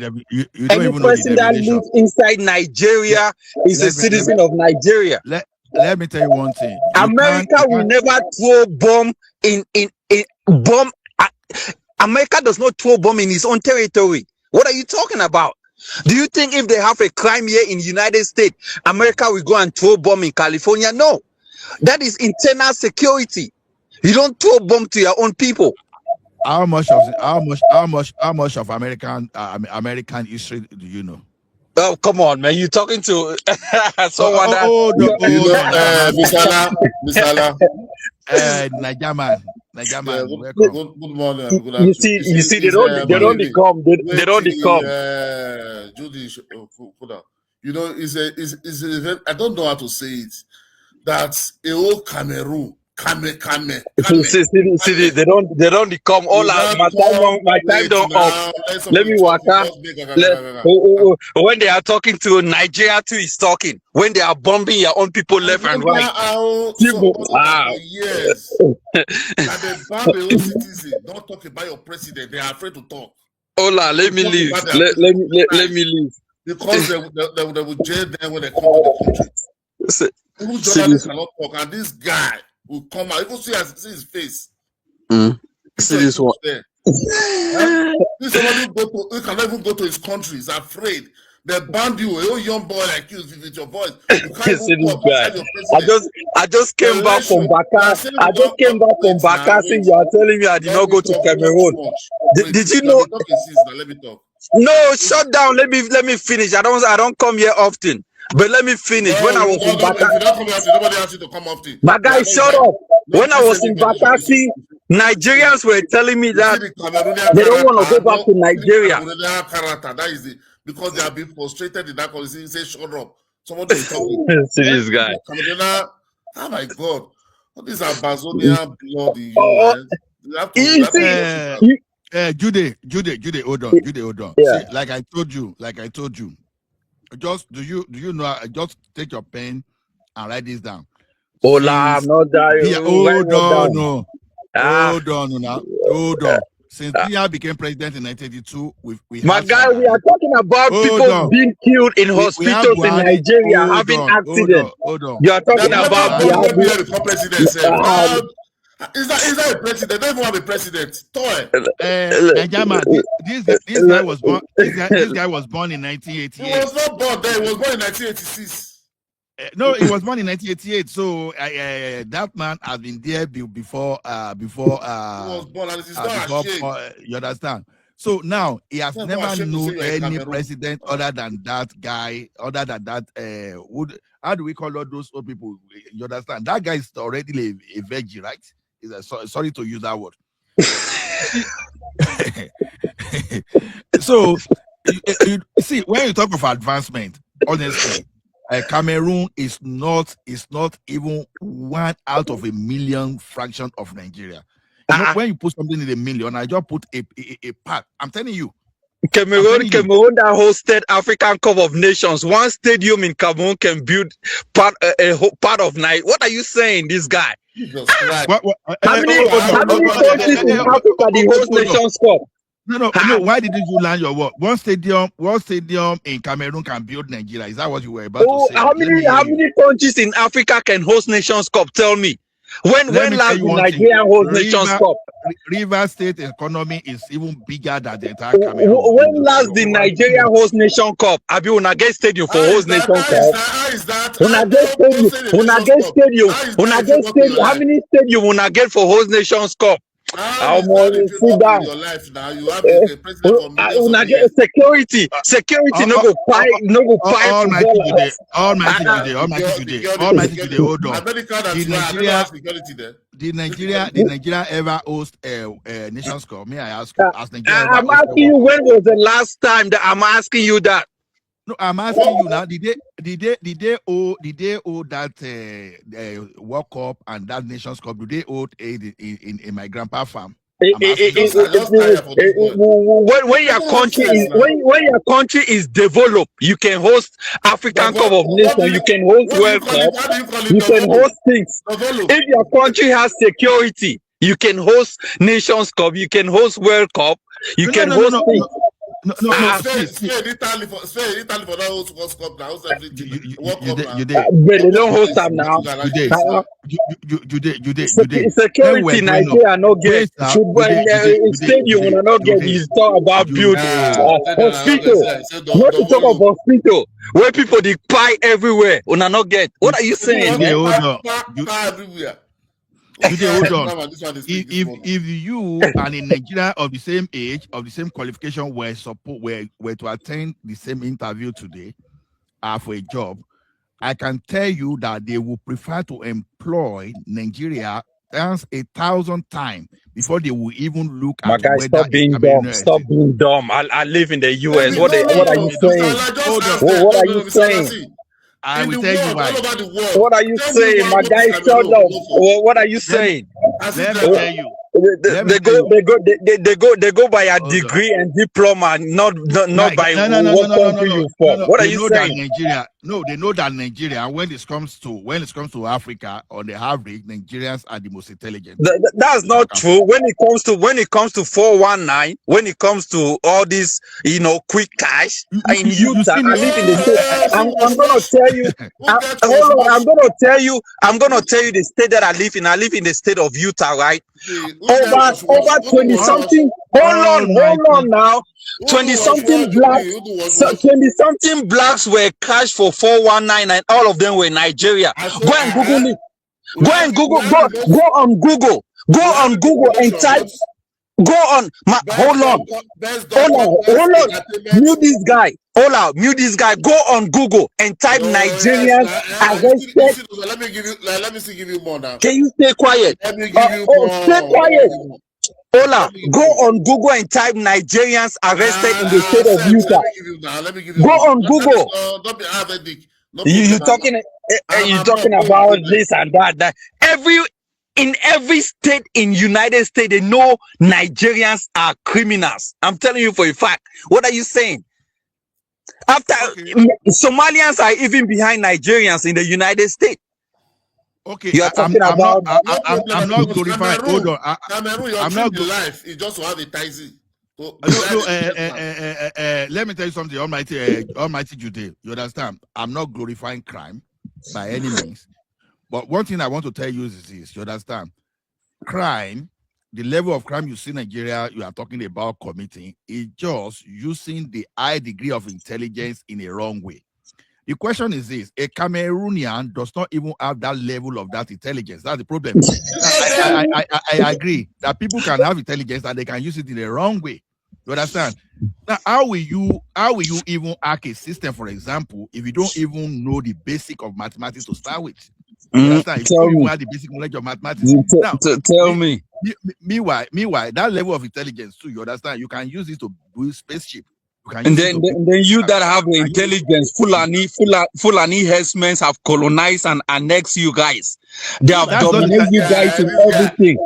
They have dominated your political system. They have dominated and annexed and colonized your people. They are now forcing their own Sharia law in your own constitution. You are talking about your intelligence. Are you kidding me? Fulanis are taking over your country. Are you kidding me? Are we trying to use you that doesn't have that? How is your country today? When they are talking, Mumu Nigerians are also talking. That they are giving you a slice of, not even a slice of bread for election. You have intelligence. You're Fulani, a Fulani person. That is not even an intelligent person in Cameroon. You can't talk about that dead man. My guy, hold on now. A Fulani person that is not even intelligent in Cameroon is a big guy in Nigeria. He's dead. He's dead and he's a Fulani guy in Cameroon that is not even intelligent. Let me ask you something. Let me ask you a question. No, Mr. Ola, let me say this point. Mr. Ola, let me say this point. Let us speak factually now. Let us speak factually. Can this guy stay quiet now? Mr. Ola, dead for only you. Dead for only you. You will speak. Almighty today, I want you to go to America and pick someone that is like Adichie. You understand? This our beautiful lady. When you say go to America, live in the US, how can you say go to America? What are you saying, man? Bring out a Cameroonian that has status of that Adichie. You understand? That our lady, that our bride lady in America. Just give a Nigerian.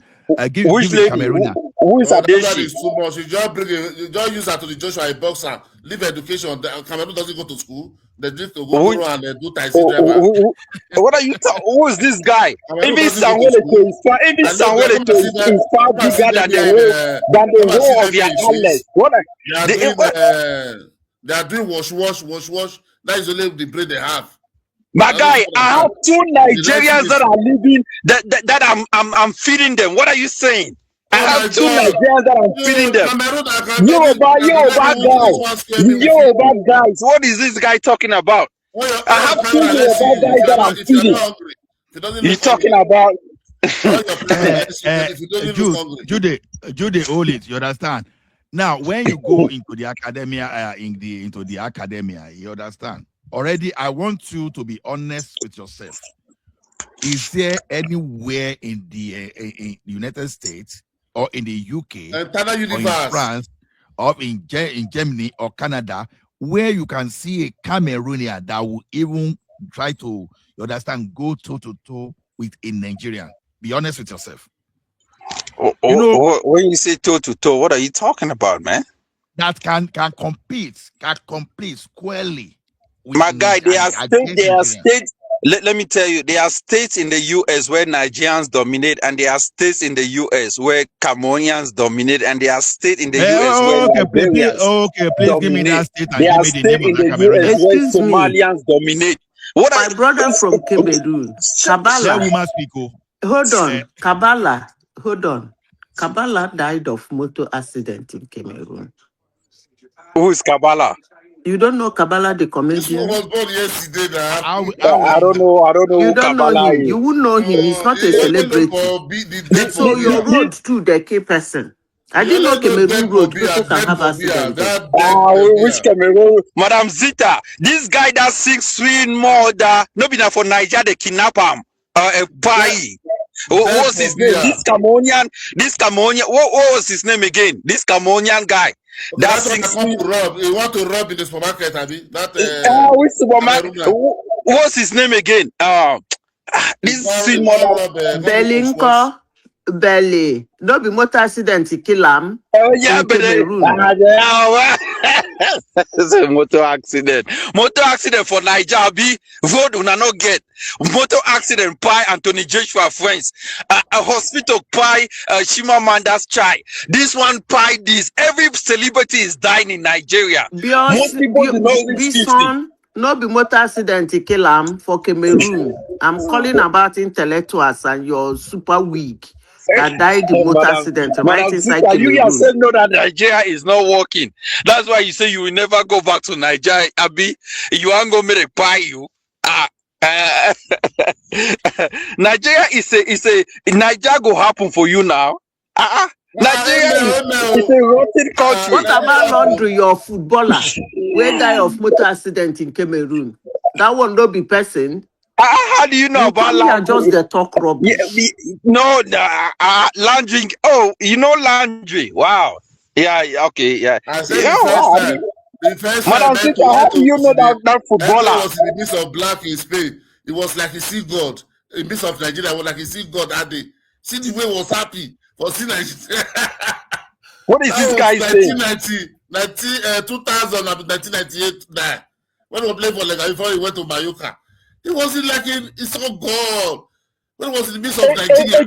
Let me tell you, Eto na papa for Nigeria. There is no celebrity that can even compare with Didona Samuel and Eto. Eric, no be motor accident he killed them. No be inside Cameroon. See your life. Madam Zita, me and you know that Okay, make I Nigeria tell is you a celebrity for Cameroon where is a their children die in Cameroonian hospital. You want make I mention Madam them? Zita, Nigeria And is the a wait, failed you country. want make I It's call them Madam Cameroonian Zita, celebrities where their children die in Cameroon hospital. You want make I call Madam them for Zita, you? Stop Nigeria is saying a that failed. bullshit you are saying, I Madam, no, beg. it's not a bullshit. Nigeria is a failed country. Failed country. They have to They pay divide. you. Oh, Fulani. They pay you are from Nigeria. You see, that's why you They don't pay me where? because you cannot talk about that debt for beer. That's why you don't have platform. You have to come to Nigeria. Come on. You are This not guy in the said midst he of pay me. Nigeria. You are happy now. My guy, I'm from Bakassi. I'm proud that You we are left happy you are in the midst Nigeria. of What are you Nigerians. saying? You are learning here. You come here to learn. Abi, don't worry. You always come to Nigeria to learn. Where is no platform for Cameroon because they cannot talk about My guy, that I'm debt from for beer. Bakassi. I have friends in Calabar. What my good friends are from Why are you Calabar. not having friends in Cameroon? You are running away because there is nothing. Debt for beer is there. My Ruling you. You cannot talk. guy, calm down. I have friends from Cameroon. I have Debt for friends beer from is there. Calabar. Ruling you. Why don't you have friends in Cameroon? But let me Let me do tell my you, question. Nigeria is a failed state, and I'm praying that I'm praying that your next election should be a Fulani guy taking over. Atiku Abubakar, a Fulani guy. In Nigeria. So I want the Saudi Nigerians to suffer in the hands of Fulani dominance in that country, and it's gonna happen. It's gonna happen because Nigeria that is protecting all your criminal coming from your country. See the way the Nigerian military Musa deal with them last year. Which Musa? Una get chop for chop. Una get chop for chop. Go now. Is there. You don't even know. You don't have a president. You don't even know he's ruling your country. Dead Pobia is there with. Have you seen your Nigerian? Ever since your Niger president left Nigeria for Christmas, have you seen? How is Tinubu back? Tinubu is in France. You're talking about Nigeria. Your president is in France. He has been gone for like 2 months. They never see him. I got president. Where is Tinubu? Where is Tinubu? No, look at you now. You said Tinubu is in France. A country that doesn't have president. A country that is not pronounced. A country that their medical equipment failed. A country that have the highest rate of medical negligence. Is their citizen is in this platform calling Nigeria a failed state. Come on now. Nigeria is a failed state. Which country? Go and check the statistics. All statistics in Africa are pointing towards Nigeria. Go and check now. Go and check on the pointer. So you want to compare your useless country to Nigeria, Abi? When it comes to insecurity, number one in Africa is Nigeria. Infant mortality rate in Africa is Nigeria. Everything is Nigeria. What are you saying? Only one community in Nigeria is more than the whole country, your population. So maybe you have to have more than. But Nigeria is overpopulated now. Nigeria is overpopulated. They don't know about is that your problem now? It's overpopulated. Your landmass. Nigeria, your landmass. Debt for beer is ruling you for year. Your landmass is not among the top 10 in Africa. You have a smaller landmass, but your population is increasing fast. You know, overpopulation. The dream of the highest Cameroonian man to be a taxi driver. What kind of a country is that? You have overpopulation, yet you don't have a landmass. You have overpopulation, yet Fulani are taking over your landmass. Jude Farabale, let me tell you something. I don't know why. It is true that we have population, but one thing I want to tell you. That's overpopulation now. Farabale. Because people like you. When I don't know what to be birth control, Abi. overpopulation everywhere. In Cameroon, they know how to give birth to children.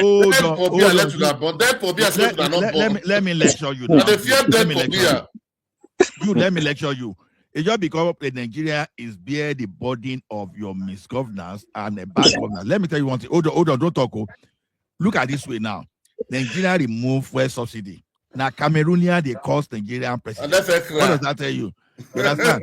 Without Nigeria, you are not going to have fuel. You understand? You are not going to have fuel.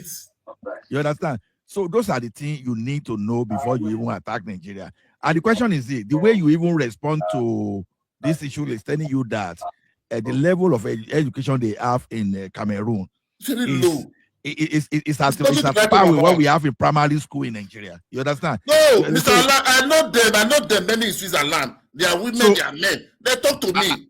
Average Cameroonian, they are not as intelligent as our primary student Poppy. I said their dream in life.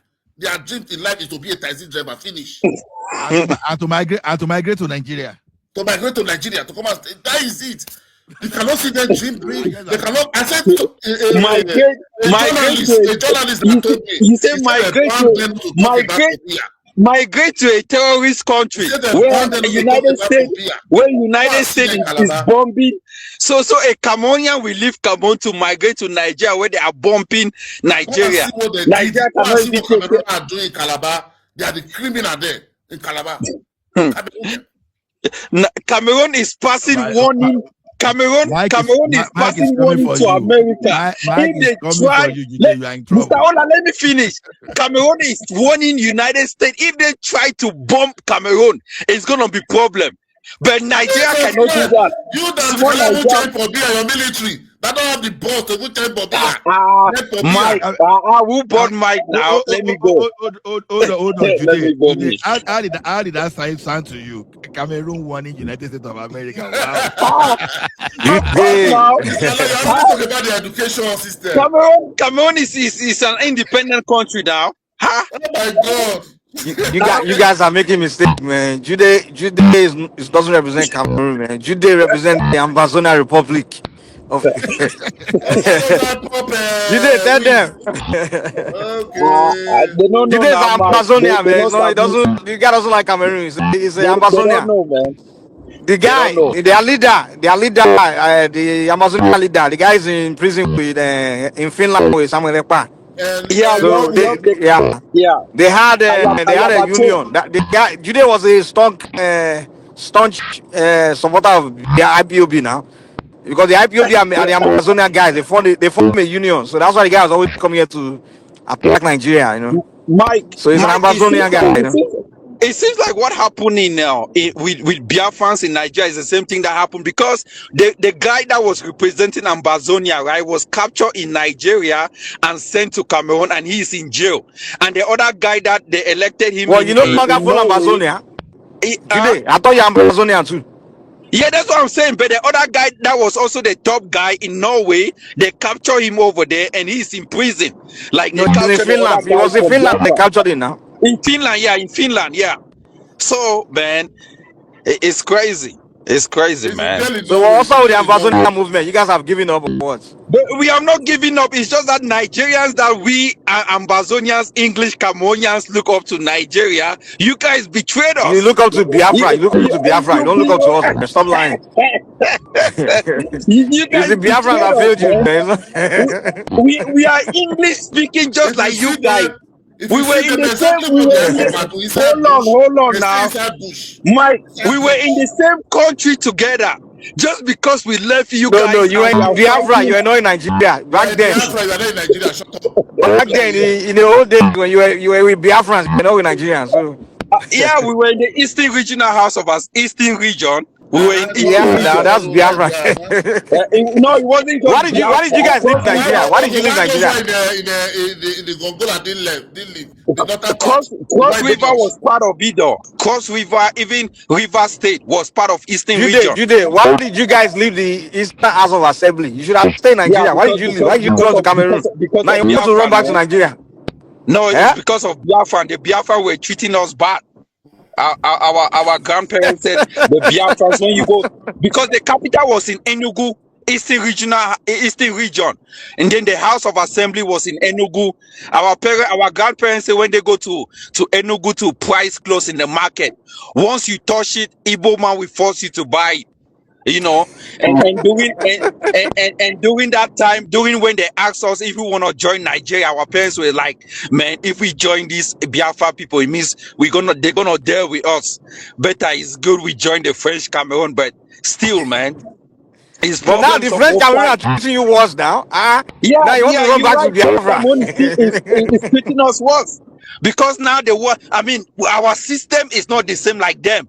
If we will have joined Nigeria, we will have integrated because we You should speak have the joined same Northern English. Nigeria. Now. The Adamawa was part of you Yeah, guys the now. Adamawa, They didn't go back to exactly Cameroon. because Atiku, even if you go on Wikipedia and type Atiku, it says he was born in Cameroon because that place where he was born was northern Cameroon, the English side, you know. So But you Camerooners that were part of Nigeria, the northern part of Cameroon didn't go back to Cameroon, but it was the southern part of Cameroon that went back to I know Cameroon. there was a yeah, referendum in because 1961 now. the Those ones say British, they are not going. yeah, The one because that the is the British, eastern side say they want to go, they are maltreating them. Those ones say they are not yeah, going. The one in Gola. because the British divided us into two halves. They say, okay, the southern Cameroon and the northern Cameroon. So the northern Cameroon, since they were Fulani, but they speak English, so they were versed with their own borders in Nigeria, so they joined them, you know. But us, man, I don't know, man. It was this Igbo stuff that. But you still went back. But you see, that is why last say you guys doesn't have good education. Don't start. And you said still want to form Amazonia, go back to the same Biafra poor people. You want to go back. You leave something when they were maltreating your forefather. You grow up because the dead pobia is there, nothing to no education. You still form yourself, become Amazonia. Want to go back to beat hip hop again? Are you not going to No, we are not going to be The ambassador they were in Finland. They were uniting with Samuel Ekpa. They want to form one country. Amazonia Biafra united. We want to form the Biafra Amber, Amber Biafra, United States of Biafra Amber. You know, because that part of Nigeria and Cameroon is very healthy in oil, very healthy. You know, that area, that's where all the streams, Judy, oil, you know. Judy, see that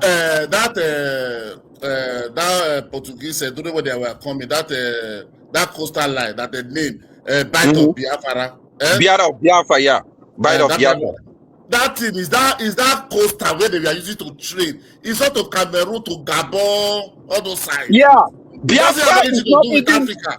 Biafra is not even a Nigerian. It's not even a Nigerian word. It's the Bight of Biafra. So even Cameroon is part of it. I don't know how. Judy. I don't know how people would not say today there was a country called Biafra. There was never a country. It was just they just named that coastal line. Which that was American propaganda. There was no country because that part was called Eastern. You know one thing about Biafra were those people that want to steal resources. All those Biafra, all those were about stealing resources, nothing more than that. Yeah, because even Nigeria during that period in the 1960s was regions. You have the western regions, the northern region, and the eastern region. And every region has its capital. So there was no state in Nigeria. Hold on. No, wait, we didn't have a western. We didn't have a western Nigeria. We never had western Nigeria. We have western, not western. Oh, okay, western or whatever. Wait. Biafra was amalgamated. Then that Bight of Biafra was named in 1710 by Portuguese. Now all those Igbo that time, man, when they come. They only name the route they go through to go and buy, to do slavery, buy goods. You understand? That is like the amount that they will send to the other person that is coming again to locate the route. You understand? They are the one that name it. There was nothing like that coastal. It was just coastal line. Yeah, of course. Now, do you know that the country was not a place? It was never existing as any country. Nothing. It was. Do you know that we used to have one? Say it's not a country. No.